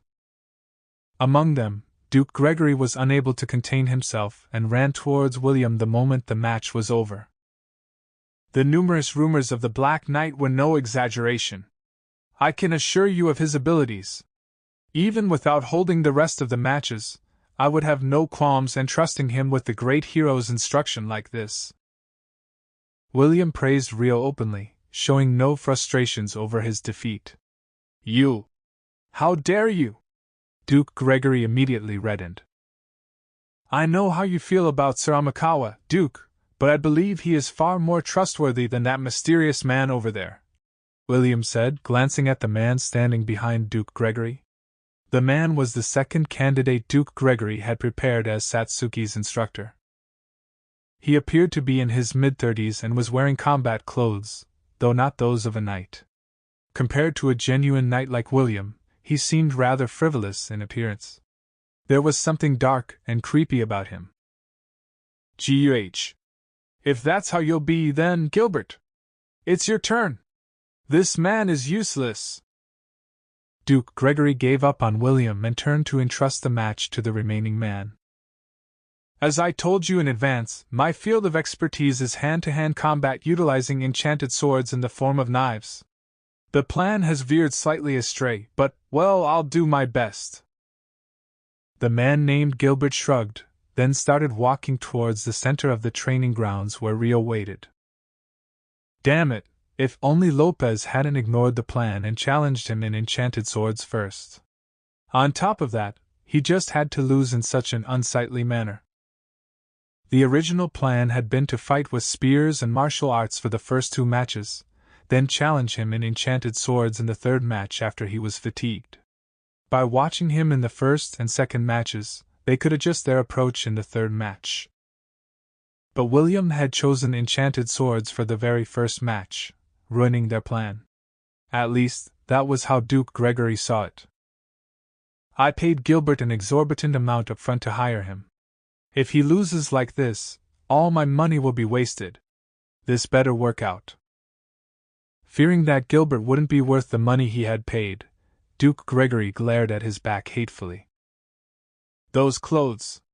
Is that man not a knight from this kingdom? Celia, who was spectating the matches, asked. He's probably one of Duke Gregory's private soldiers, but I've never seen his face before. I've never heard any rumors of excellent soldiers under his command, though. It seemed like Charlotte didn't know anything about Gilbert either. It's a pleasure to meet you. My name is Gilbert. With a fake smile on his face, Gilbert bowed. He has no family name. Is he not a noble? Rio thought. I'm Haruto Amikawa. It's nice to meet you. He quickly returned the bow. As you may have guessed already, I am not a noble. I have been serving under Duke Gregory for a long time, valued for my skills. When he approached me with this offer, I agreed, as I wanted to see the great hero with my own eyes. Is that so? Despite my appearances, I am a faithful believer of the 6 wise gods.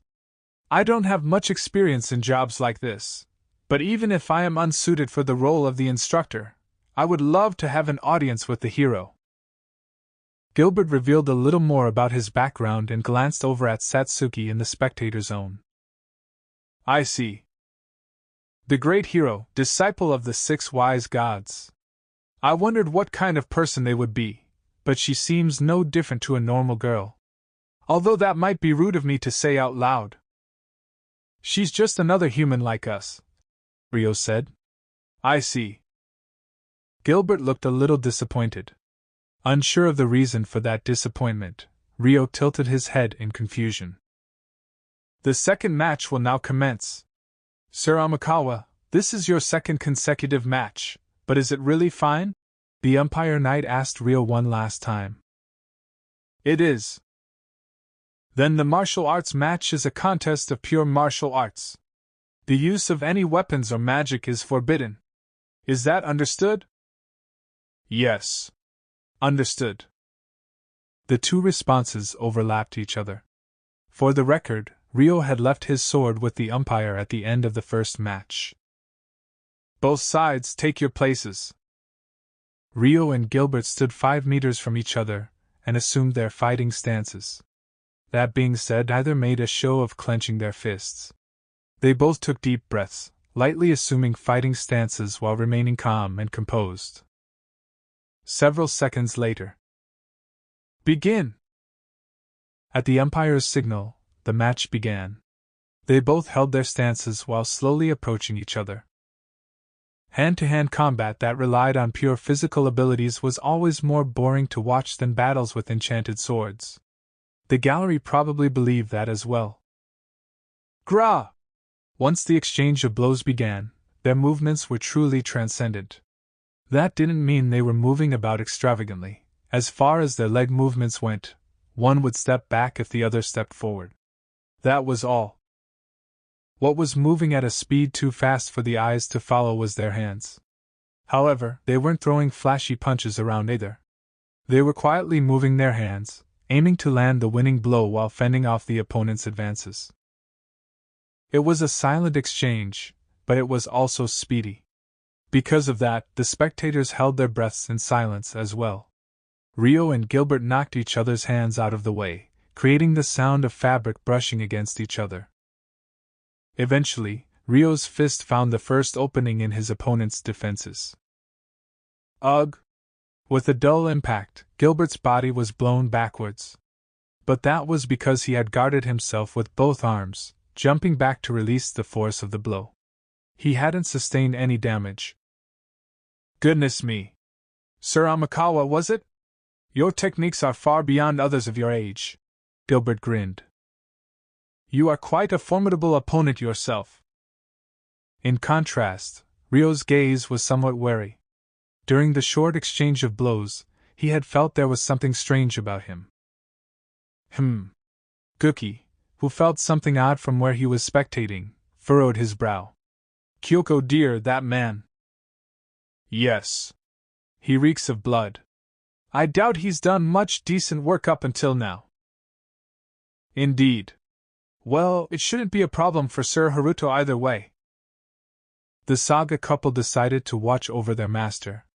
Meanwhile, personally, I'd like to end this soon, but perhaps you could give me a bit more of your time, Gilbert said. He quietly stepped forward. Rio also stepped forward to meet him. Like that, their exchange of blows resumed.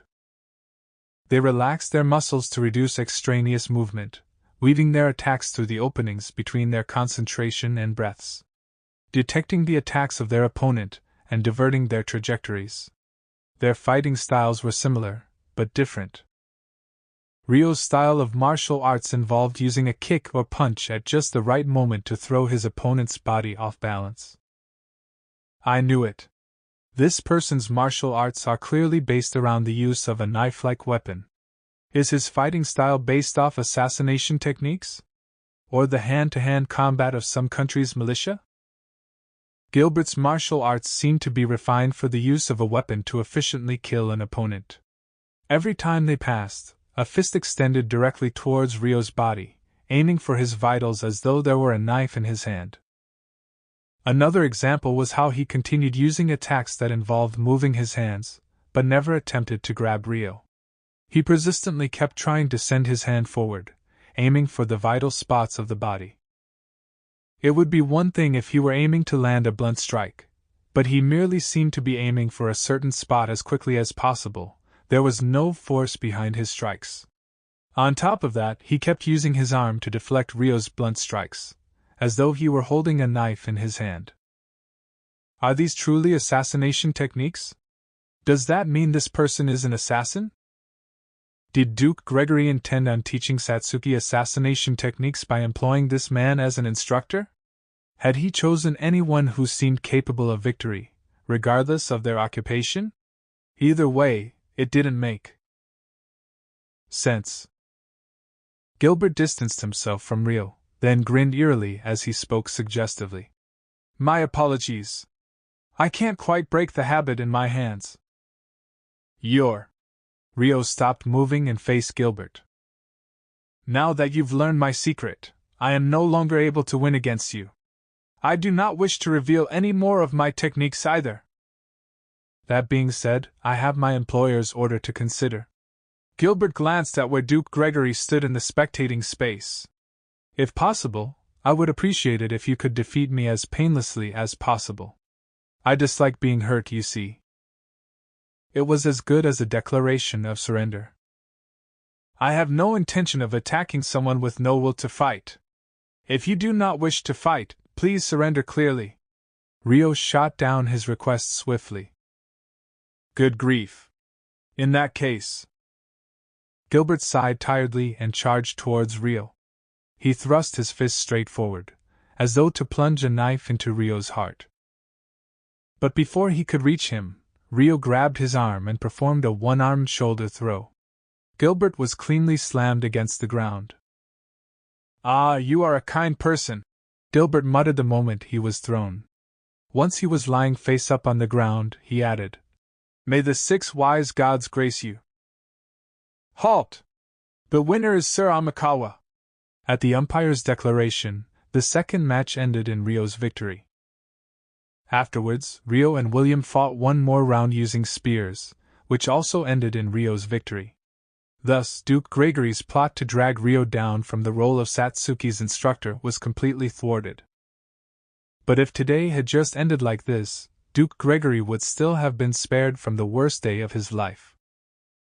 That was wonderful, Haruto. At the end of the third round, Francois entered the grounds to praise Rio. Thank you. I cannot imagine anyone better suited for the role of Lady Satsuki's instructor. That was proven today. Isn't that right, Clement? Yes, Clement rasped, barely managing to nod. The truth of 3 consecutive losses had been thrust in his face. He wanted to retort, but he had no means of doing so. The man named Clement Gregory wasn't opposed to acting shamelessly for the sake of his goals, but he was also aware that fussing further would just be a disgrace. And so, Lady Satsuki's instructor will continue to be Haruto. The method of instruction will also be left to his discretion, Francois declared in a loud voice so that the spectators could hear. Just then, a knight came running over in a panic. Your Majesty! What is it? We're in the middle of something here. I am terribly sorry for interrupting, but this is an emergency, the knight panted. Speak. At Francois's word, the knight shot a pitiful glance at Duke Gregory's face. We have received notice that the capital of Duke Gregory's territory has fallen. His son, the governor, has been taken hostage. W.H. What? Duke Gregory's scream echoed across the training grounds. Chapter 6: Quiet Invasion. Duke Gregory's territory was located at the northernmost end of Galark. The Krisha family of the south, and the Gregory family of the north. Since the dawn of history, these 2 duke families supported the kingdom from one end to the other. However, the events that were to happen to the Gregory territory today were never before seen in history. Early afternoon that day, before the 3 matches were held, a group being led by Saint Erica was staying in Grail, the capital of Duke Gregory's territory. Erica gathered the group in a room of a peasant inn to address them all. Everyone, what did you think of this city after walking around yesterday? She asked cheerfully, looking around at the faces of her companions. By which you mean? The companions exchanged confused glances with each other. We are about to seize this city and commence our invasion of the Galark kingdom. You will all be seizing this city with me. Not because I want it, but because you wish to do so of your own accord. That is why I want to hear about what you saw, where you stood, where you went, and what you felt. I had you look around the city by yourselves for this purpose, Erica explained, looking around at everyone's faces once again. It's a very big city, one young man eventually said. Far bigger than the capital of our nation. If a suburban city is this big, then the capital must be even greater. A similarly aged woman seated nearby spoke up after him. Will we really be able to seize a city this big by ourselves? She asked worriedly. The total number of their party, including Erica, was 10. A mere 10 people. Erica sighed. Even if they enhanced their physical abilities, the other 9 each only had the strength of a knight at most. How could they storm such a large city and seize control of it? They were probably worried about that. What are you getting faint-hearted about? We have Saint Erica's beast of the land on our side. That's right. If the divine beast rampages a bit, this city will fall in an instant. There were others who were confident about seizing the city. They believed in Erica's beast of the land. However, you mustn't misunderstand everyone. We are indeed invading this kingdom. However, our enemies are the royalty and nobility ruling this country, not the innocent people of this land. Summoning the beast of the land within the city would be a catastrophe. I cannot sacrifice the people of this land for no good reason, Erica said, expressing her reluctance to call the beast of the land to capture the city. So we must take over this city without the use of the divine beast. Yes. How in the world are we supposed to do that? Could they occupy a city with a mere 10 people? With Saint Erica on our side, we have nothing to fear from their army. Indeed. Even without the divine beast, we can still take over the city easily. But there's only 10 of us. Saint Erica cannot use her full power while keeping the residents unharmed, and if there's someone as strong as the man who attacked our capital here. The optimistic people who believed in Erica's strength fell quiet. They were probably recalling Rio, who had fought with the beast of the land on equal footing. If a warrior like that appeared, Even Erica would struggle against multiple opponents at once. Indeed, it would be a little bothersome if someone like him appeared. But I have no intention of losing, Erica answered. This isn't a battlefield where we hurl all of our forces at each other. We are infiltrating the enemy's territory, making the first move in a local war. There are plenty of ways to succeed. Ooh. The group looked at Erica hopefully. What do we have to do? Shall we increase the number of our allies first? Increase our allies? Do you mean we should call for reinforcements from home? No, there are plenty of allies in this city already. Was another squad dispatched along with us? The group looked surprised. They hadn't heard of such a thing. No. I am talking about the people living in this city. The people living in this city? 9 of them made faces that said they'd never thought of that. Like I said before, our enemies are the royalty and nobility ruling this kingdom. There is no need to antagonize the innocent residents of this land. They are the victims that have been oppressed by the rulers, so they will join forces with us. Erica gave them a saint-like smile. Of course. Yes, that's exactly right. They'll become our allies. One after another, the group raised their voices in agreement. They believed that the people of this city would agree with Erica's teachings, just as they had when she first appeared before them. There are a few reasons why I selected this city as the starting point of our invasion. First, as it is located right along the border, it is constructed in a manner that is very easy to defend. On top of that, it is governed by one of the top nobles of the kingdom, making it a considerably large size. The more people living here, the more potential allies are available to us. If everything goes well, we'll be able to obtain a powerful base and many allies in one go. The problem was whether things would go well or not. But for better or worse, the people here all had the utmost faith in Erica. They all saw their imminent victory.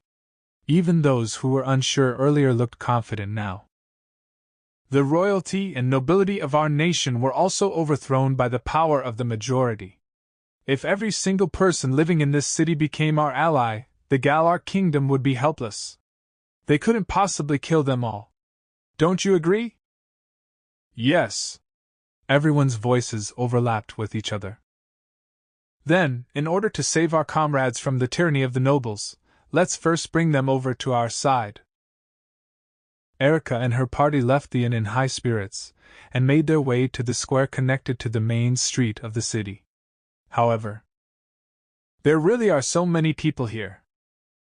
Perhaps it was because they were all countryside dwellers that had never left their tiny nation before. When faced with the bustling street, far livelier than the capital of their own country, they felt daunted. There's nothing to fear. Erica was the only one who marched through the square without the slightest hesitation. Behind her, the rest of the party nodded at each other before following her footsteps with resolution. Erica stopped before the fountain in the square. As for what she was doing in a square where so many people were gathered, "Your attention, everyone!" It was an appeal. Erica raised her voice loud enough to be heard over the noisy square, calling out to the people passing by. The people paused, turning to her in silence. They looked at her with questioning gazes. Before she lost their attention, Erica continued. Don't you all think it's strange? We pay the noble class so much in taxes, yet they do nothing for us. If anything, they look down on us like we deserve to pay them tax. They think of us as dirty commoners. She looked around at the faces of those closest to her, presenting her radical opinion to them. An unknown woman had suddenly started a speech in a corner of the city. Her loud voice attracted quite a few gazes, some of which were unimpressed. However, thanks to the taxes we pay, the noble class live in fancy mansions and estates, wear fancy clothes, eat good meals, have warm clothing, and sleep in soft beds. Yet we are forced to live humble lives in our cramped homes. Erica paid no mind to their dubious gazes, pressing forth with the presentation of her theory. Her speech was entirely extremist in a class society ruled by royalty and nobility. But as the contents of her speech related to the lifestyle of the people, there were many who were listening in spite of their suspicion. Perhaps they were unhappy about having to pay such high taxes as well, and were only holding their tongues out of fear of the noble class. We are forced into absolute submission by the noble class. We must obey their every order, no matter how outrageous. We must constantly live in fear, praying that we won't be targeted by the wrong noble. Even though we are all the same humans. What is it that makes them so different to us? By the time Erica asked that, there were quite a few people who had come closer, be it out of interest or empathy. She had put into words the things they couldn't say themselves. Young lady, an old man chimed in. Yes, sir? You know we can't defy the nobles. I understand exactly what you're saying, but you should leave it at that for your own good. The soldiers will be coming soon. The old man expressed concern for Erica's well-being. In a class society, there was no freedom for commoners to criticize the positions of power. Inciting the antipathy of the noble class was like begging for punishment. Erica met the old man's eyes and smiled gently. You're a very kind person.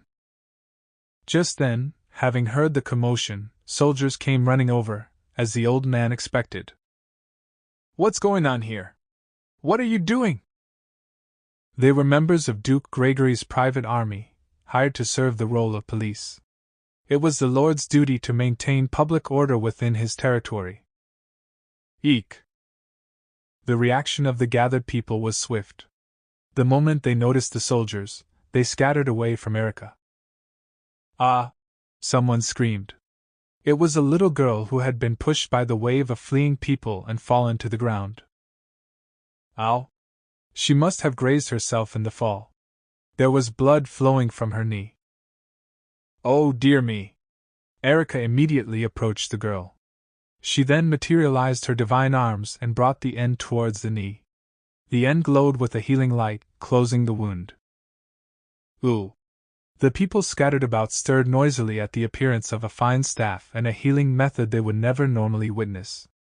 They had distanced themselves from Erica out of fear of the soldiers, but they were now giving her even more attention than before.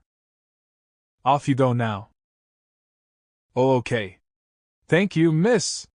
The girl bowed nervously before running off. Hey, woman! What is that staff? The soldier who came running was taken aback by what happened and questioned Erica about her staff. But the other soldier beside him interrupted with a gasp. Excuse me, ma'am. Would you happen to be a noble? He asked politely. The reason for his question was her staff. Only nobles and top-class adventurers possessed magic artifacts containing sorcery. The clothes she wore weren't particularly extravagant, but they were clean and of good quality. It would be bad for them if she was a noble. That was what he was probably thinking. For the record, nobles that possessed territories, such as Duke Gregory, tended to have many vassals without a court rank. The soldiers working in the area generally came from such vassal families. They were treated as quasi-nobles and guaranteed better lifestyles than the average commoner. No, I am not a noble. A renowned adventurer, then? Top-class adventurers tended to have connections to high-ranking nobles, so regular soldiers had to be careful with how they treated them. However, Erica openly disclosed that she was neither of those things. No. I am a regular citizen, no different to everyone else here. What?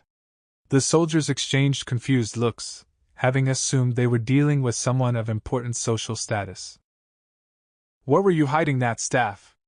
No, why do you have such an item? I've never heard of a magic artifact containing the sorcery to heal. With a clear change of attitude, the soldier that had spoken politely to Erica gruffly questioned her about the staff. This belongs to me. Is there a problem? Erica tilted her head curiously. Where did you get that staff from? Why do you want to know that? Because that staff is clearly a valuable item. There's no way a normal commoner would have such a thing. Are you saying you don't believe this belongs to me, by any chance? That's right. This item is mine. Then prove it. How? The soldier sneered as though to taunt her stupidity. If you can't prove it, then it clearly doesn't belong to you. It was evident from his attitude that he had determined the staff wasn't hers. I suppose I have no choice, then.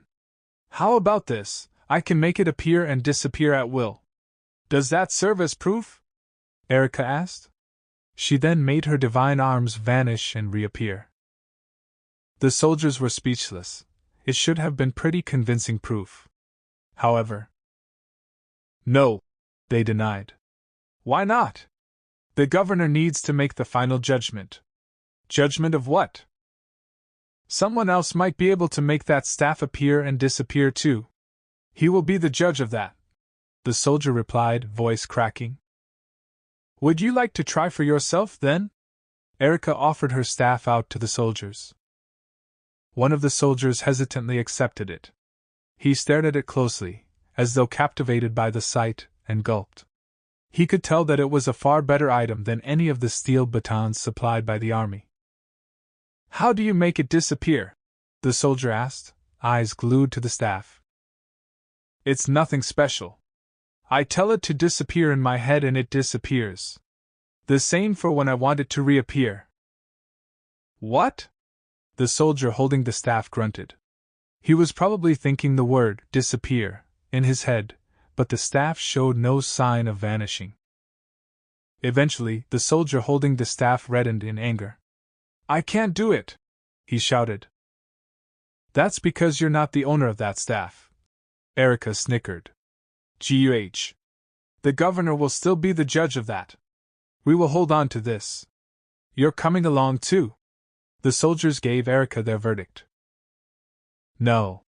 I do not want to go with you. Erica refused them flatly.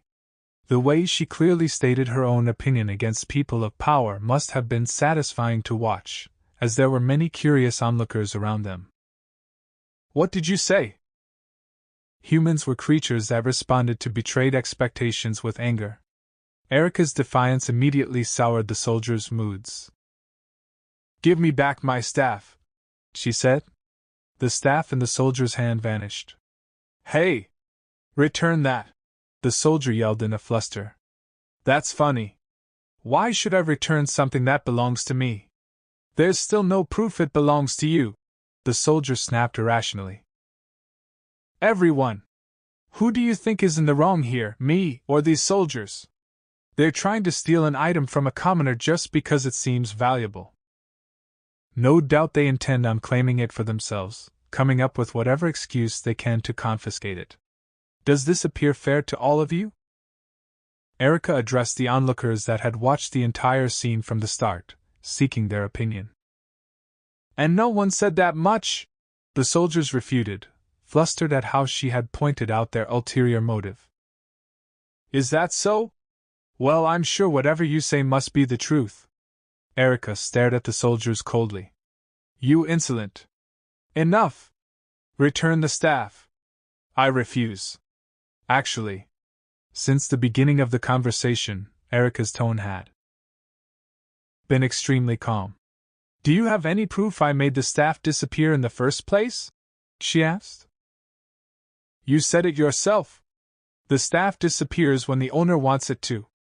Oh, are you acknowledging the fact that I'm the owner then? No! It was just a figure of speech, the soldier yelled with a panicked look. So it disappears when I want it to disappear, even though I'm not the owner? Do you have proof? Please present evidence that the staff disappears even when someone who isn't the owner wants it to disappear. Her words must have been retaliation for the way the soldiers demanded proof from her earlier. The onlookers who had seen the whole thing play out from the beginning caught on immediately. Ha ha! Someone among the onlookers laughed loudly in delight. That's... They had been humiliated before the public. The soldiers turned red as their emotions got the better of them, and they opened their mouths to argue. But no words came out. They were probably at a loss for what to say. Eventually, they realized they wouldn't win a verbal argument. Enough! You're under arrest for the obstruction of public order. The soldiers took out their batons and prepared to suppress Erica for her insubordination. Heh heh. Erica chuckled, and the fight with the soldiers commenced. Over 10 minutes passed in no time. Erica was still locked in battle with the soldiers. But the soldiers she was currently fighting weren't the same ones that initially confronted her. Those two were lying around somewhere in this square. The whole square was covered in over 50 soldiers, all of them defeated by Erica's hand. Excited onlookers were gathered in one corner of the square, along with the party that had followed Erica from their homeland. Heh heh heh. No matter how many soldiers she defeated, more reinforcements came running intermittently.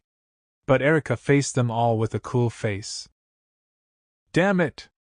Are the direct troops of the governor still not here? Meanwhile, the soldiers surrounding her all looked rather pale. Their allies had been knocked out one after another, so it was only natural. They probably wanted to run away. This is as much as I expected. As I thought, there's no one as strong as that boy. Erica thought as she glanced at the cowering soldiers. She had been wary of the appearance of someone as strong as Rio, but none of her opponents had been particularly threatening so far. This way! Just then, a new group ran into the square. There were roughly 30 people on horseback. Noticing the reinforcements, Erica directed her gaze over at them. Oh? These soldiers look a little stronger. The troops were clearly dressed in better equipment than the other soldiers. Their uniforms resembled the night uniform of the kingdom's military. They were all part of Duke Gregory's private army, an elite unit of the finest soldiers. The onlookers clamored at the appearance of the governor, who ruled the city on Duke Gregory's behalf. Hey, it's the Lord's personal army! The governor is here too! Will that lady be okay? The elite forces dismounted from their horses at a distance from Erica, stepping down onto the ground. But one man remained sitting on his horse. He was Duke Gregory's second son, Maxim Gregory. The eldest son of the family was employed in the capital. Hey, woman!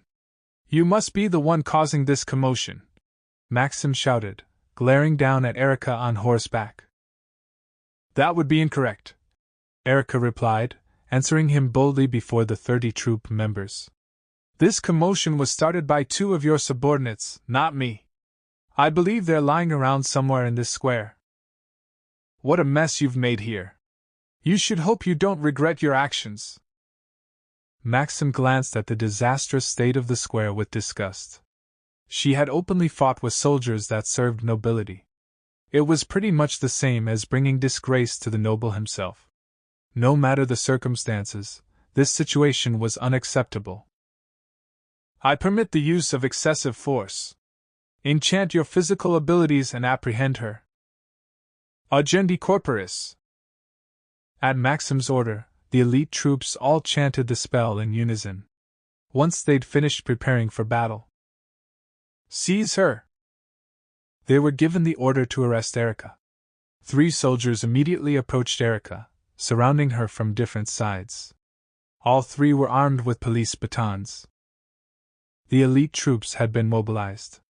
There was nothing else that could be done here. The majority of the onlookers in the square were thinking that. However, their expectations were defied. In a single swing from left to right, Erica defeated all 3 of them. Guh. They weren't dead, but their wounds were anything but superficial. The men who had been mowed down writhed, groaning in pain. Maxim gasped in shock at the sight. What did she? But he immediately snapped back to his senses. All units! He yelled. Before he could command them to charge forward, Erica was running towards the elite troops. She slipped right into the midst of them.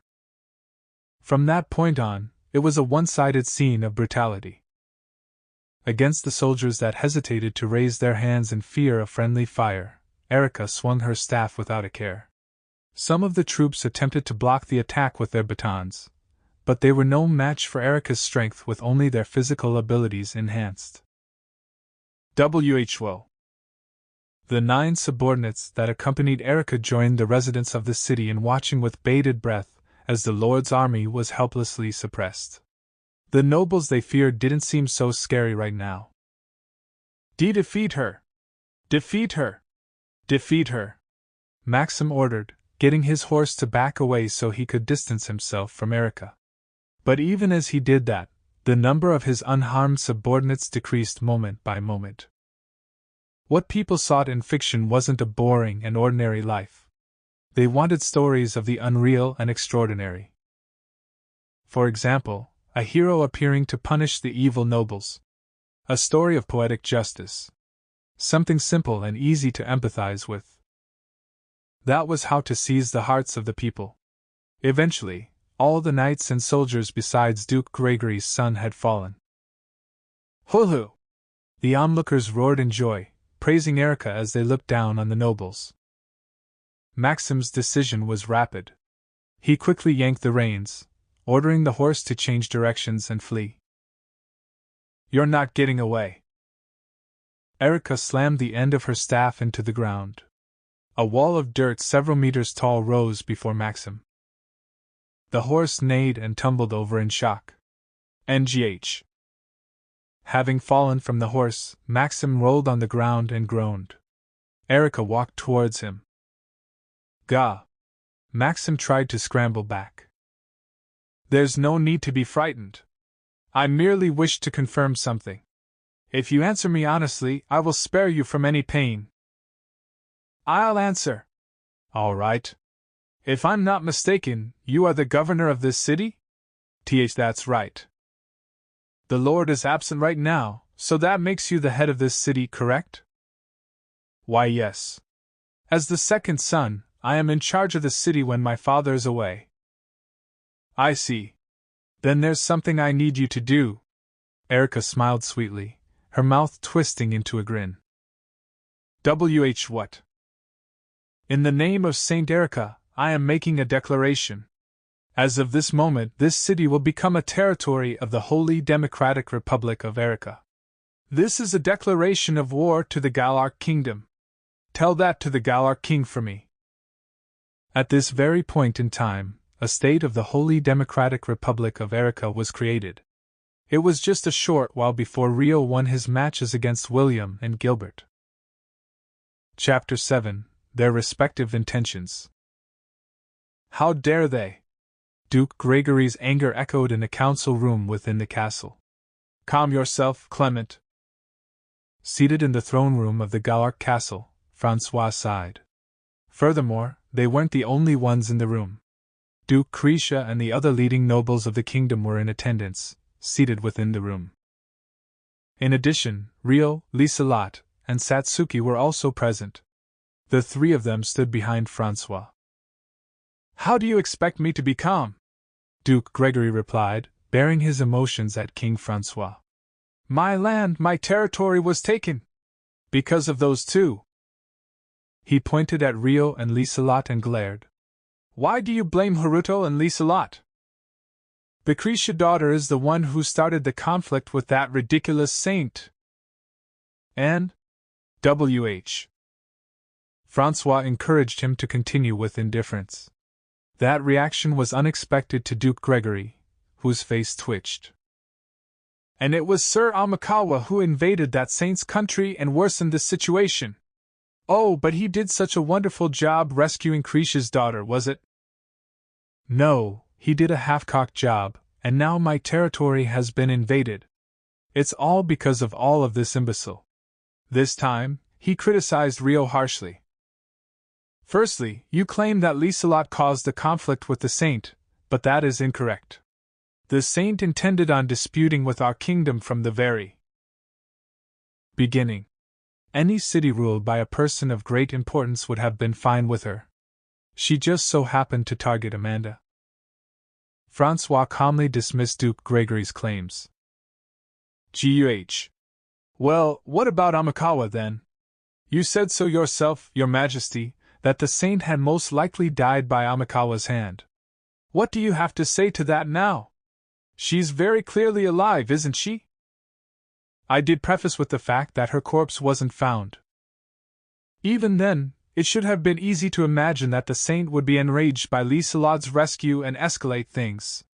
That's why he should have settled everything properly. He made a real mess of things with his inadequacy. You seem insistent on blaming Lieselott and Haruto for this, but the saint invaded a land completely unrelated to them. According to your claims, shouldn't she have targeted Amanda or Haruto's mansion for revenge? In the first place, you seem to be blaming Lieselott for being attacked in the first place. Does this mean you should be similarly criticized for the attack on your land? Grr. You're just arguing in circles. Haruto said he stabbed the saint through the heart. He confirmed her pulse had stopped. Do you consider that an inadequate job? Out of desperation, Duke Gregory expressed his distrust for Rio with extreme resentment. Did he truly pierce the saint's heart? How do you know he isn't lying? He is not a man who would tell such lies, Francois answered without any hesitation. It was proof of his utmost trust in Rio. You! Duke Gregory's eyes widened so far, his bloodshot veins were in danger of bursting. He swallowed his words, unable to argue back against the king, but everyone could see his discontent rising higher and higher by the moment. The greater matter of importance right now is what to do about Grail. Declaring a vital city of our kingdom an exclave of the Holy Democratic Republic of Erica is not something that can be overlooked. That is why I will first send a team to scout the state of the city. Once they confirm that the saint is alive, we will attempt subjugation, Francois said. This is no time to be acting so complacent, Duke Gregory snapped once again. Forget the reconnaissance team and send the enchanted airship fleet immediately to snatch the city back. No, we mustn't underestimate the saint's power. From what Haruto has described, her power is a true threat. If she is still alive, then it would be unwise to send soldiers charging in recklessly. The beast of the land, was it? I find it questionable whether such a monster even exists. Everything that boy says rouses suspicion. It seemed Duke Gregory had nothing but distrust for Rio. It also seemed like he disliked Rio. To be precise, it seemed he didn't want to believe him because he disliked him. I know that you dislike Haruto and are panicking right now. But while this issue involves your territory, at the same time it is a national emergency. As king, I cannot allow you to let your personal feelings affect your judgment in this matter. He would prefer to dismiss Duke Gregory from his position, but things were never that easy. Though he was the king, there was an arrangement with the nobles that even he had to obey. If he wanted to dispossess a lord of his territory, it had to be for a clear and objective reason such as a serious crime on the lord's part. Breaking that arrangement and dismissing a lord one-sidedly would create animosity from every noble in the kingdom. At worst, the kingdom could fall into pieces. In this incident, it was impossible to use Duke Gregory's dislike for Rio as an objective reason for dismissal. That being said, I do not particularly dislike him, Duke Gregory said, having detached his emotions to regain some of his composure. But if your majesty insists, then I will cease my objections. However, would you please consider my opinion on 2 counts? Although he nodded in agreement, it was unlikely he had discarded his resentment for Rio. What are they? The first is regarding the reconnaissance team. You must require someone familiar with the geography of the city. Please use one of my subordinates for that role. That is a reasonable request. However, my personnel will also be in that team, so do keep that in mind. Duke Gregory glared at Rio in annoyance, figuring he would be one of those selected. But he didn't voice his disapproval out loud. Understood, he continued, moving on with the conversation. And once the saint has been subjugated, please deploy the military to recapture the city as swiftly as possible. As the lord of a territory, this was another reasonable request. Francois hadn't wanted to send in the military when the beast of the land could appear, but not sending a single soldier was out of the question. Refusing here would potentially create dissent from every other territory lord as well. Very well. Then I will have 1,000 soldiers on standby. Francois gave a number that could be mobilized easily in an emergency. 1,000, you say? The word merely was omitted, but it was certainly implied. I cannot imagine the saint would have brought that many forces with her into the city. 1,000 should suffice in regaining control of the city. Increasing the numbers would result in longer preparation time as well. I wish to prepare all the necessary personnel and supplies today, so they can depart to resolve the situation tomorrow. A swifter resolution was better for Duke Gregory as well. Besides, his territory was only a few hours away from the capital by airship. If they needed more reinforcements, they could request more without too much effort. Thus, Duke Gregory chose to obediently back down. I understand. Thank you for your consideration. Meanwhile, in Grail, the capital of Duke Gregory's territory, Erica had completed her takeover of the consulate, which was constructed as a fortress. She had taken Duke Gregory's second son Maxim as a hostage. It took no effort to disarm all the soldiers and use the transmission artifact to send notice of Grail's takeover to the Galark castle. However, there were some people who opposed her in spite of the second son being taken hostage, Duke Gregory's third son and his followers. Immediately after Erica made Maxim use the magic artifact to declare war on the capital, they attacked with no regard for the hostage's life. Your little brother doesn't seem to be a fan of yours. Erica chuckled. She was seated in a lounge chair in the office, across from the similarly seated Maxim. Maxim was staring downwards with a conflicted expression. Lying in front of him was his little brother, his magic sealed with a collar. The third son had believed that if he could eliminate Erica after his older brother's huge blunder, he'd obtain a once-in-a-lifetime opportunity to move up into the governor position. Of course, his attempt to do so had resulted in his own capture. In order to recapture the city, I would have done the same. It was the right action as a noble, Maxim muttered. Is that so? Either way, it would be annoying if another fool decided to imitate him. And so, I have a new request to make of you. What? Banish all the residents of the noble district from this city, Erica stated simply. Wah! I can't do such a thing. How would it even be possible? Do you know how many residents there are? From Maxim's point of view, it was an absurd request. How many residents are there? Over 1,000. I see. But they'll leave if you order them to, no? Or do your retainers hate you just as much as your little brother? What? Order them to leave? Erica demanded mercilessly. I can't do that. That's what will make them really hate me. I don't get it. If those 1,000 residents were from the slums instead, you wouldn't hesitate to obey me, would you? Maxim didn't deny her words. Indeed, banishing the poorest people of the city wouldn't be much of a problem. The public order of the city would be unsettled for a while, but he would have overlooked it as a demerit of the current situation. You're fine with banishing the poor, but you can't banish your noble retainers. It really is a strange way of thinking. There's nothing strange about it. The nobles all serve the Gregory family. If I'd banish them, they'd all lose their faith in us. Yet you'd be fine with losing 1,000 of the poorer residents of the territory? Both of them are your people, are they not? They're not the same. Those filthy commoners could never compare to the retainers who work for our family. That's where you're wrong. What? This is already my country, Erica said indifferently. It is no longer the territory of Duke Gregory. I have no need for people with special statuses in my country. That is, of course, unless they're willing to give up those statuses. Father would never accept that. The kingdom won't remain silent either, Maxim muttered bitterly, expressing his utmost opposition. I see. Then perhaps I'll ask your brother instead. He becomes governor if I kill.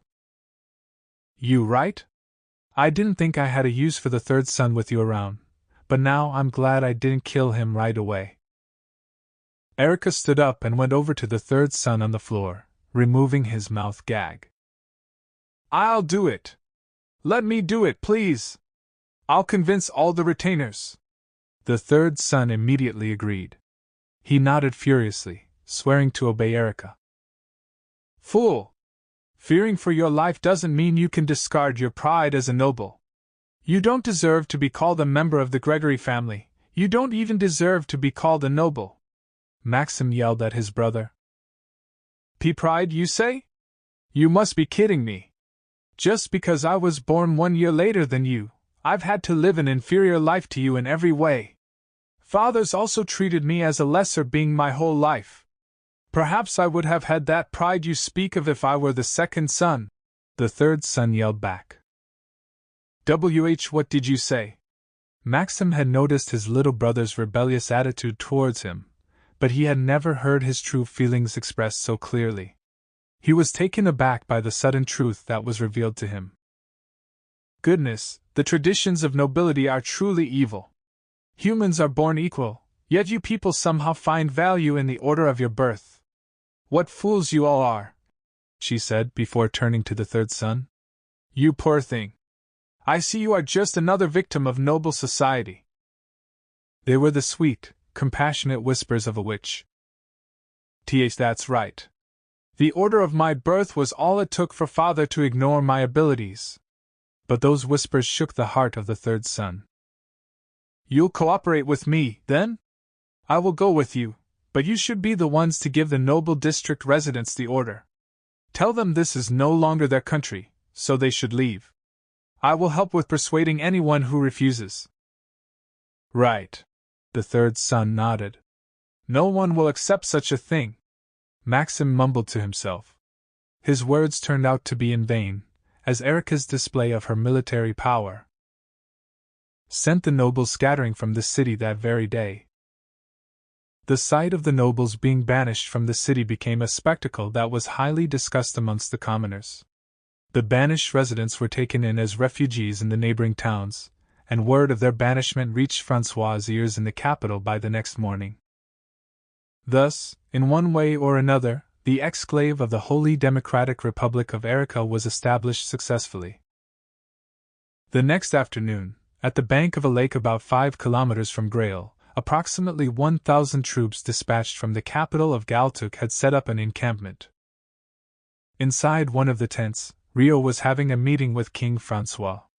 Accompanying Rio were Aishia, Miharu, Celia, Latifa, Satsuki, Sarah, Orphea, Alma, Guki, and Kyoko.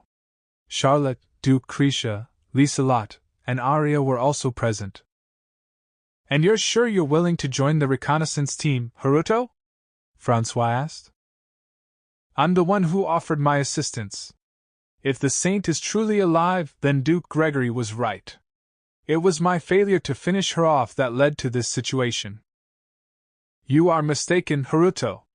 As an honorary knight, you have no duty to serve this kingdom. Yet you've lent us your strength numerous times until now.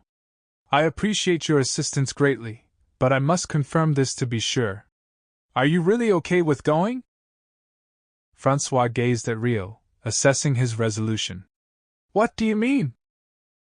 I believe in your strength. And I know just how reassuring it is to have it on our side. That is why I appreciate your volunteering yourself to the cause. However, this is a matter for the kingdom to resolve. Calling it a subjugation doesn't change the fact it is a dirty job to be doing. It's not the same as your mission to rescue Liselot. It is not a burden someone with no duty to the kingdom needs to bear, and it is not a matter you need to be taking part in, Francois said, clearly seeking to gauge Rio's resolve. My decision was made with all these factors already in mind. If the saint is truly alive, then in order to settle this as fast as possible, she must be killed. She is not someone that can be left to her own devices to roam. It was rare for the warm-hearted Rio to say something this extreme. He had even made this violent statement in front of Miharu and the others. The thought of their reaction was a little frightening, but he didn't intend on hiding himself from them at this point. He was a human capable of killing if he believed it to be necessary, and he was about to participate in an operation to kill someone. If he hid this from them, he would feel guilty for the rest of his life. It's true that I shouldn't be taking part in the matters of the Galar kingdom, but this is a personal matter to me. I do not wish to lose the people precious to me, and I don't want to leave their protection up to others. That's why he was willing to do whatever dirty work necessary, Rio stated resolutely. I see.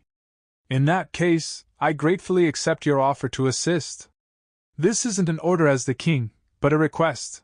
I am formally asking that you help subjugate Saint Erica. Do you accept this request?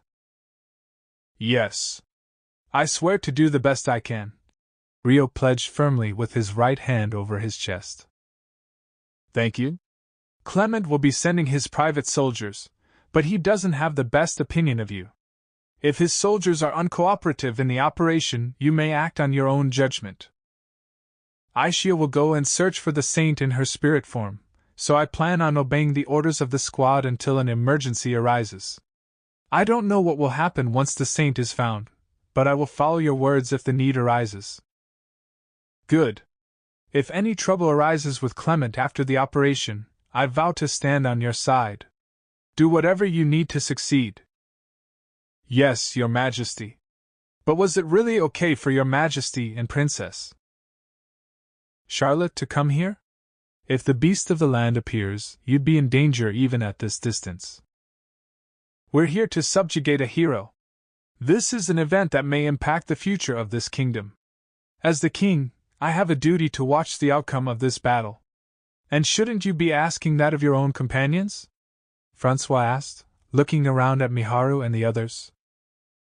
I did tell them it was dangerous. Rio's gaze was also redirected by the question. Everyone came here believing there's something we can do to help. We're all prepared for this, King.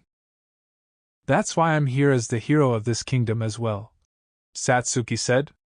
This was something they had all discussed together. Aisha may be the only one who could fight the beast of the land with Rio, but they insisted there was a role that they could fulfill as well.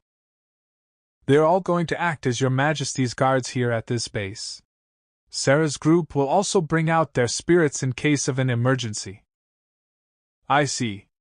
Most of the military personnel will be leaving this base, so that is most reassuring. Francois agreed. As he said, most of the people remaining at the lake base would be non-combatants. This was the breakdown of the 1,000 troops that had been dispatched. First, there was the reconnaissance squad that consisted of Rio and a select few.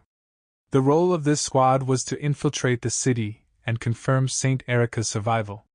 Once they located her, they would consider subjugation. Next, there was the capture squad led by the deputy commander of the First Order of the Knights, William Lopez. Their role was to promptly take back the city once Saint Erica was confirmed either absent or subjugated. They would be on standby at the lake base until they received word from the reconnaissance team. The final group was the base that set up the encampment. This group consisted of Francois and Charlotte, several important figures including Satsuki, and the rest of the non-combatants. Your Majesty. Just then, the knight guarding the tent came inside. What is it? Duke Gregory has arrived. He wishes to hold a strategy meeting regarding the reconnaissance team. Very well. Everyone besides Haruto may excuse themselves. At Francois' order, everyone except Rio and Francois left the tent. They were replaced by Duke Gregory and his private soldiers that formed the reconnaissance team. Humph, bringing all those women to the battlefield. Hoping to get lucky, are we? Duke Gregory shot the girls a look of disdain as he walked past them on his way in, disregarding their strength completely. But no one heard his muttering. Welcome. Are those your people for the reconnaissance team? Yes. I've selected the very best out of those directly under my command, Your Majesty. At Francois' prompting, Duke Gregory introduced his soldiers proudly. There were a total of 4 people, and among them was Gilbert, who Rio fought the day before. When they met eyes, Gilbert gave Rio a silent nod in greeting. Thus, the strategy meeting commenced. I believe the consulate is their headquarters. The refugees reported that the saint took my son and shut herself inside the building. We should assassinate her right away. The first to speak was Duke Gregory, who immediately leaned forward and demanded Francois make a decision. Word of the residents of the noble district flooding the neighboring cities had arrived at the capital via the transmission artifacts this morning. That had probably increased his impatience. However, Francois was only interested in proceeding carefully. Calm down, Clement. Even if we go with subjugation, we must gather more information. First. That is the purpose of the reconnaissance team, no? Duke Gregory frowned unhappily. We already have all the information we need. My banished retainers reported seeing a woman that matched the description of the saint. They also said she had shut herself away in the consulate. What more do you need? Even if the saint is in the consulate, she would have naturally established her defenses. We also don't know anything about the forces she brought into the city. There's also the beast of the land to consider. In order to be absolutely prepared, we should do our due research, Francois said, admonishing Duke Gregory. What beast of the land? As if she could summon a monster as big as a mountain. There's no sign of such a thing anywhere near the city right now. Duke Gregory was extremely unsatisfied with the response. Perhaps that was why he gritted his teeth and opened his mouth. Then what if we took a hostage to draw the saint out? As a saint, she values the people above all else, no? Oh, what a brilliant idea! He said dramatically. It sounded like his emotions were causing him to speak out of desperation, but there was no telling how serious he was. However, even if he had spoken out of desperation, Rio had a rare frown on his face. Although he saw the saint as an enemy, he didn't want to participate in a plan that used innocent people as hostages. You would take your people hostage to regain your land? That makes it hard to tell which side is more justified. Francois had a similar opinion to Rio. He expressed disapproval for Duke Gregory's plan. What naivete! The greatest priority right now is to subjugate the saint, is it not? Unable to criticize Francois directly, Duke Gregory used the last of his rationality to bite down on his lip in detestation and control his words. But he couldn't hold back the sarcasm from the question that came out next. In that case, what would be a good plan? I would love to hear your thoughts, Your Majesty. I am thinking of splitting the team into two groups to scout the noble district and commoner district separately. I imagine the noble district will be heavily guarded due to the consulate within, but Haruto would be able to infiltrate from the skies with his enchanted sword. So you wish to send Amikawa to the noble district? Yes. Your subordinates are familiar with the land, so they should go question the commoners. After a long pause, Duke Gregory nodded. I understand. There's no mistaking it. His Majesty wants to let Amikawa subjugate the saint himself by splitting the team into two. Although he had gained his position from his heritage, he wasn't a duke just for show. Duke Gregory wasn't foolish enough to miss Francois' true intentions. However, it was clear that any point he made would just be evaded. I must do something, but what? What if Rio really subjugated the saint like this? The resolution of this incident would be entirely credited to Rio, indebting Duke Gregory to him for the rest of his life. He wasn't willing to bear that humiliation. It's my territory. I cannot let Amikawa resolve this incident. If this was how Francois was going to be, then he had no choice but to convince him with the result. Just like how Haruto Amikawa once won over Francois' trust.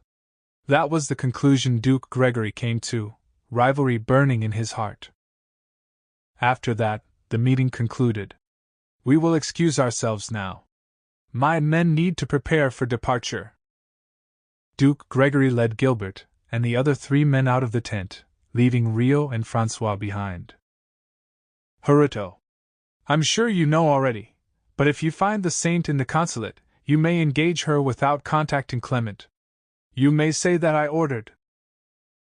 You to do so, Francois said to Rio. At the same time, outside the tent. Follow me. I have something important to discuss, Duke Francois said, leading his 4 men away. Chapter 8: Assassination. Roughly 1 hour after the strategy meeting, the 5 members of the reconnaissance team, including Rio and Gilbert, had successfully infiltrated the territory capital of Grail.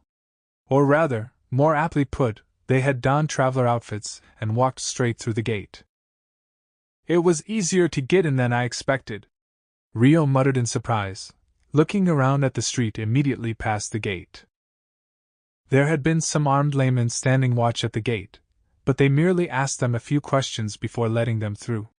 The city had been stolen by the enemy, so it wouldn't have been strange for the gates to be closed to all outsiders. It was rather anticlimactic. The gatekeepers weren't wearing the military uniforms of the Duke's army. The city is most definitely being occupied, although rather sloppily. They looked like complete laymen to me. The abilities of the enemy cannot be much better, Duke Gregory's private soldiers said to Rio. Out of the 5 of them, Rio was the youngest, but he also had the highest status. Duke Gregory considered him an enemy, but his subordinates had to treat him with respect. Being able to walk in freely means the residents can walk out freely, right? Everyone's walking around so normally, it's hard to believe the city's been occupied. It was almost like they had no intention of protecting the city they had captured. Even if the saint could control the beast of the land, wasn't this a little too defenseless of them? It was almost like they were being lured in, giving Rio an eerie impression. At any rate. It may be obvious, but that's Duke Gregory's consulate, right? Rio asked, pointing at the imposing fortress standing at the back of the city. It was the largest building in the city, and it appeared to be built very sturdily. Yes, that's right. Aisha, can you check out the building first? Got it.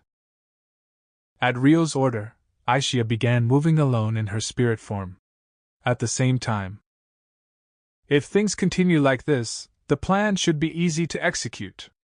Yeah. 2 of Duke Gregory's soldiers whispered between each other. How eerie, Gilbert mumbled. What is? Rio had been standing next to him, so he had overheard his mumbling. Nothing. It just feels like they're asking us to sneak in. Do you think it's a trap? Yes, but that doesn't matter. We're not on some shopping errand, so we can't turn around either way. We can only fulfill our duty. Right. Gilbert had a similar opinion to Rio, but knowing it was a trap didn't mean they could cease their infiltration. Okay, we'll be moving separately from here. When the city bell rings twice, gather in the square at the end of this street. Sir Amakawa, please investigate the consulate in the Noble District. We will go around the market and question the residents. Understood. Until then. Rio split up from the other 4. He headed towards a quiet alleyway to take to the skies and fly into the Noble District. Let's go accomplish our mission as well. Once Rio was completely out of sight, the 4 remaining men headed for the busy square. Rio rose to the skies from the alleyway and flew straight towards the consulate. It took less than a minute for him to reach the Noble District, where the streets were deserted. With all the residents banished, this place is completely bare. Duke Gregory's vassals who originally lived in the Noble District had been banished from the city, so there was naturally no sign of anyone around. But I didn't think there wouldn't be a single guard. Rio checked the houses and streets of the Noble District one by one, but there wasn't a soul to be seen. The gate connecting the Noble and Commoner districts was closed, but there was nothing stopping them from infiltrating on foot. It's really as though they're inviting us in. Is it possible the saint has left the city already? The lack of a single guard was what made things truly suspicious. With things like this, it was more reasonable to assume they had deserted the city after capturing it. Aisha, have you entered the building? Rio made contact with Aisha, who had begun investigating in her spirit form already. Yeah. A reply came immediately. There's no one on this side of town. What about you? I haven't finished checking every room yet, but there's barely anyone here. Barely, meaning there were some? There was a family of 5 locked in a room guarded by 2 people. I think they might be the hostages, but I didn't see the saint. It seemed like the consulate was mostly deserted as well, but it was unlikely the saint had left if the hostages were still being guarded. The hostage is probably Duke Gregory's son. And if there are so few people in the building, I can probably sneak inside as well. I'll be there soon. Okay. I'll finish checking the rest of the rooms first. Wait on the roof for me. All right. Thus, Rio descended for the consulate. He landed on the roof and waited for less than a minute. Haruto. Aishia appeared less than a minute later. Did you find her? No. There's no one in the building other than the hostages and their guards. I see. Rio tapped a hand over his mouth, pondering what to do.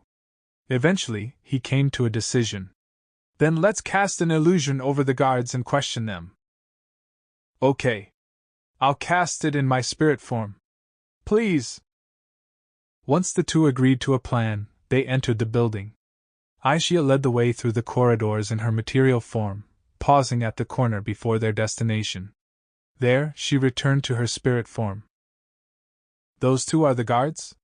Yes. They switched to communicating with each other telepathically. The 2 guards in the corridor didn't seem to be expecting any infiltrators, as they were chatting to each other casually while lounging on the chairs they had brought outside of the room. It was clear they were relaxed.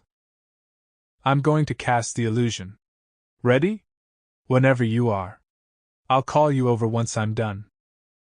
With that, Aishia set off to commence the plan. Several seconds later, she materialized behind the 2 seated guards without any warning. She touched the 2 of them on the backs of their heads. The 2 guards soon had blank looks on their faces. Haruto, the illusion worked. Aishia called down the corridor. Thanks. They believe you're one of their allies that just returned from patrol. I see. Then. There's something I'd like to ask you, Rio said to the 2 guards. Oh, you're back already? What's up? As Aishia said, the 2 believed Rio was one of their allies that had just returned. The 2 of them had been looking downwards, but they lifted their faces at the sound of Rio's voice. Rio hesitated over what kind of tone he should use when addressing them, but he decided to go with a casual approach as allies. Where did Saint Erica go again? Saint Erica went out to observe the city. She went out to the city? Whereabouts? I don't know that much. Probably the old commoner district. Right. So when will she be back? Don't know that either. She said she'd be back by evening. I see. He had thought it was more likely for her to be inside the consulate, but it seemed his visit was for nothing. Who are the hostages inside? Since he was here already, he decided to gather some extra information. The family of the noble governing this city. I believe his name was Greg something. Duke Gregory. That's it. So it's his son after all. For a brief moment, he considered saving them right away. But if he did that, the guards would notice their disappearance as soon as the illusion wore off. His mobility would be lowered if he rescued the hostages now, preventing him from investigating properly. Did Saint Erica say what to do with the hostages? If they weren't in danger of being killed, he wouldn't have to save them immediately. With that in mind, Rio asked after the treatment of the hostages. The army of this kingdom could attack us, so we're leaving them alive for a while. I see. In which case, there was no need to rescue them immediately. I have another question. It's about the others that came with us. The lack of security was also bothering him, so Rio decided to question them more about the forces on their side and gather information. Accompanied by 7 of her companions, Erica was visiting the residential area of the commoner district roughly 10 minutes earlier. The purpose of her visit was to heal the sick and injured. She gathered people who had broken bones, bad backs, or other injuries, and treated them all for free. A long line extended from the vacant house she had turned into a temporary clinic. Ooh. Presently, inside the house, a man who had broken his leg after falling from the rooftop he had been working on was gazing at the divine light glowing from the end of the divine arms. That should do it.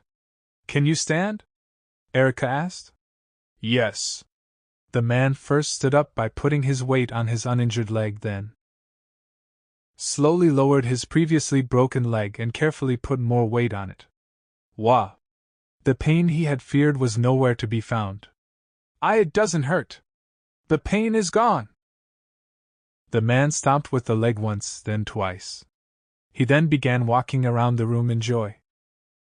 Oh, that's wonderful, dear! A woman who appeared to be his wife exclaimed, hitting him on the back. Why, yeah. But that hurts. You'll break my back next. The woman slapped his back harder. Don't be silly. Oh. Geez, I said that hurts. The man chuckled in spite of his words. Go on, thank the saint properly. Right. Thank you, Saint Erica. Erica turned to the man with a fake smile. I'm glad to be of help. Are you sure you don't want payment? The man asked worriedly. As I said earlier, I don't need it. I may take a few bronze coins as payment next time, but my objective today is to get to know the residents of this city. That is why it's free. I see. You've truly been a great help. The new lord of the territory is amazing, isn't she? I heard it normally costs a gold coin to receive magic healing. Yes, we were just despairing over how we'd survive until his leg healed. There was no such thing as insurance in this world, so if anything happened to the breadwinner of a family, they were normally left without a means of sustenance. I've treated many people since this morning, but it seems there are many families struggling to make a living. I'm thinking of giving the residents an allowance in the near future, so please use that to pad your finances, Erica informed them. Are you giving us something? Yes. It will either be in the form of cash, or of something of high value you can sell yourselves. Why are we receiving something like that from you, the new lord? While they had paid taxes many times in the past, they had never received any money from the lord before. The couple tilted their heads in confusion. It's my present to everyone, to celebrate my induction as the new ruler of this city. Think of it as part of the taxes you have paid until now being returned to you. Are you sure? Yes. I will discuss the details on a later day. I have to heal the next person now, so please leave. Right. The couple made to leave the house, still bewildered. But just before they went out the front door, they exchanged glances with each other, and turned back to wave happily. Thank you, Saint Erica, they said. Erica smiled cheerfully as she saw the couple off. Next person waiting, please, she called out the door. Just as the next patient was about to enter, a man ran inside panting. Help! It's an emergency! He wasn't one of the subordinates Erica brought along from their homeland, so he was probably a resident of the city. What's the matter? Nobles have gathered in the square. They're saying to bring the saint. So they've come, Erica muttered, smirking to herself. She then turned to the man. Let's go. Show me the way quickly. With that, she hurried towards the scene of the commotion, bringing her subordinates as guards. Some residents followed them curiously, making the residential area bustle with activity. There was a man who watched it all. Happened from the shadows. That's the saint? It was Gilbert, the assassin hired by Duke Gregory. He had never seen her face before, but the woman who ran past matched the description he was given. I thought she'd be in the consulate, but she was unexpectedly close by. How fortunate for Duke Gregory. Blending in with the curious onlookers, he followed after Erica. The square where the commotion was occurring was a few minutes away from Erica's temporary clinic. Duke Gregory's 3 subordinates had taken a young mother, and her daughter hostage. A crowd of residents from the city were watching on from afar. Eventually, the crowd in the square split to reveal the saint. Hey! The attention of the three men was drawn towards Erica. When Erica saw the captured parent and child, she covered her mouth in horror. Oh, the inhumanity! So you're the saint! One of Duke Gregory's men shouted. Yes, that is what everyone calls me. I beg of you, please release that family, Erica called out to the three men. Humph, listen, all of you. This woman is no saint. She's a witch, the man yelled loudly for the square to hear. But there was no credibility to the words of a man who had taken a powerless mother and child hostage. To the onlookers, it was clear which side was the villain they should be glaring at. However, for the men who had taken the family hostage, the antipathy of the civilians was inconsequential. As long as the saint was killed, the people could be silenced later. The kingdom won't stay silent at the capture of this historical city. The army is marching towards the city right now, and they will seize back this city upon our order. You have invoked Duke Gregory's rage. He laments the inaction of you foolish citizens. For your failure to take back this city, you will be shown no mercy. Duke Gregory's subordinate denounced Erica while threatening the residents in the square. The expressions of the residents stiffened. The man noticed their fear and continued. However, the benevolent Duke has decided to give you all a chance. If you do not wish to be charged with treason, kill that woman immediately. Then you will all be pardoned. The gazes of the residents were drawn to Erica. Everyone looked nervous. The people that had accompanied Erica here from their homeland surrounded her to protect her. Am I really a witch? Erica said to the quiet square, her words seemingly directed to no one. That's right. You're a witch. That's why you must die. Kill her, Duke Gregory's men demanded. But no one leaped into action. They were afraid of the army, but they were similarly opposed to the idea of dirtying their own hands. Either that, or this was a revolt. What a farce!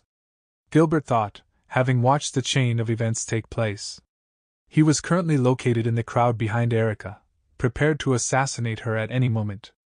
In the current situation, it shouldn't be a difficult task. As for why he had to go along with such a bothersome plan, Duke Gregory had promised rewards to whoever was able to complete the job, which the three men were all vying for. If Gilbert ignored their plans and killed Erica here, he could face some troublesome accusations later. The plan was for someone else to hit Erica first so that Gilbert could blend in with the chaos and assassinate her. But the scene he was being made to watch was rather frustrating. I assume this is their attempt to demonstrate the discord between the saint and the people, but I don't see why they would make such an ugly show of themselves. Humans were foul creatures. That was why Gilbert made a living of assassination, and after taking the lives of countless people, he could affirm that it was the truth. Nothing changed just because his target was a disciple of the 6 wise gods. He had volunteered for the role of Satsuki's instructor out of the faint hope that heroes were special existences, but that Satsuki was just another human. She would eventually end up in the same place as the others, he had thought in disappointment. Hurry up and show your true selves already, Gilbert thought, glaring around at the crowd coldly. If they didn't want to be trampled by the army, they had to murder Erica. That was what they were all thinking, yet no one moved. They were ashamed at the thought of dirtying their own hands. That was the mood that hung over the square, until...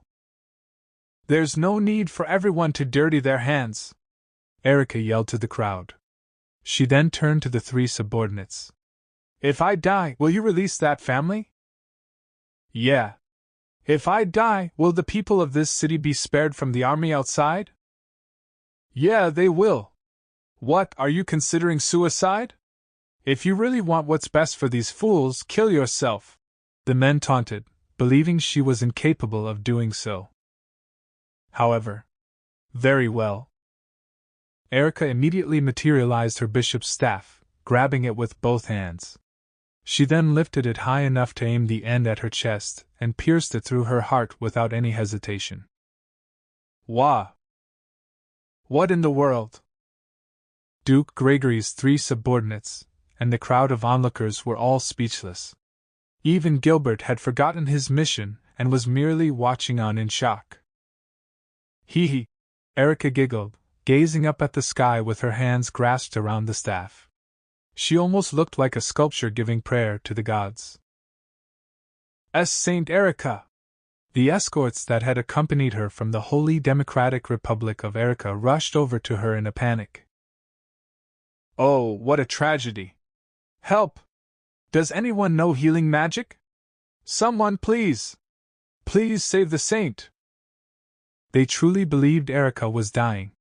Their confusion was no act to them, it was as though the world were ending. But there was someone who was laughing in joy, having witnessed everything up close. Ha! Ha ha ha! Wonderful! What a masterpiece! It was Gilbert. He had always believed that humans were their ugliest when they were killed unfairly. But what about now? How beautiful! Has there ever been a more beautiful death than this? She is no witch. Yes, she is a saint. A true saint. She had taken her own life without hesitation, for the sake of some commoners who didn't even know her. She died gripping her staff in prayer, as though she believed in the beauty of mankind. Gilbert grasped his own hands in prayer, holding his head up towards the skies. Oh, 6 wise gods! I give you my sincerest thanks for letting me witness this moment. I was wrong. I believed humans to be ugly creatures. That is why I dedicated my life to assassination. But humans are beautiful. She has taught me this.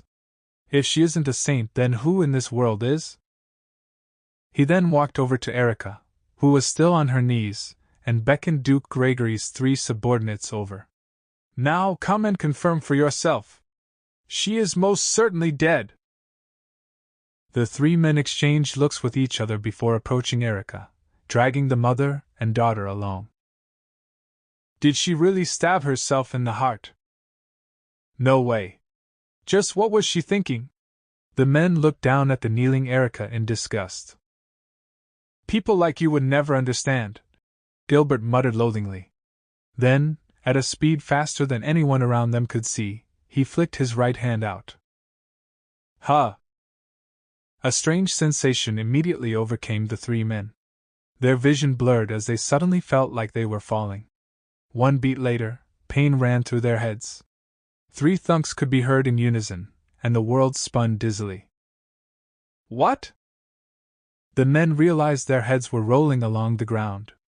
They looked up at Gilbert, who was glaring down at them in disdain. His hands were empty, but they could tell he was the one who had done this to them. Why? They moved their mouths, but no sound came out.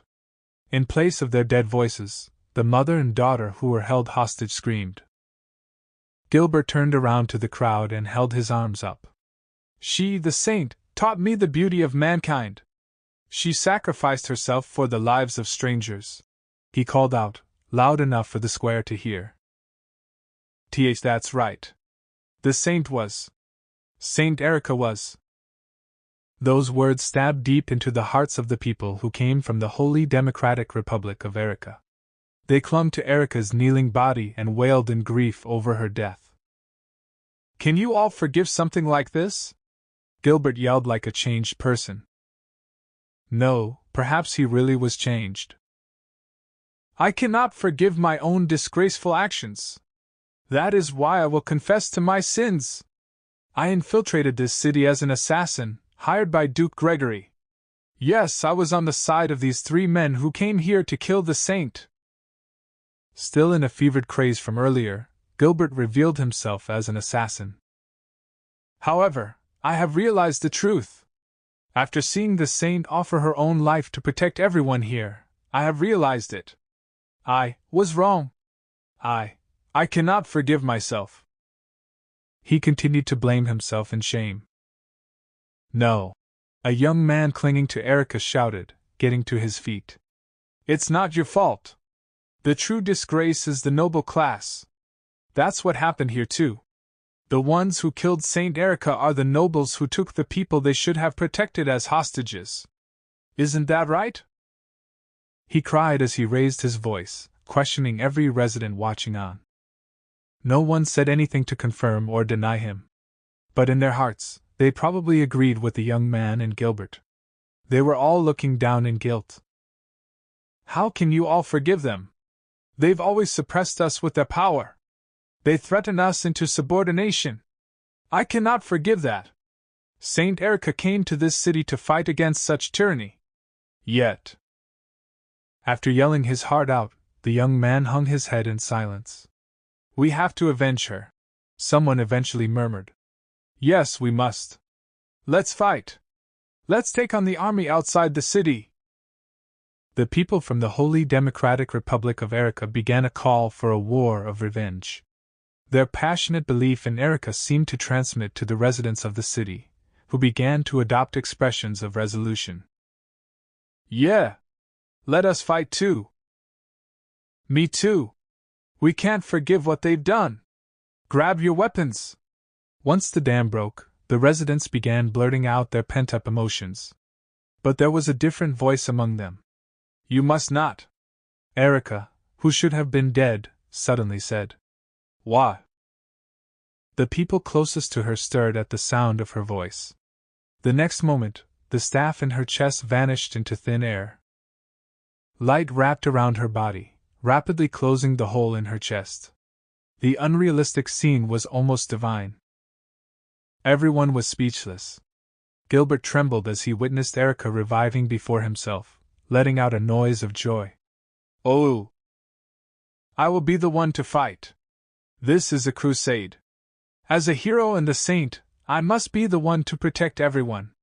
That's why." Erica materialized her staff once more, holding it in her right hand. She stabbed the end into the ground and staggered to her feet. There wasn't a soul who wasn't moved by the sight of the weak saint declaring to fight after a miraculous revival. "I will fight in everyone's place. I was given this power to do that. I summon thee, beast of the land!" Erica yelled, raising her staff high. Several seconds later, "Ruro!" The roar of a destructive monster echoed throughout Duke Gregory's territory. Chapter 9: Crusade. The beast of the land appeared on the outskirts of Grail. Its roar echoed through the air, reaching the Galark army stationed on the plains away from the city, the base by the lake behind them, and even the neighboring cities and villages. "That's the beast of the land that His Majesty described. I had my doubts, but—" Leading the Galark army was the deputy commander of the First Order of the Galark Knights, William Lopez. With his enchanted spear in hand, he trembled at the presence of the beast. Even someone with as much experience as him was almost frozen to the core and paralyzed with fear. "We must retreat immediately! All forces, retreat! Retreat! Fall back to the base at the lake! Change courses now!" However, William was a brilliant commander. Having received orders from King Francois in advance, he yelled the retreat order to the troops. The troops were all professional soldiers with training and expertise. It was also fortunate that Francois had limited the scale of the army so that they could be more mobile in an emergency. But the fact the army was only composed of cavalry, another decision made with mobility in mind, backfired. The horses and griffins that had been raised for the military were so frightened, they wouldn't move as ordered. Some people were thrown from their horses, and the army fell into disarray. Inside the city, the residents were similarly trembling at the appearance of the beast of the land, which was the size of a small mountain. It stood outside the city with its back to the residents. If it had been facing them, they probably would have panicked. No, it wouldn't be strange for them to panic anyway, if they continued to have no explanation regarding the beast. However, "Everyone! That is a miracle created by Saint Erica! It is the beast of the land, and it is our ally! Rest assured, it's on our side! Saint Erica is both a saint and a hero!" The people from the Holy Democratic Republic of Erica all knew about the beast of the land. They immediately called out to the residents, assuring them it was friendly. The beast of the land obeys my orders. As proof, you can see how it remains still as it waits for my command. I will now give the beast an order, the order to protect everyone and eliminate the Galark army outside these walls, Erica said, trying to emphasize the beast of the land's harmlessness. Can you forgive them all? They declared you traitors without listening to what you had to say. They treat you like filth and throw you away. Can you forget the noble class for that? She asked the people, stirring them up. I cannot. The way nobility decides the value of others and places itself on top is an unforgivable evil of this world. Such people must be erased from this world. That is why I asked you all, can you truly forgive the royalty and nobility outside this city? Her earnest words seemed to strike the hearts of those listening, as voices began to rise across the square. I can't forgive them. That's right. The frustration from constantly being oppressed normally had nowhere to go. But now they were being told it was okay to release those feelings, which was why their emotions exploded. However, humans must not fight for hatred. Fighting for hatred is another evil. You must not attack others out of rage. Erica preached her ideals. Judging the evil in this world is a special duty bestowed upon the gods. You are not gods, so you must remain good through your actions. Erica continued calling to the people, advising them not to turn to evil. Vengeance is mine. I will reply. Your rage is my rage. That is why, as the hero and agent of God, I will execute judgment on everyone's behalf, she declared grandly. Yeah. Great hero. Saint Erica. We're not afraid of the Duke. The army doesn't scare us. We'll follow you and your beast of the land. Those with the will to fight, rise. Saint Erica will lead us to victory. It's a crusade. Yes, this is a crusade. Voices called through the square one after another. The spirits of the people had risen to the max. There were some parts of the saint's speech they didn't understand, but her feelings had been conveyed.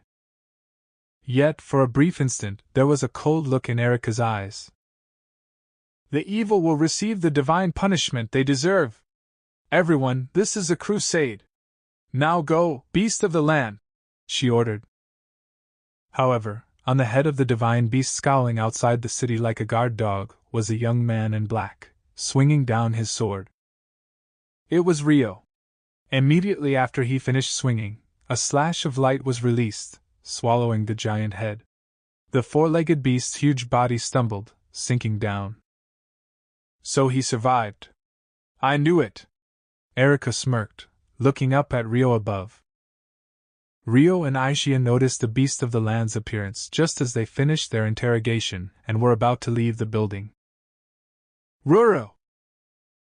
The monstrous roar could be heard through the thick walls. Oh no! Rio mumbled bitterly.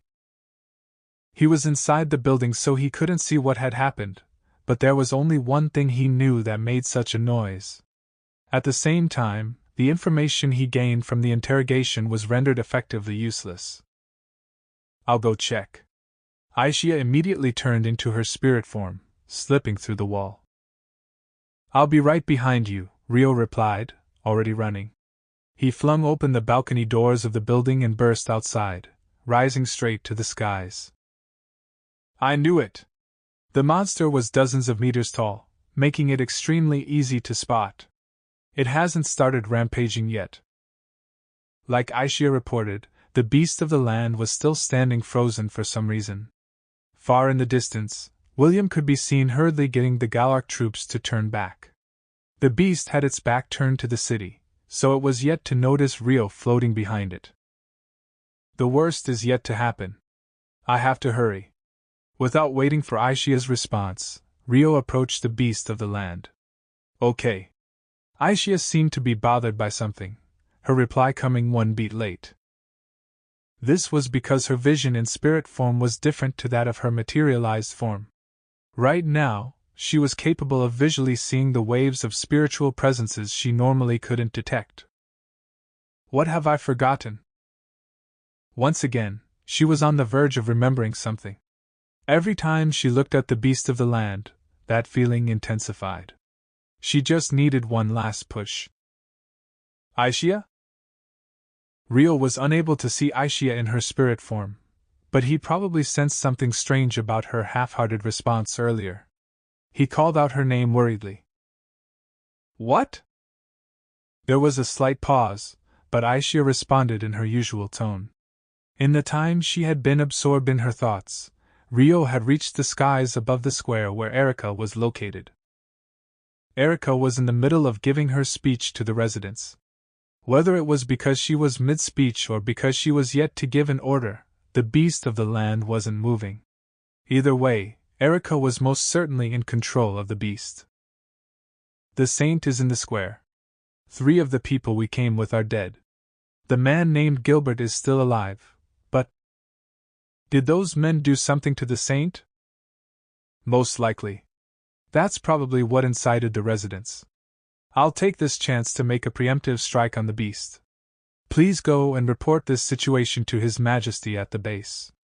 Tell them to leave us and run. All right. I'm going to start stocking magic essence. Rio drew his sword. He wavered for a moment, wondering whether to attack Erica or the beast of the land first, but decided on the one that could do more damage. Besides, there was no guarantee the beast of the land would disappear if Erica was defeated first anyway. I'll be right back. Aishia began moving in her spirit form. She could travel faster if she materialized and accelerated herself with spirit arts, but she didn't want to risk being detected by the beast. That's why she planned on waiting for the moment Rio attacked before materializing. As the hero and agent of God, I will execute judgment on everyone's behalf. On the ground, Erica's speech was reaching its climax. The residents began roaring in excitement. Okay. Rio was able to refine the magic essence required. He condensed all the essence into his sword, not letting the slightest amount escape. The evil will receive the divine punishment they deserve. Everyone, this is a crusade. Now go, beast of the land. As Erica was saying those words, Rio closed in on the beast of the land from several hundred meters away, aiming straight for its head. Ha! He slammed a powerful strike into its vital point. The beast's head was enveloped in light, stumbling forward as its 4 legs were shaken off balance. That wasn't enough. Rio readied his sword once again, promptly changing course midair and aiming for the beast's rear. The snake heads at the end of its 3 tails had their mouths open, ready to fire a blast of light, until Rio slashed at them with a similar blade of light. After that, he continued refining magic essence to create giant blasts of light aimed at the base of the tail and the body of the beast. Grah! The beast of the land suddenly leaped upwards, attempting to blow away Rio floating above its back. Ha! Rio used the wind to move like a leaf, evading the beast. The beast of the land was still full of life, bearing its full hostility towards Rio. It had been damaged by the attacks Rio landed, but the wounds were healing before his eyes. As I suspected, it was pretending to be dead last time I cut its neck. He still had no idea how much damage it would take to defeat this beast. But he had to try anyway. Meanwhile, in the skies away from the city, Aishia materialized. Rah! The beast of the land whipped around in her direction with a start. It glared at Aishia with clear hostility, and the 3 snake heads at the end of its tail opened their mouths at her. Magic essence gathered so that it could fire a blast. Raph? However, Rio landed a slash of wind at the beast's abdomen. The 100-meter-long torso of the beast shook violently in the air. Your opponent is over here. He didn't believe it could understand words, but he spoke to it anyway. Grah! The beast of the land glared at Rio in annoyance and roared. Thus, the battle between Rio and the beast of the land resumed.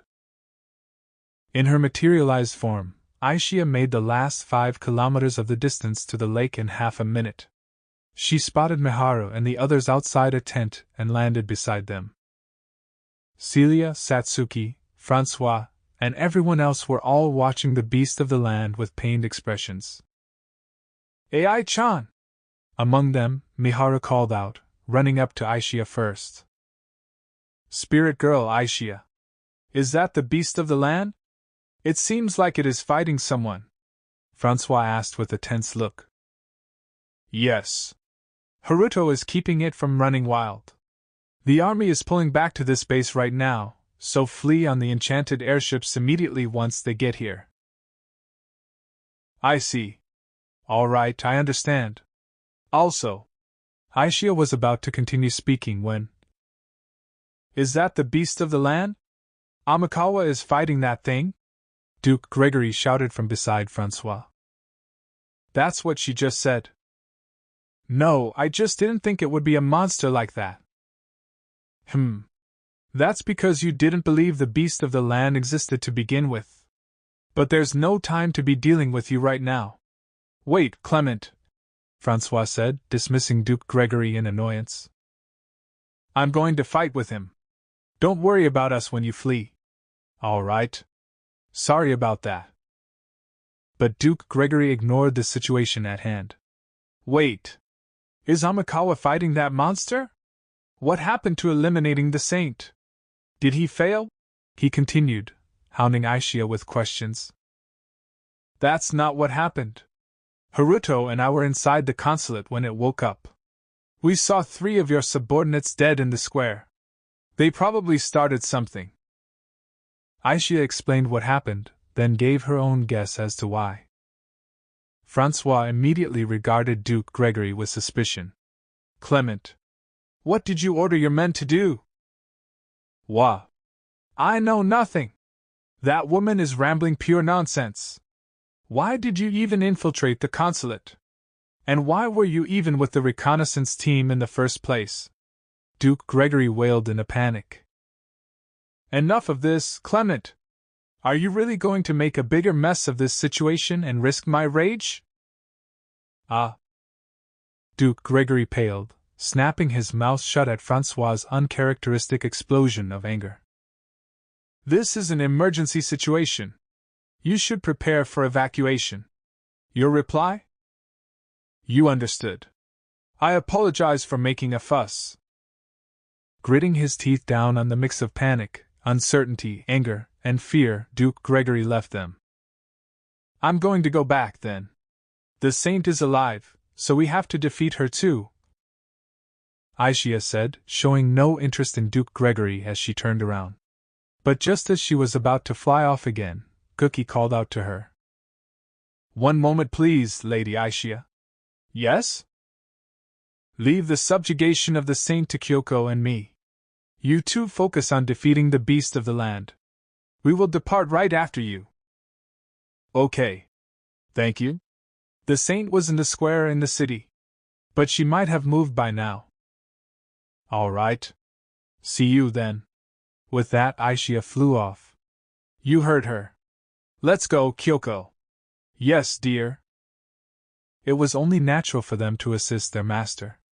Kyoko expressed no objections as she nodded quietly. In that case, please ride on Ariel. I will accompany you, Orpheus said, offering Ariel as a means of transport. We'd appreciate that, Gookie accepted, bowing his head. Let's leave right away. We should head for an open space for our departure. Then, he started to walk away, heading for an open space where Ariel could materialize, when... Hold on! Celia and Liselot stood together. Arya, who was behind them, was the one who had stopped Gookie. The two of you don't know what the saint looks like. Would you consider taking me along? Arya asked, seeking Gookie and Kyoko's permission to accompany them. She then turned to her master, Liselot, to do the same. Lady Liselot, I owe a great debt to Sir Amikawa. I also have a score to settle with Saint Erica. You are my appointed lord and master, so please grant me permission to go. You may go, But you have to return. Liselot agreed, respecting Aria's intentions. She then turned to Guki and Kyoko. She's my most skilled subordinate, so I believe she will be of help to you. Is it all right if she accompanies you? We would be glad to have her. Let's get going. Guki left, taking Kyoko, Aria, and Orphea with him. We'll focus on protecting the base. The beast of the land's attacks may fly this way, Sarah suggested. Hel and Ifrita might need to help out too, Alma agreed. Hearing that, Miharu offered to supply her magic essence. In that case, I'll provide the essence they need to materialize. You two should save your essence. Meanwhile, Rio was engaged with the beast of the land in a close-range battle. Graph! The beast swatted at Rio as though he were an annoying fly buzzing around its body. It wouldn't have been surprising for a creature of its size to create earthquakes with every leap, but Erica must have ordered it not to damage the city, as its landings were surprisingly light-footed. Ra! Each time Rio spotted an opening, he would envelop his blade in wind and light, and create a slashing attack that was 20 meters in length, aiming it at the beast's body. At a glance, fighting at such a close distance seemed dangerous, but the most troublesome attack the beast of the land possessed was the breath attack it released from its mouth and tails. By sticking close to its body, Rio succeeded in sealing those moves. In that sense, he seemed to have the advantage. However, it heals rapidly every time I damage it. His attacks themselves seemed to be effective, but there was no way of telling how much so. Was there no limit to the beast's recovery? How much damage was required for a fatal wound? Would it eventually fall if he continued attacking it? There was no way of knowing. I can at least buy some time, he thought. Grr. The beast of the land halted its swinging at Rio and stopped moving. What is it thinking? He had a bad feeling about it, but Rio continued his attacks. RRRGH! The beast of the land motionlessly endured it. In fact, it seemed like it wasn't affected at all. What?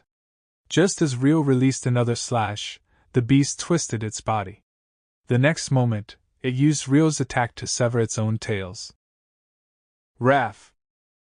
The three tails started flying of their own will, accelerating towards the Galark army that was still retreating, and the base with Miharu and the others past them. No! Rio tried to pursue the tails in a fluster. Gra! But the moment he turned his back, the beast of the land let out a breath from its mouth. From the square where Erica was located, it appeared as though Rio had been swallowed by the beast's breath. Who? Cheers erupted from the residents. They were worried when Rio first appeared out of nowhere and put up an even fight with the beast, so they were clearly relieved at this turn of events. Ha! Ha ha! He got blown away. There'll be nothing left of him, they all rejoined. Did you see that? His attacks are powerless before the beast of the land. But the reverse does not apply.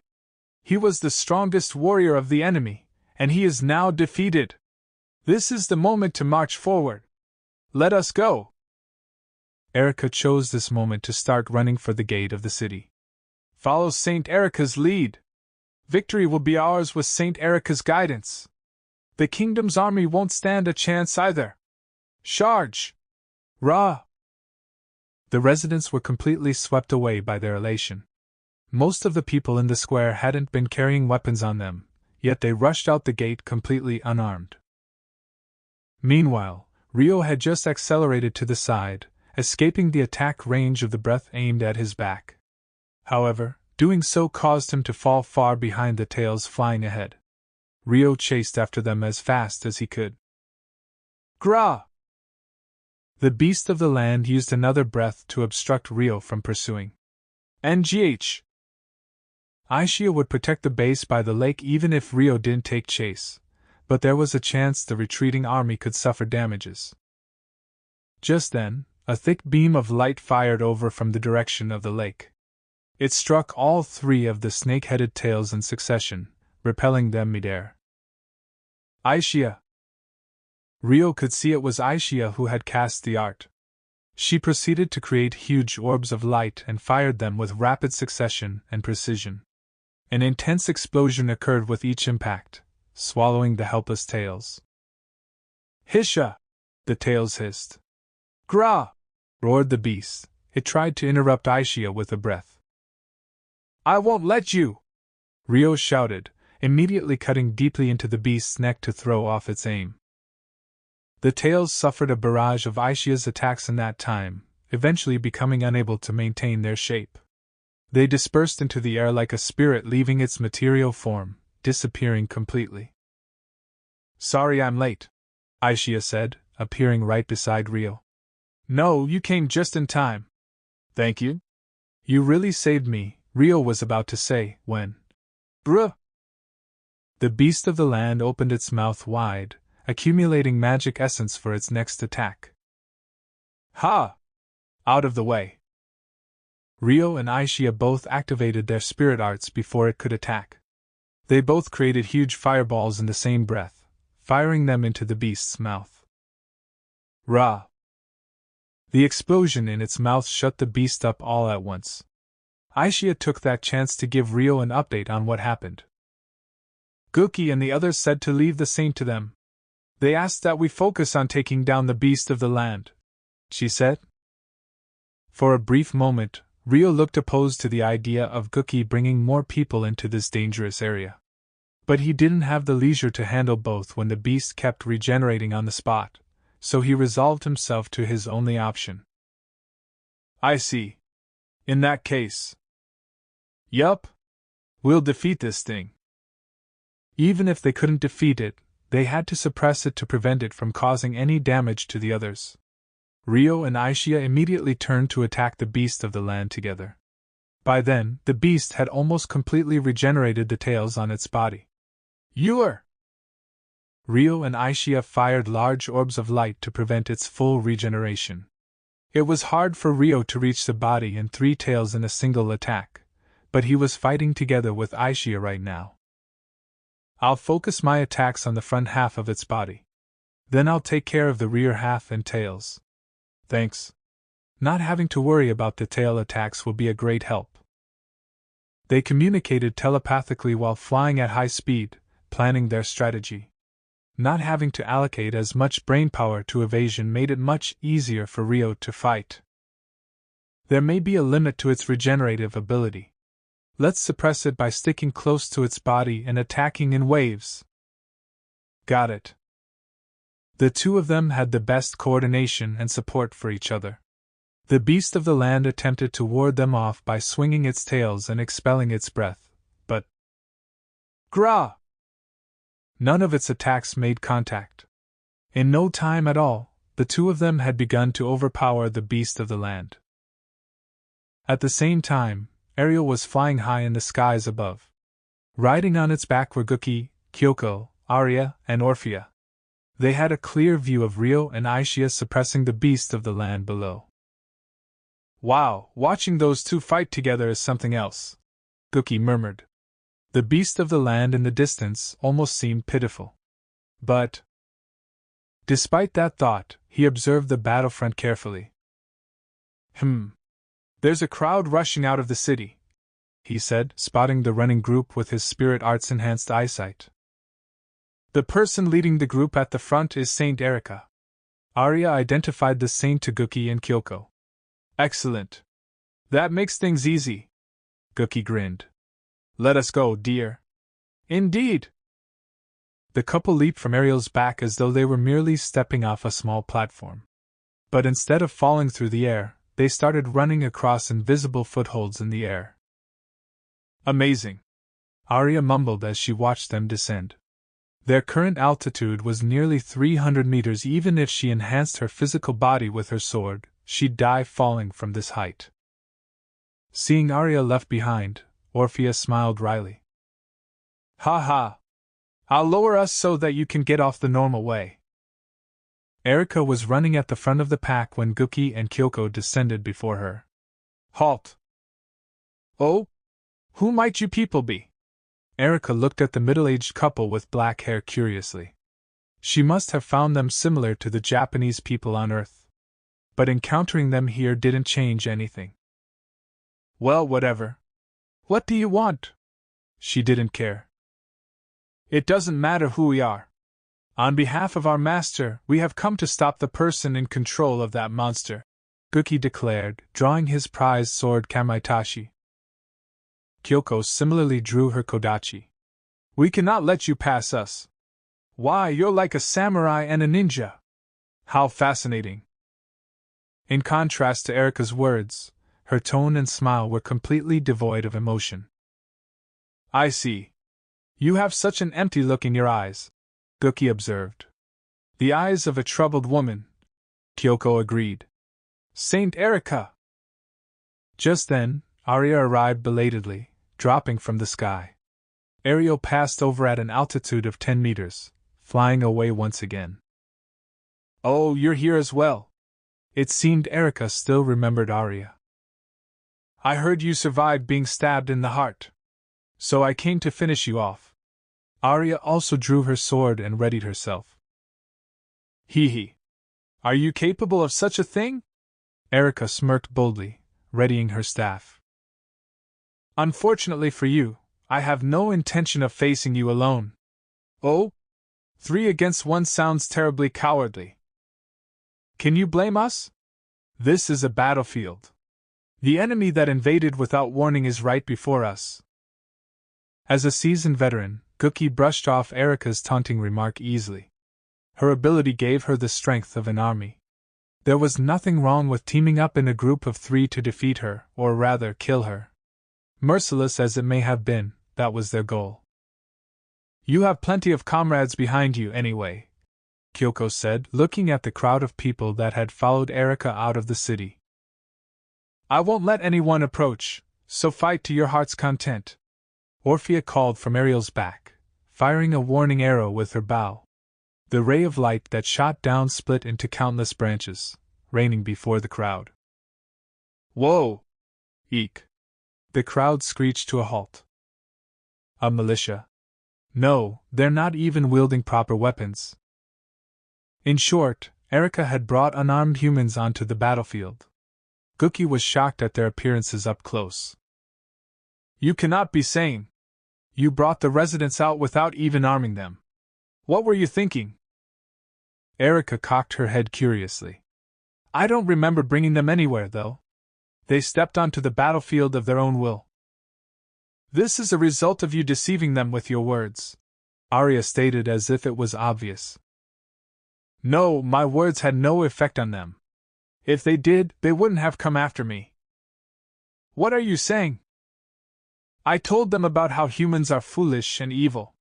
It seems they won't understand even if it kills them. Erika sneered scornfully. Either way, everything will be resolved if we defeat you. Both the troops behind you and that monster will lose the will to fight, Guki pointed out. The crowd was clearly losing their will to fight already, seeing the barrage of arrows Orphea had released. Yes, that is true. In which case, we should get started. Guki took half a step forward, ready to face Erika. Just then, a knife came flying from within the crowd. It was aimed precisely for Guki's heart, shooting at a terrifyingly fast speed. But Guki merely flicked his sword, knocking the knife away. Lady Saint? One man rushed forward from the crowd. He was surprisingly fast to approach Erika, immediately bowing his head in a fluid motion. Oh? You are. My name is Gilbert. Yes, I remember, Erika said, looking at his face. The one who had a change of heart. You are too kind, great saint. Earlier, you said that one should not fight out of hatred. That only the gods are allowed to bestow punishment upon others. In which case, I wish to fight to protect you. I know I originally came here to kill you, but will you allow me to fight to protect you? Gilbert drooped his head as though he was completely enraptured by her. Isn't that one of the men that infiltrated the city with Sir Haruto? He seems to have switched sides. Guki and Kyoko looked on in annoyance. I am grateful for your devotion, Gilbert. Please give me your assistance. I am but a lowly human only capable of killing others. I have committed many sins throughout my life. But that is why I may be of use in this situation. Allow me to join you on your journey. In that case, please take care of one of these three. I will take on the remaining two. As you wish. And so, Gilbert joined Erika's battle. At that, Kyoko turned to Guki and Arya. I will handle that man. You two focus on the saint. Hee hee. Now it's 3 against 2. Erika smiled fearlessly. Your destiny to die here will not change, Arya said coldly. Will you people be able to kill me? I shall look forward to it. Truly, Erika replied, almost as though she desired that. Let's begin. She then raised her staff and slammed it into the ground. Countless spears of dirt immediately attacked Guki, Kyoko, and Arya. The three reacted instinctively, leaping back. The spears became obstacles hiding Erika and Gilbert from view. However, Arya and Kyoko immediately dashed around the spears from each side. This left Guki behind the dirt spears. These two are fast. They must have enchanted swords. As a fellow enchanted sword wielder, Gilbert immediately sensed that they were formidable opponents. So you're the one facing me, he said to the approaching Kyoko, taking out a throwing knife hidden under his coat and flinging it with his right hand. He then took out another knife with his left hand and closed the distance with Kyoko. Kyoko swung the kodachi in her left hand, deflecting the throwing knife. Her speed didn't falter at all as she drew closer to Gilbert. Once the two were within reach of each other, their left hands swung at a speed faster than the eye could see. The screech of metal clashing with metal echoed. Splendid, Gilbert grinned. A knife had suddenly appeared in the right hand he had held lowered. The knife was soon released, flying towards Kyoko's throat. Kyoko swung the kodachi in her right hand, knocking away the flying knife without even looking. Gilbert backed away, eyes widening faintly. I'm shocked. Most of my opponents die from that right away. I learned from your match with Sir Haruto that you excel in targeting people's blind spots. And I know how to deal with the devious techniques of assassins. Oh? You don't seem to be from the same profession. Were you a bodyguard of someone important? As Gilbert guessed, Kyoko was once the royal guard of Ryo's mother, Ayame. She had learned various assassination techniques and how to counter them in order to protect her charge. You're very talkative for an assassin. I've already washed my hands of the profession. Your hands seem to be contradicting your words. Another throwing knife had gone flying as they spoke, weaving through the gaps of awareness. Kyoko knocked it away in annoyance. Alas! It seems the best way to kill you is from up close. No sooner had Gilbert said those words than he started running, holding the knife in his left hand ready as he took another throwing knife out with his right hand. At the same time, he glanced over at the saint fighting Arya beside him. Ooh, Lady Saint! At the shocking scene beside him, Gilbert came to a screeching halt. A bit earlier, having just evaded the rising spears of dirt, Arya charged in the opposite direction to Kyoko, rushing straight for Erika. Erika exceeded her in physical strength, but Arya's technical skills balanced the scales. If she faced her in her best condition in a direct battle, it would only be a matter of time before she won. However, there was one way for an amateur at combat to win against a seasoned fighter. This woman is prepared to take damage in exchange for the chance to counterattack.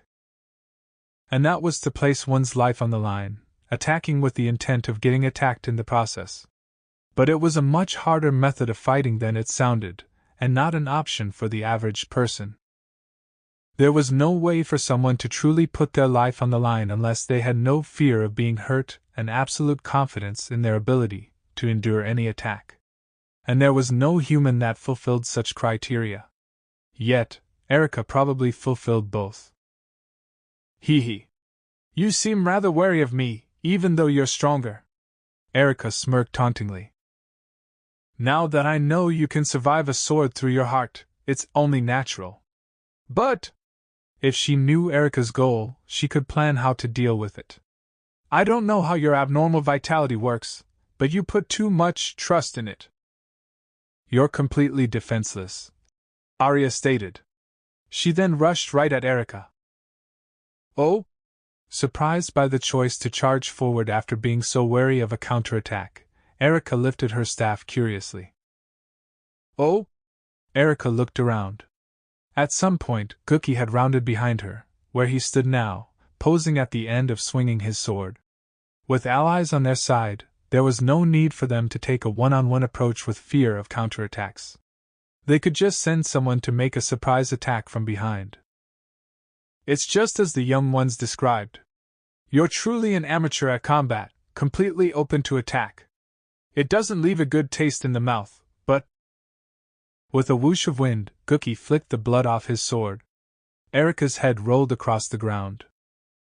You said it was 2 against 1 yourself, no? Arya said, stabbing her sword through Erica's heart from the front.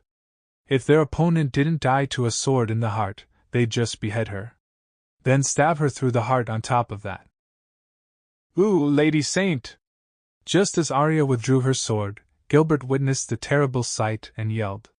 He tried to run over to Erica in a hurry. Your opponent is over here. Kyoko intervened, stopping him. NGH! Move it, you hag! Gilbert yelled in fury. In contrast, all the warmth drained from Kyoko's expression. It's fine, Gilbert. Erica's detached head disappeared. In the next moment, it was reattached to the body it should have been separated from. Erica had called out to Gilbert with a hole in her chest. What?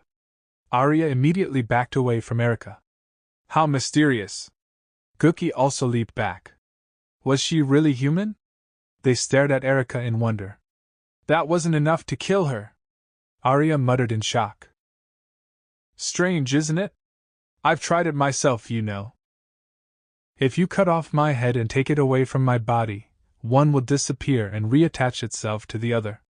In the beginning, I lost consciousness when I died, but even that stopped happening. Erica cracked her neck as though to test the strength of the reattachment. Are you truly a human? I wonder that myself. Erica casually agreed with Arya's sentiments. Ooh, Lady Saint! Great hero! You truly are an agent of the gods. I am convinced of that even more now, Gilbert yelled, rejoicing Erica's revival. That's right, I am an agent of the gods. That is why it is my duty to present the answer only the gods know to everyone. Until my duty is over, I cannot die. Whether she truly thought that or was just playing into her role of the saint, Erica made her declaration dramatically. That's impossible. At the realization they were facing an inhuman existence, Arya and Gookie both let out anxious noises. Foolish humans! Let me ask you once again. Will you really be the ones to kill me? Are you capable of such a thing? Neither Gookie nor Arya could answer. Please kill me. If you can, that is. The magic essence flowing out of Erica's body surged suddenly. Good heavens! She still had this much magic essence hidden? Gookie was taken aback by her overwhelming power. But for the sake of his master, he couldn't back down. He had absolutely no intention of losing. Thus, the battle with the saint resumed. Kyoko and Gilbert's battle also resumed. Bwahahoho! Gilbert was cackling louder than he had ever laughed in his life. He was grateful for her 2 resurrections and the fact he had met her sublime existence today. Kyoko swung her 2 kodachi with a disgusted look on her face. Facing her, Gilbert had a long-handled knife in his left hand and a short-handled throwing knife in his right. The strength of their physical body enhancements appeared to be equal as they exchanged blows with each other. In the midst of one such exchange, Gilbert threw another throwing knife with his right hand relaxed at his side. He flung it with a snap of his wrist, resulting in nearly no warning motion. It would have been impossible to react without watching his hands. but he had used the same type of attack on Kyoko already. Kyoko deflected the knife with a bored look. Heh. Gilbert smirked as he moved to release the knife in his left hand at Kyoko's body. He twisted his arm like a snake to alter the trajectory of the knife, but Kyoko used the kodachi in her right hand to knock the edge of the knife before it could change course. Impressive, but... Gilbert stumbled backwards, left hand recoiling from the deflection. His right hand had lost the throwing knife, so he was full of openings in his current posture. At least that's what it looked like. Kyoko stepped forward to pursue him. Gilbert used the momentum of the recoil to swing his left knife and stop her. But the kodachi in Kyoko's right hand parried the knife, allowing her to strike the kodachi in her left hand at his unguarded solar plexus. Guh! Gilbert grunted as he thrust his right shoulder forward to evade the strike. This inevitably caused his left hand with the knife to pull backwards. The kodachi in Kyoko's left hand swiped through empty space. Gilbert's mouth was twisted in a smirk. But when he heard the screech of clashing metal before him, his eyes widened. He immediately looked down. Your techniques are truly devious. The kodachi in Kyoko's right hand was held up against something Gilbert held in his right hand. Something, because the object couldn't be seen. The invisible object was actually Gilbert's knife-shaped enchanted sword. Could you see it? Gilbert asked in astonishment. No. The invisible weapon was beyond my expectations. But I assumed you were doing something with your right hand, so I was able to deal with it. I said I was experienced in dealing with the tricks of assassins, did I not? Kyoko made it sound simple, but it was an invisible knife, the perfect weapon to catch someone unawares. If anything, she was the strange one for blocking it so naturally. Ha ha, how formidable. It's the first time someone's ever blocked this enchanted sword's attack, you know. And for me to be beaten at my own game. Using the kodachi in her left hand, Kyoko pierced Gilbert through the heart. She then withdrew her sword and quickly backed away. Oh, Lady Saint! Gilbert called for Erika, then collapsed. Finally, some quiet. Kyoko sighed in annoyance, and turned her gaze towards Guki's fight. Erika caught sight of the fatally wounded Gilbert. She paused mid-battle, ignoring Guki and Arya to run over to him. Thank you for your sacrifice, Gilbert, she said to him. I am unworthy of such words. Gilbert closed his eyes with a satisfied expression. May you rest in peace. Erika stabbed the end of her staff into the ground in a silent prayer. Several seconds later, the ground folded up to swallow Gilbert's body. You may not die to a sword through the heart, but aren't you ignoring us a little too much? Kyoko's voice said from behind her. The next moment, a blade of water stabbed through Erika's heart from behind. The one who had attacked her was Kyoko. The kodachi in her hand had extended through spirit arts, creating a blade to pierce Erika's chest. You won't even allow me to give a proper burial. How saddening! Erika sighed sadly, her heart still in a skewered state. Blood poured out of the wound, staining the ground where Gilbert was buried. I heard you ordered the beast of the land to attack your own comrades. And now you're burying allies in the middle of battle? That's quite the dramatic change of heart, Kyoko said, glaring at her back coldly. He had only just met me, yet he believed in my words faithfully. I believed he was worthy of my compassion. However, Erika had been standing with the end of her staff stabbed into the ground, but the next moment, dirt spears shot up from the ground at Guki, Arya, and Kyoko's feet. Ha! They all jumped aside at once. I won't have any compassion for you. Erika stared at them with vacant eyes. Goodness! Fighting an opponent that doesn't die from stabs and cuts is rather unpleasant, isn't it? The battle seemed to have left a bitter aftertaste in Guki's mouth, as he frowned in shame. But we have no choice but to keep killing her. As many times as it takes, no matter how many times she revives, Kyoko stated flatly.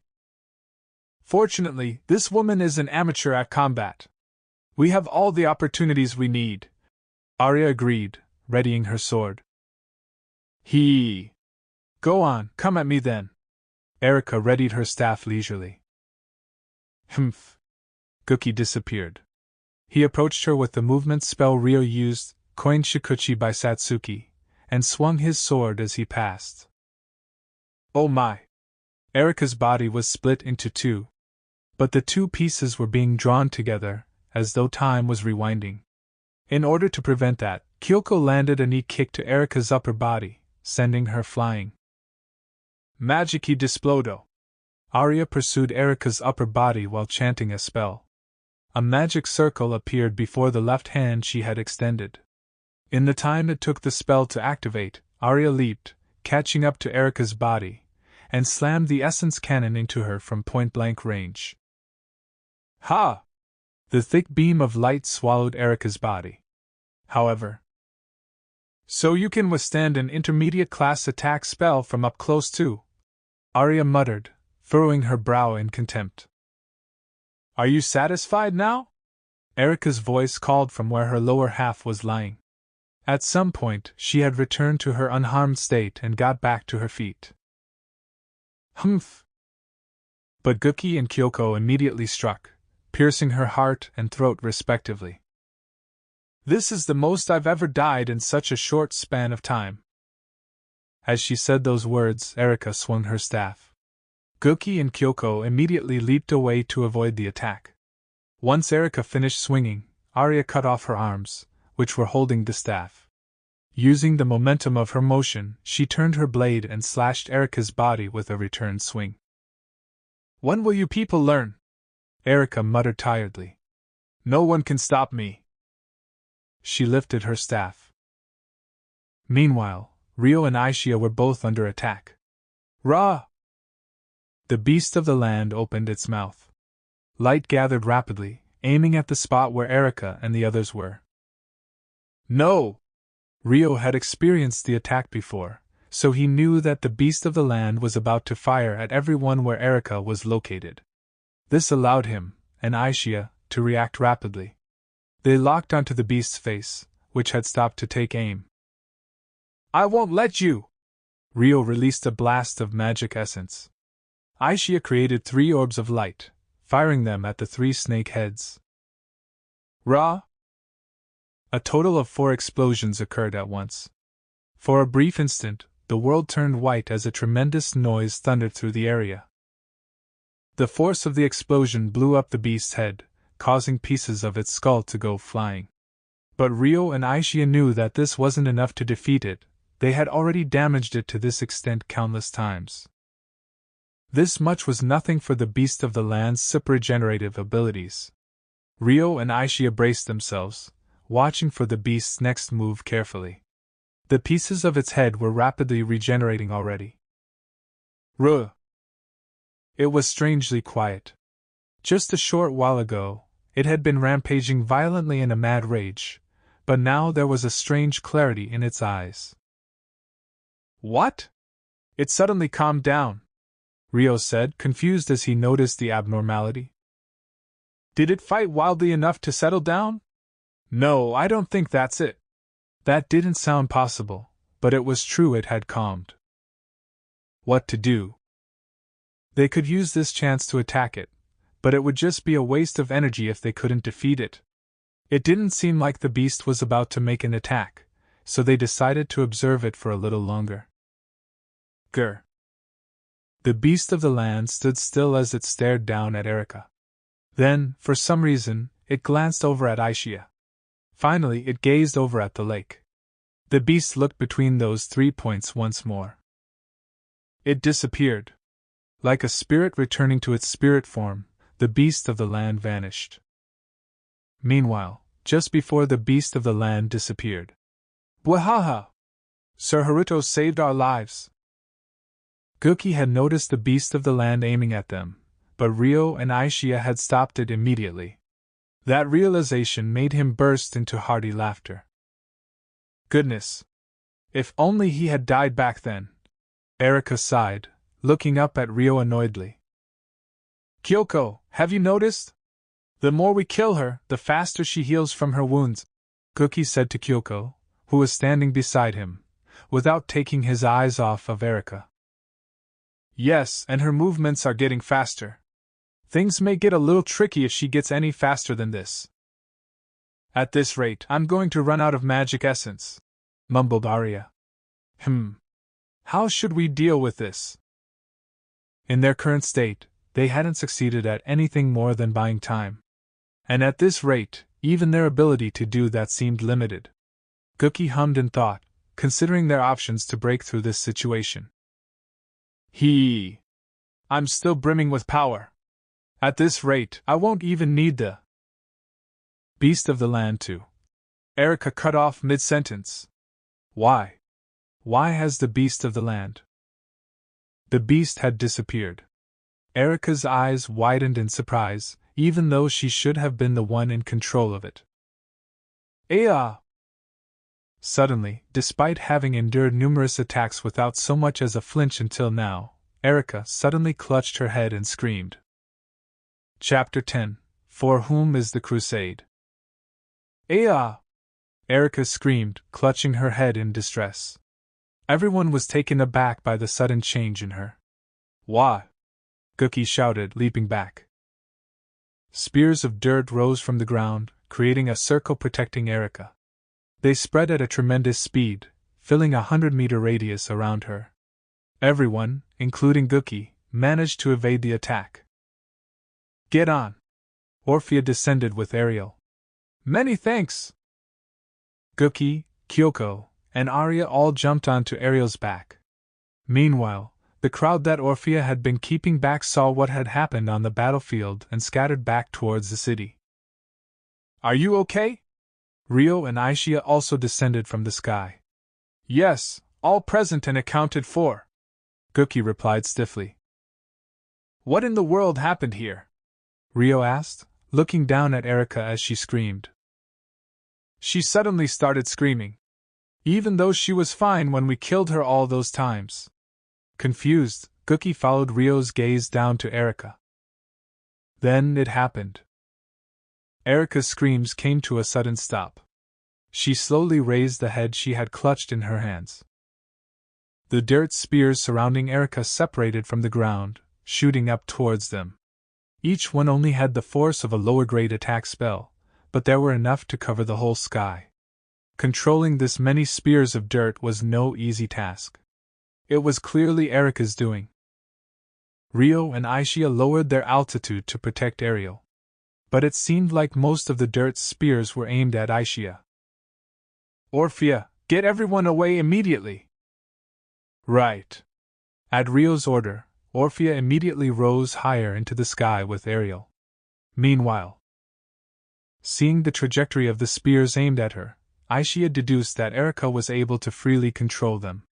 She flew to lure the spears away from everyone. Aishia! Rio sent magic essence into his sword, slashing away some of the spears. There were too many to cut down in one swing, so he repeated his slashes again and again. I'm going to fight with Aishia. Retreat to the base! Rio shouted at Orphea, intuitively sensing something was wrong. Orphea did as she was told and flew away with Ariel, leaving Rio and Aishia in the sky alone. Saint Erika was still on the ground. She had been watching the spears fly about without any emotion, until... He! He! Ha! Bwahaha! Two laughs overlapped with each other. The voices had both come from Erika.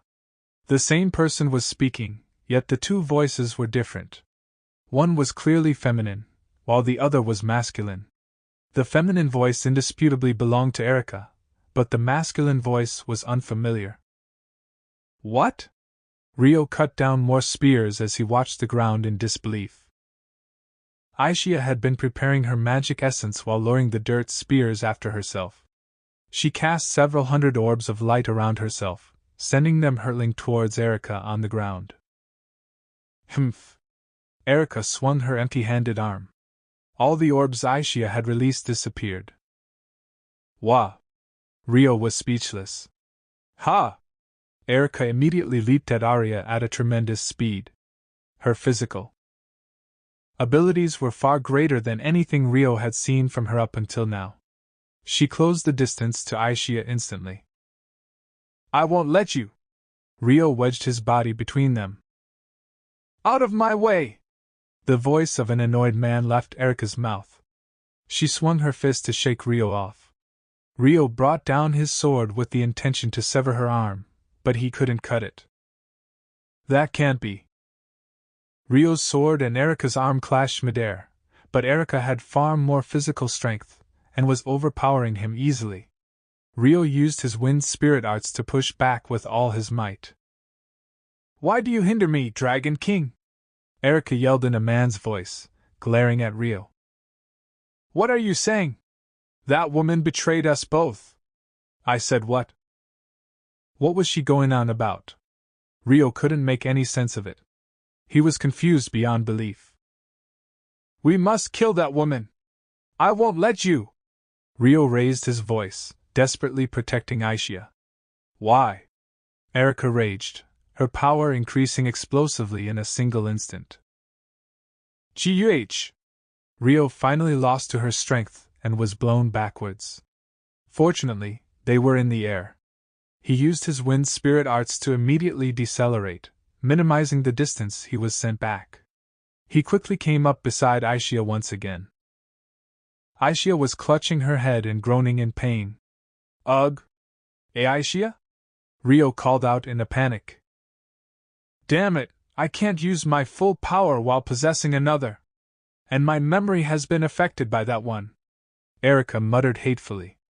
She also seemed to be experiencing pain, as she was pressing her forehead while glaring at Aishia. Rio took that chance to send a slash of wind her way. Dragon King! Why has your power declined even more than mine? Have you also possessed that creature because of them? Erica sent a tremendous amount of magic essence into her arm, catching Rio's sword. I have no idea what you're saying, Rio said, sweating profusely. He didn't know what was going on, but Erica was even stronger than the beast of the land right now. That was the only thing he knew. Have you lost even more memories than me? No. That woman resides within you. And that woman's soul is. What is the meaning of this? Erica looked between Rio and Aishia questioningly. Aishia seemed to be in terrible pain. Does that woman have two souls? No. This woman is an empty shell. The soul I sense over there has a far stronger aura to it. Erica suddenly looked over at the lake. She then glared at Rio in suspicion. Dragon King! You haven't betrayed me as well, have you? I said I have no idea. Who are you? What happened to Saint Erica? Rio yelled. Just then, Erica yelled in Erica's voice. Stop! Stop it! Who are you? Her voice changed to the man's voice. Me? I'm the saint. Saint Erica. No, I'm. Erica started groaning in pain again. This is my fight, she yelled in her own voice. Don't get in my way. There appeared to be someone else within Erica, someone who was a man.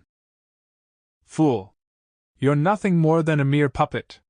This is not your war, the man inside Erica said to her. No! She yelled in desperation. This is my crusade. No one has the right to stop me. You are irrelevant. The man inside Erica appeared to be just as confused. You are no agent of God. There are no gods in this world, they have all left. The only fools that haven't accepted that are the demigods.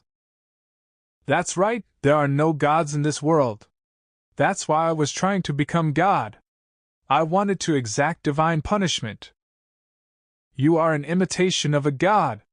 No, you are a mere puppet. Erica and the man's voice argued loudly with each other. Damn it. I can't remain as myself for that long yet. Arg, forget it. It's annoying enough having the Dragon King's interference. In that case. The man within Erica seemed to be in a hurry. She glared in the direction of the lake. Wah! She accelerated rapidly, leaving them all behind. No! Aishia! Rio yelled, about to chase after Erica. But he paused upon seeing Aishia curled up in pain. Sorry. Go on ahead. Aishia groaned. All right. Rio moved faster as he flew after Erica. At the lake located 5 kilometers from the territory capital of Grail, the army led by William Lopez had just returned to the base. It's been a few minutes since the beast of the land disappeared, Francois murmured, gazing in the direction of Grail from aboard the enchanted airship. Just then, one of the ship's crew came running over. Your Majesty, almost all personnel have finished boarding. I see. With the beast of the land gone, there was a possibility the fight was over.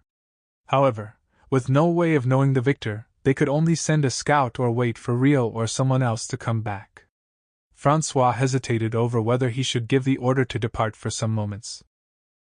Inform me when all boarding is completed, he decided eventually. If the battle was over, someone may still return to them.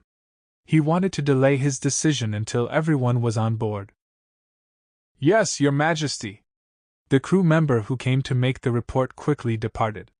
Then, they've returned! Over there! Mihara shouted from the deck, pointing at Orphea and Ariel, who was carrying Gookie's group. They're all safe. That means... Did they win? He couldn't see Rio and Aishia anywhere. For now, he'd have to hear what happened from Gookie. However, someone suddenly appeared, passing by Ariel. What? Saint Erica. Indeed, it was Erica, flying through the air. Her arrival out of the blue left everyone looking up, lost for words. I've found you, accomplice to the traitor. I see you've also possessed a human soul like the Dragon King, though I cannot fathom why. The person who looked just like Erica glared down at a girl on the deck. At the end of her gaze was Miharu. Huh! She looked confused as to why she was being glared at. It would be easy to kill you right now. Erica held a hand out at Miharu. A beam of destructive light extended towards Miharu. She was standing beside Celia and Latifa, who would inevitably be caught in the attack. In the last moment before the beam hit, Ha! Rio appeared before them. He poured all his magic essence into his sword to deflect the destructive beam in another direction. Why do you interfere, Dragon King? The person inside Erica looked down upon Rio. Why do you want to kill them? With Miharu, Celia, and Latifa behind him, Rio shot Erica a deathly cold glare. If I answer that, I will no longer remain me. That woman over there forced that limitation on me. Fortunately, it seems there are no demons around. Limitation? Demons? What are you? Either way, there's no time. Which is also that wicked woman's fault. Erica tried to fire another destructive beam at Miharu. However, using flying spirit arts, Rio stopped the spell right before it reached him. He used a wind-clad slash to drive Erica away from the airship. In fact, he slammed the attack into her. A regular human would have been crushed by the destructive force of his swing, but Erica caught the blow with a cool expression. The impact only knocked her back a little. In which case, I'll distract her. Run away!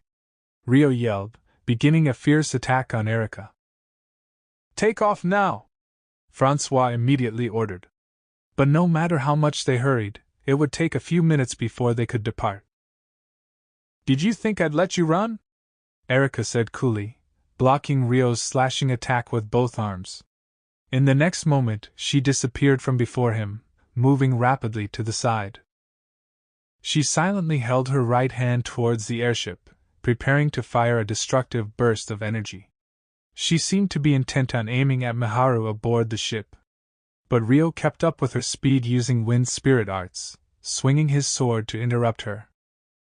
It seems you have the speed, at least. In that case. Erica frowned in annoyance, sweeping her arm to the side powerfully. The next instant, the sword that had accompanied Rio through countless battles. Shattered into pieces. Ha! Rio immediately abandoned his bladeless sword handle and closed in on Erica empty-handed. He used his punches and kicks to slam spirit arts into her. How irksome! Erica tried to brush him off, but he saw through her movements and evaded her accordingly. Rio's attacks were fearsome. He obviously surpassed the realm of being simply a human in combat. Those who were watching their fierce battle from below were overwhelmed by the sight. However, Erica was unfazed. You've truly weakened, Dragon King. Ugh! Ha ha! With a one-armed shoulder throw, Rio hurled Erica at the ground. He accelerated his own speed to descend with her, stomping down on her abdomen as she fell. A small crater formed at the point of impact, but... Humph! With her back to the ground, Erica held her hand up and fired a bullet of light at Rio.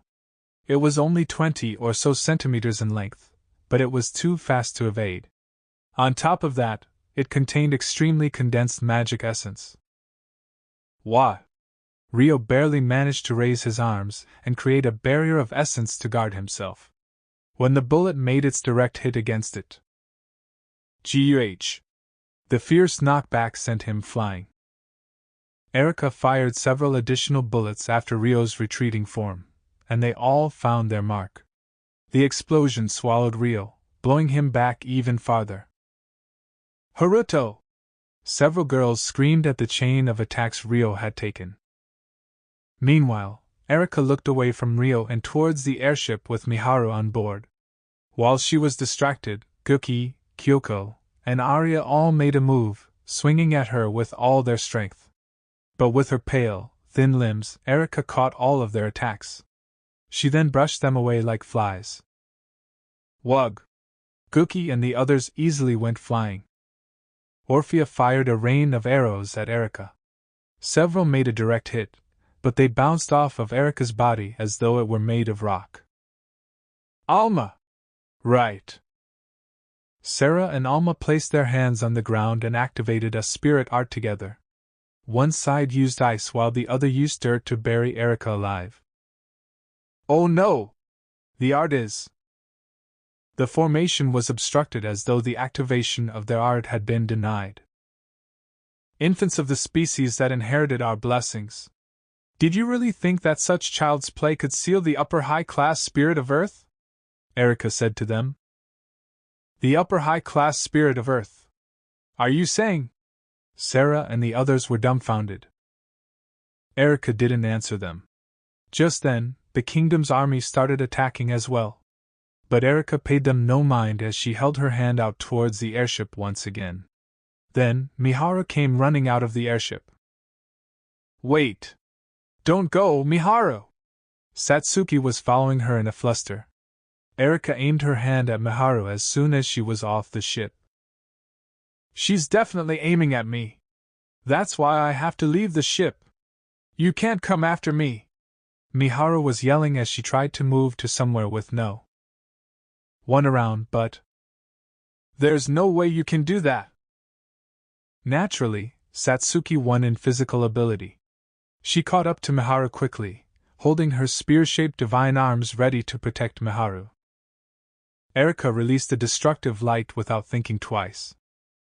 I won't let you! Ugh! Aishia said, cutting in. She stood before Miharu and Satsuki, casting a barrier of magic essence to block the light. Ai-chan! Fall back! This man is after you, Miharu! Erica was clearly a woman, yet for some reason, Aishia had called her a man. At that moment, the headache seemed to strike once again, as Aishia grimaced in pain. Perfect! You can all die together. The destructive light Erica released expanded. Ugh!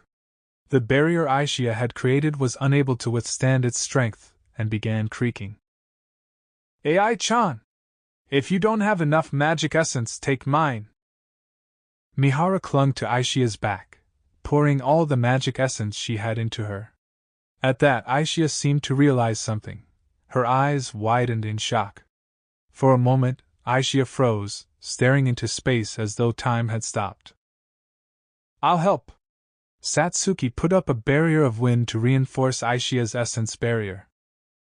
Miharu, this man has a grudge against you and me, Aishia suddenly said, as though she had remembered something. A grudge on us? Whatever for? Miharu was bewildered, unable to think of a reason why. As she was thinking that, Aishia's barrier was on the verge of breaking. Hiya! Suddenly, Ryo returned from being blown away by the earlier attack. He came up beside Aishia and held out both hands to support the barrier with her. Ugh! Even then, pushed by the destructive light, Ryo and the others inched backwards. Ignis Iasit! A ball of fire came flying from the airship. The sorcerers of the kingdom had made an attack. Lieselot and Charlotte were among them. Fireballs struck Erika's body in succession, enveloping her flesh in flames. But those flames were also extinguished instantly. Pesky things! Erika clicked her tongue in slight annoyance. Then she started walking forward while still releasing her destructive light. Gah, it's no good. At this rate, he wouldn't be able to protect everyone. But he absolutely didn't want that. Ryo desperately resisted the force pushing against him, maintaining the barrier. Aishia watched Ryo's profile, her heart feeling like it would burst from her chest. Give it up, Dragon King. That is the limit of a human vessel. My vessel is also a human, but her body ceased to be human the moment she became a hero. She is far different from you, Erika said to Ryo. Huh. Satsuki looked perplexed. As a hero, it was a sentence she couldn't overlook. If what Erika just said was true, heroes were no longer humans. Did that mean she wasn't human either? Just then, a slash of intense light came falling down. Durandal! Latifa came rushing over, carrying Celia. She must have been preparing her magic while everyone was fighting. The range had been adjusted a lot compared to the fight with the hero killer Draugr, but the strongest attack magic in Celia's arsenal struck Erika directly. The surprise attack from behind caught Erika with her guard down, successfully dealing more damage than any other attack until now. The half of Erika's body that touched the slash was completely disintegrated. As a result, the attack Erika was using against Ryo's essence barrier also vanished. To think a human could use transcendent magic! Did that woman teach you? The disintegrated half of Erika's body rapidly restored itself. She looked away from Miharu to glare at Celia for a brief moment. No way! Celia was dumbfounded. Erika swung her arm at Celia and Latifa in annoyance. However, I won't let you! Ryo flew in between them, taking the blow from her arm in their stead. Of course, his physical body was enhanced. Gah! A terrible cracking sound could be heard from the right arm and ribcage that Ryo used to guard them. Ryo! Latifa screamed in fear. I'll be fine. You stay back. No, you should all flee. Ryo shouted, tackling Erika back 2 meters. How annoying. I see. So this is the strength of humans. Each of you may be insignificant alone, but you can support each other by flocking together. I was able to surface today through a stroke of luck, but it seems I'm out of time. Very well. Let's see if you can protect yourselves to the end, Erika said with a sigh, then vanished. Did she leave? Satsuki murmured.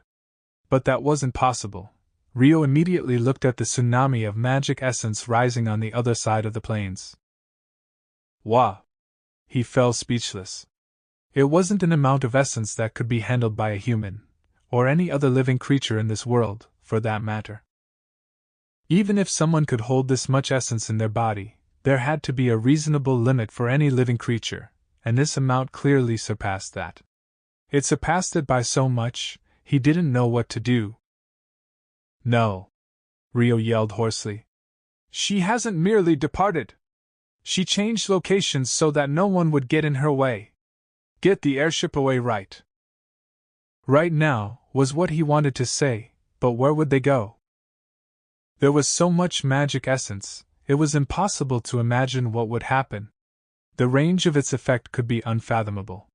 There was no way the airship could flee high enough in time. It was impossible for all of them to run. He could only save a few of them at most. He'd have to make a choice on who to save. Rio didn't know what to say.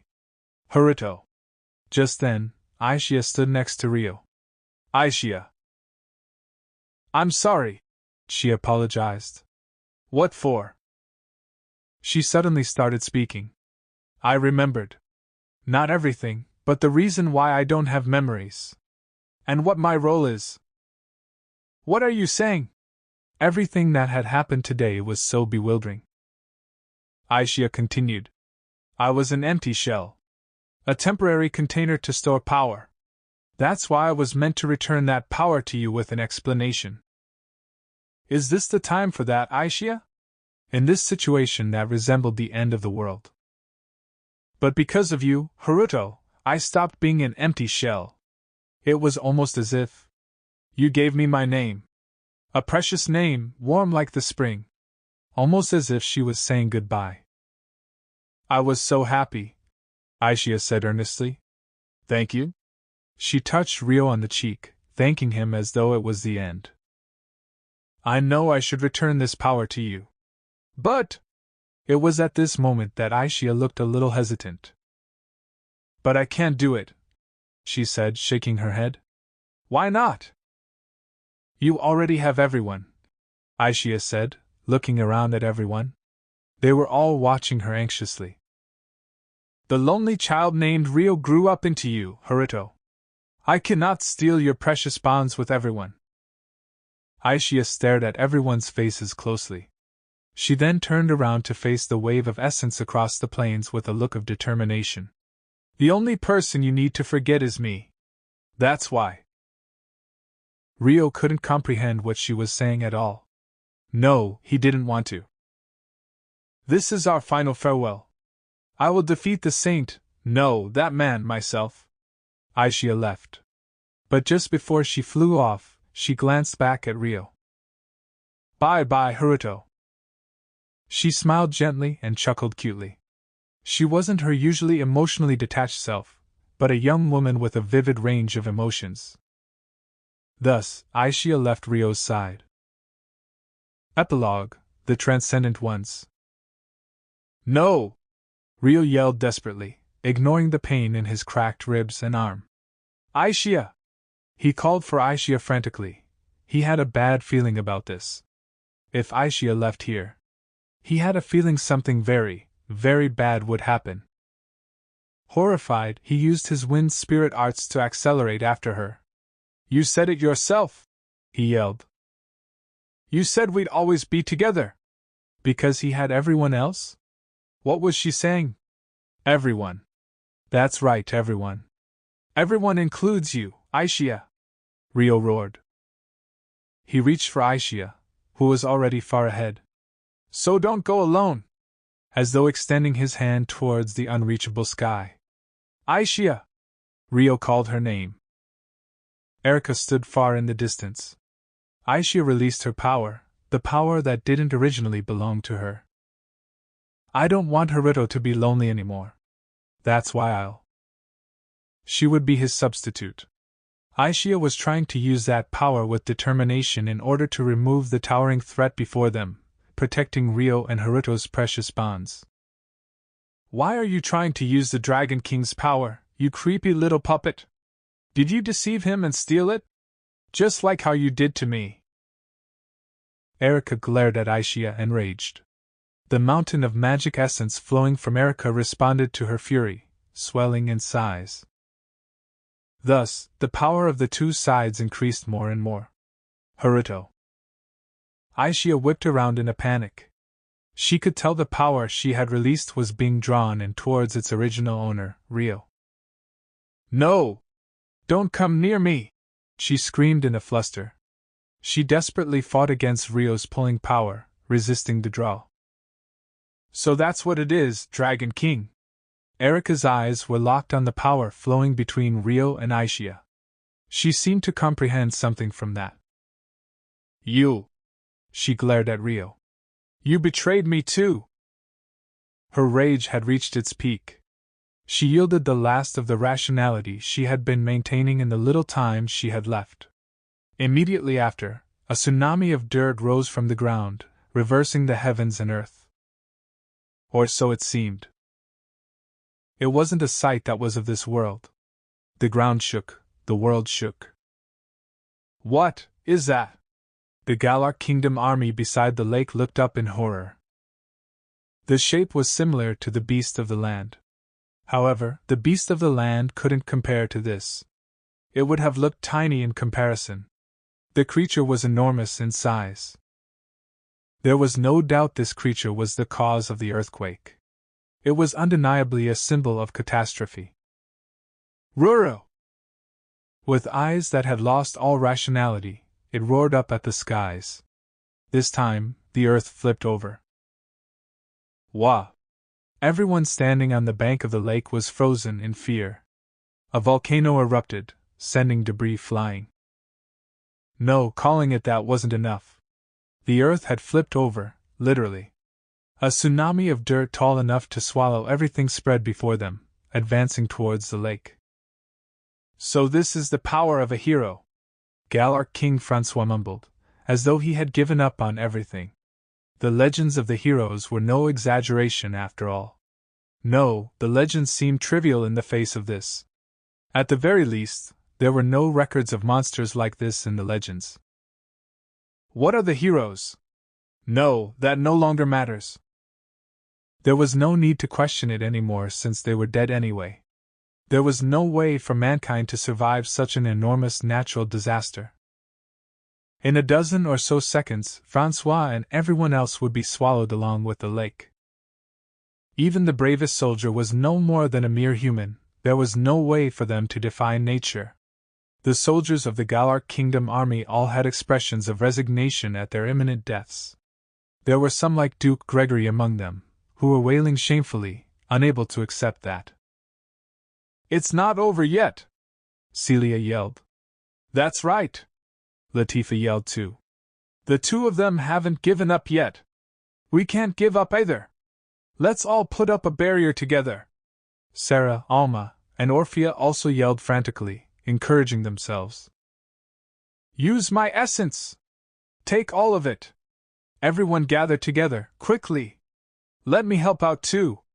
Miharu, Satsuki, and Liselot also yelled. Seeing the girls' faith in Rio and Aishia under such a situation rendered Francois speechless. No matter how strong the magic essence barrier was, there was a limit to the area it could cover. There was no way it could withstand the overwhelming mass of the flying debris. Their greatest hope, Rio, was helpless before Erika earlier. Yet the girls were still optimistic. We'll have to entrust this to them, Father. Our fate is in the hands of Sir Haruto and Lady Aishia. If they fall, then we'll graciously fall with them, Charlotte said to Francois, giggling as she looked around at the girls that were working hard. That seemed to strengthen Francois's resolve, as all forces that can create essence barriers, prepare for impact. He gave the order to resist death. The earth flipped over, and the end of the world approached. Why did you come, Haruto? Aishia stood facing Rio, who had arrived belatedly. I don't want to lose anyone important to me anymore. That includes you, Aishia. I want to be with everyone. Perhaps it was greedy of him. Perhaps he sounded like a spoiled child. Even so, he didn't want to lose his most important bonds. That was why Rio expressed his feelings with determination. But you can't stay with everyone anymore, Haruto. You'll lose everyone precious to you. You should have just let me go. I could have become your substitute. Now it was too late. Aishia was nothing more than the safekeeper. She could no longer use the power. Sensing that, Aishia had an extremely flustered and saddened expression on her face. She hung her head in deep regret. Rio began to speak about himself. I was always afraid of losing the people important to me. No, I'm still afraid now. That's why I tried to distance myself from them. But," he continued, "you're the one who taught me that was unnecessary.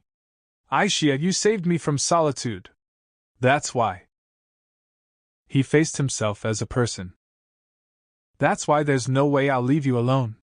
I won't let you go alone if I know you're not coming back." Rio grabbed Aisha by the shoulder, staring straight into her face as he made his point. "Haruto." Tears flowed from Aisha's eyes. Rio wiped them away.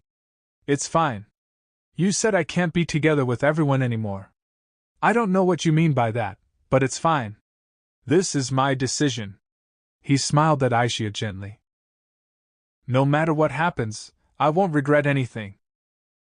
Rio looked away from Aisha, turning his back to the lake where the people precious to him waited. He faced the looming despair approaching them. The overwhelming mass covered the entire sky. If they continued standing here, they would be swallowed in a matter of seconds. That's why. Rio released his power. He still had no idea what this power was, but for some strange reason, he understood how to use it. Oddly enough, it felt familiar in his hands. Why was that? Make a sword. Rio imagined the power as a sword. This was the easiest way for him to use this power right now. His instinctual understanding told him that. Aisha came to stand beside him. That power is too much for a human body to handle. If you force yourself to use it, your body will fall apart. But that's why I'm here, she said gently, touching Rio's hand that was holding the sword. As soon as she did so, she disappeared as though she had turned into her spirit form. But immediately afterwards, Rio gasped, his eyes widening. He could tell the power was flowing from his body. No, he could tell his body was being rebuilt. In order to make the power easier to use, his existence was ascending to something beyond that of a human. Now it'll be fine. Go on, Haruto, Aisha's voice echoed. Ha! Rio slashed his sword horizontally with all his might. A blinding light that could erase everything was released from his blade. Wah! Those standing beside the lake were speechless. The tsunami of dirt that was tall enough to cover the skies had been swallowed by a blinding light. And when that blinding light eventually faded, the tsunami of dirt had vanished without a trace. Immediately after, Saint Erica stood where the enormous creature had towered before. There had been nearly a kilometer of distance between them before, but Rio had closed that gap in an instant. Gh! And embedded his sword in Erica's heart. Heh! Hee! Erica was smiling. The voice coming from her mouth wasn't the man's, but the original Erica's. I'm sorry. I had no other choice, Rio said to Erica. This time, he would kill her. He was able to actually kill her in his current state. You're so kind. There's no need to apologize, Erica mumbled with a vacant look in her eyes. Even if you didn't deal the final blow, I would have died anyway. I can tell. I use more power than I can handle. The price of that is death. But thanks to you, I can die. I'm so happy, I'm overjoyed. I've always wanted to die. So thank you for killing me. Erica smiled from the bottom of her heart. You. Rio was at a loss for words. You never wanted to do this in the first place, did you? Humans are extremely foolish and ugly creatures. That's why I don't regret what I've done. I still think those fools should die. But there are kind people out there. Foolishly kind people. You must be one of them. So I have a favor to ask of you, kind one. Whether you listen is up to you, Erica said eloquently, even as the light in her eyes dimmed. She really didn't seem to have long left. Rio realized that. What is it? There's a remote village in the nation that I established, 50 kilometers east of the capital. The worst village with the worst people living in it. But deep in the mountains past the village, there's a waterfall, where his grave is. If possible, I'd like to be. Erika's consciousness was beginning to fade.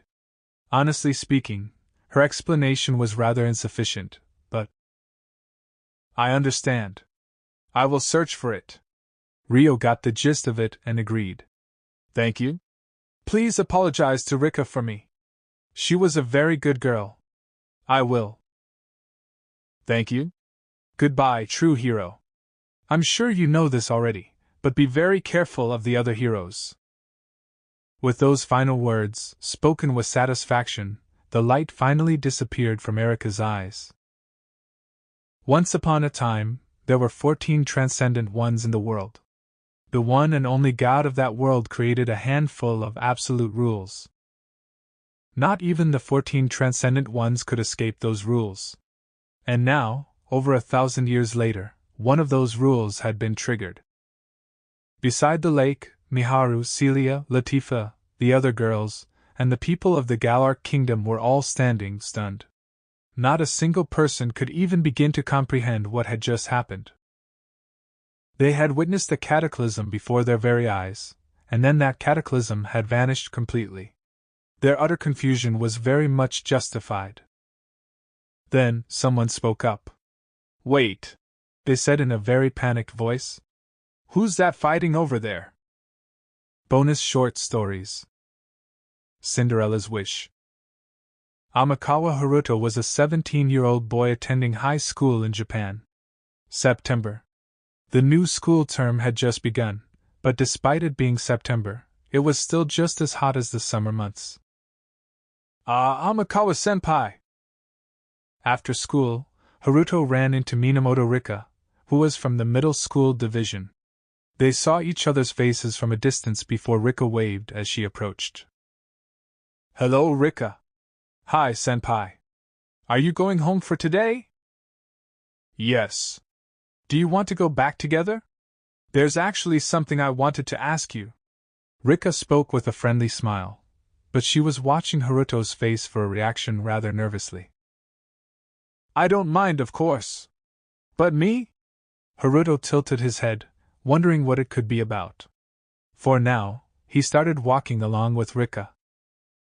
Did you know the girls' middle school division is having a school festival at the end of next month? Yeah. It's been decided that there'll be a play at the festival. Come to think of it, you're in the drama club, right? Yes. My friend asked me to join just to fill a spot, so I barely ever attend. So you won't be in the play? No, it's actually been decided that I'll appear in it. Rika's expression fell. She didn't seem too enthusiastic about it. Oh. What's the play about? It's Cinderella. It was a very famous story, a classic for a school festival. And your role? Cinderella. I see. Haruto chuckled at the way Rika looked down in embarrassment. I know I don't suit the role of Cinderella, Rika said, even more embarrassed. No, I think it suits you very well, Rio stated firmly. Thank you. So what did you want to ask me about? Well, it seemed to be a difficult topic to approach, as she was struggling to find her words. Amakawa-senpai, will you play the prince? Rika resolutely put her question, or rather, her wish, into words. Haruto was taken aback. He blinked in silence. Our middle school division is all girls, as you know, so we don't have any boys to play the part. We discussed having a girl play the prince, but no one seemed to fit the role, which was when your name was brought up. Rika added falteringly. Wouldn't it be bad for an outsider like me to be in it? Honestly speaking, Haruto felt averse to the idea. But he found it difficult to say no directly, so he tried to take a different approach through the form of a question. I've already gotten permission from the club advisor. She teaches in the high school division as well, and she said it'd be fine if it's you. Which means I should know this teacher, right? It's Mrs. Suzuki from the arts department. Oh, her. She was the teacher of his weekly elective class, whom he was rather indebted to. If you can't do it, she said she could find another boy from the high school division to help out, but I'm kind of scared of having an unknown boy play the prince, and I also think it'd be nice if you were the prince, so. Will you become my prince? Rika looked up at Haruto's face anxiously as though to ask exactly that. All right. I don't know if I'll be able to do it well, but if it's your wish. There was no way he could shake his head at the adorable sight of his underclassmen. Haruto accepted the role of the prince to Rika's Cinderella. A good bath. The night after Rio regained consciousness, during the journey back to the Galar castle from the Holy Democratic Republic of Erica, Lieselot was enjoying the bath in the stone house. This is so nice. She sighed happily, leaning back to look up at the ceiling. She had been beside herself with worry while Rio was unconscious, so she hadn't been able to appreciate how wonderful the bath in the stone house was until now. Was the hanging curtain over the changing room door Amikawa-senpai's way of being playful? It's like I've come to a Japanese hot spring. Lieselot let out a half-amused, half-delighted giggle. The Rika side of herself seemed to have risen to the surface, as she was referring to Rio as Amikawa-senpai, in her heart. A stone bath sure is nice, though. Maybe I'll make one the next time I get the chance. Lieselot thought as she hummed to herself happily. This cave-like atmosphere is great. It's like having a private hideaway all to myself. Lieselot rarely had the opportunity to soak in an exquisite rock bath. Whether it was because she felt inspired or because she was a merchant by occupation, she looked around while thinking about how she wanted to design the interior of her own bath. She could soak forever like this. I'd like to relax for a little longer, but it wasn't her own bath in her own house, and Rio still hadn't had a turn yet, so Lieselot decided to get out of the bath early. Once she returned to the changing room and finished changing, she stepped out into the corridor. There she ran into Rio, who had just left his own room. How was the water? It was a really good bath. Thank you very much. Amikawa-senpai, Lieselot replied. The blush on her cheeks probably wasn't just because of the bath. She finished her sentence with a grin. Right. Can I get you a drink? Something like milk or fruit with milk to drink after your bath? Rio offered, smiling a little awkwardly. For people with memories of being Japanese, it was a truly tempting proposal. Why yes, please. Lieselot gulped and nodded eagerly. Rainy morning. In the Galar castle, in the mansion that Francois bestowed Rio. Training that morning had been called off due to a night of rain, but Rio woke up at an early hour out of habit. Meanwhile, everyone else had yet to wake up. They had decided to cancel morning training the night before, and Christina and Flora had stayed at the mansion last night, so the girls had held a pajama party, and might have stayed up late talking to each other. Right. I'll make breakfast today. Miharu and Orphea were often the ones to make breakfast during morning training, so Rio decided he would make it today. He headed straight for the kitchen. No one will be moving about without morning training, so should I make something light for everyone? Something simple. He thought about what to make. After deciding on the menu, he began to cook. He began with the ingredients that needed boiling and the dishes that could be reheated later, and chopped the ingredients of those that needed to be made later. He spent an hour in the kitchen on those preparations before returning to the living room. There's nothing left to do. He sat down on the sofa in the empty living room. Mornings were normally a loud and lively affair with everyone awake, so being alone like this felt oddly lonely. Rio smiled gently, realizing he had gone from being always alone in his school days to becoming completely accustomed to living with others. At any rate, he wasn't sleepy enough to return to his bed and sleep again, so he was left wondering what to do with this free time. Maybe I'll drink my tea while reading a book. He had made some tea on his way out of the kitchen earlier. He glanced at the clock in the room. The tea should be about ready. With that, he poured himself a cup from the teapot. The scent of tea spread throughout the room. After enjoying its scent to the fullest, he took a sip of the tea. Tastes good. Oh. Is that you, Haruto? Celia said, entering the living room. Good morning, Celia. Princess Christina and Princess Flora too. When he spotted Christina and Flora with Celia, he stood up to greet them respectfully. Good morning, Sir Amikawa. Good morning, Sir Haruto. Christina returned his bow with a curtsy. Flora's voice was animated with joy. You're all up early, Rio said. So are you, replied Celia. Did you sleep well? Yes, we all slept in the same room last night. Flora had something she wanted to ask Professor Celia no matter what. Hee hee. I'm glad I was able to talk to Professor Celia so much. Flora grinned happily. That's great. Yep, Celia nodded. She then looked around the room. Is everyone still asleep? Yes, I was just waiting for everyone to get up. I'll bring some more cups over, so please have a seat. Rio stood up and headed to the kitchen. Isn't this just the best morning, Christina? Flora said to her older sister. She seemed overjoyed at the opportunity to talk to Rio. Indeed, Christina chuckled gently. After that, the four of them chatted with each other until the others woke up. It was a scene Rio never would have imagined during his days at the Royal Academy. Afterward. Hello everyone, this is Yuri Kitayama. Thank you for picking up Seirei Gensuki, Spirit Chronicles Volume 20 Her Crusade. It was over 7.5 years ago that I first planned the overview of this series, and as of Volume 20, I'm finally able to write one of the scenes I thought of at that time. I am blessed as an author to have readers that follow my series with bated breath. The story will get even more exciting from here, so I hope you'll look forward to it. The anime for this series is also on air right now. Seeing Rio and all the characters move about is so thrilling. The Blu-ray and DVD are also on sale right now, featuring a short story from me and an illustration card from Riv, so please check it out.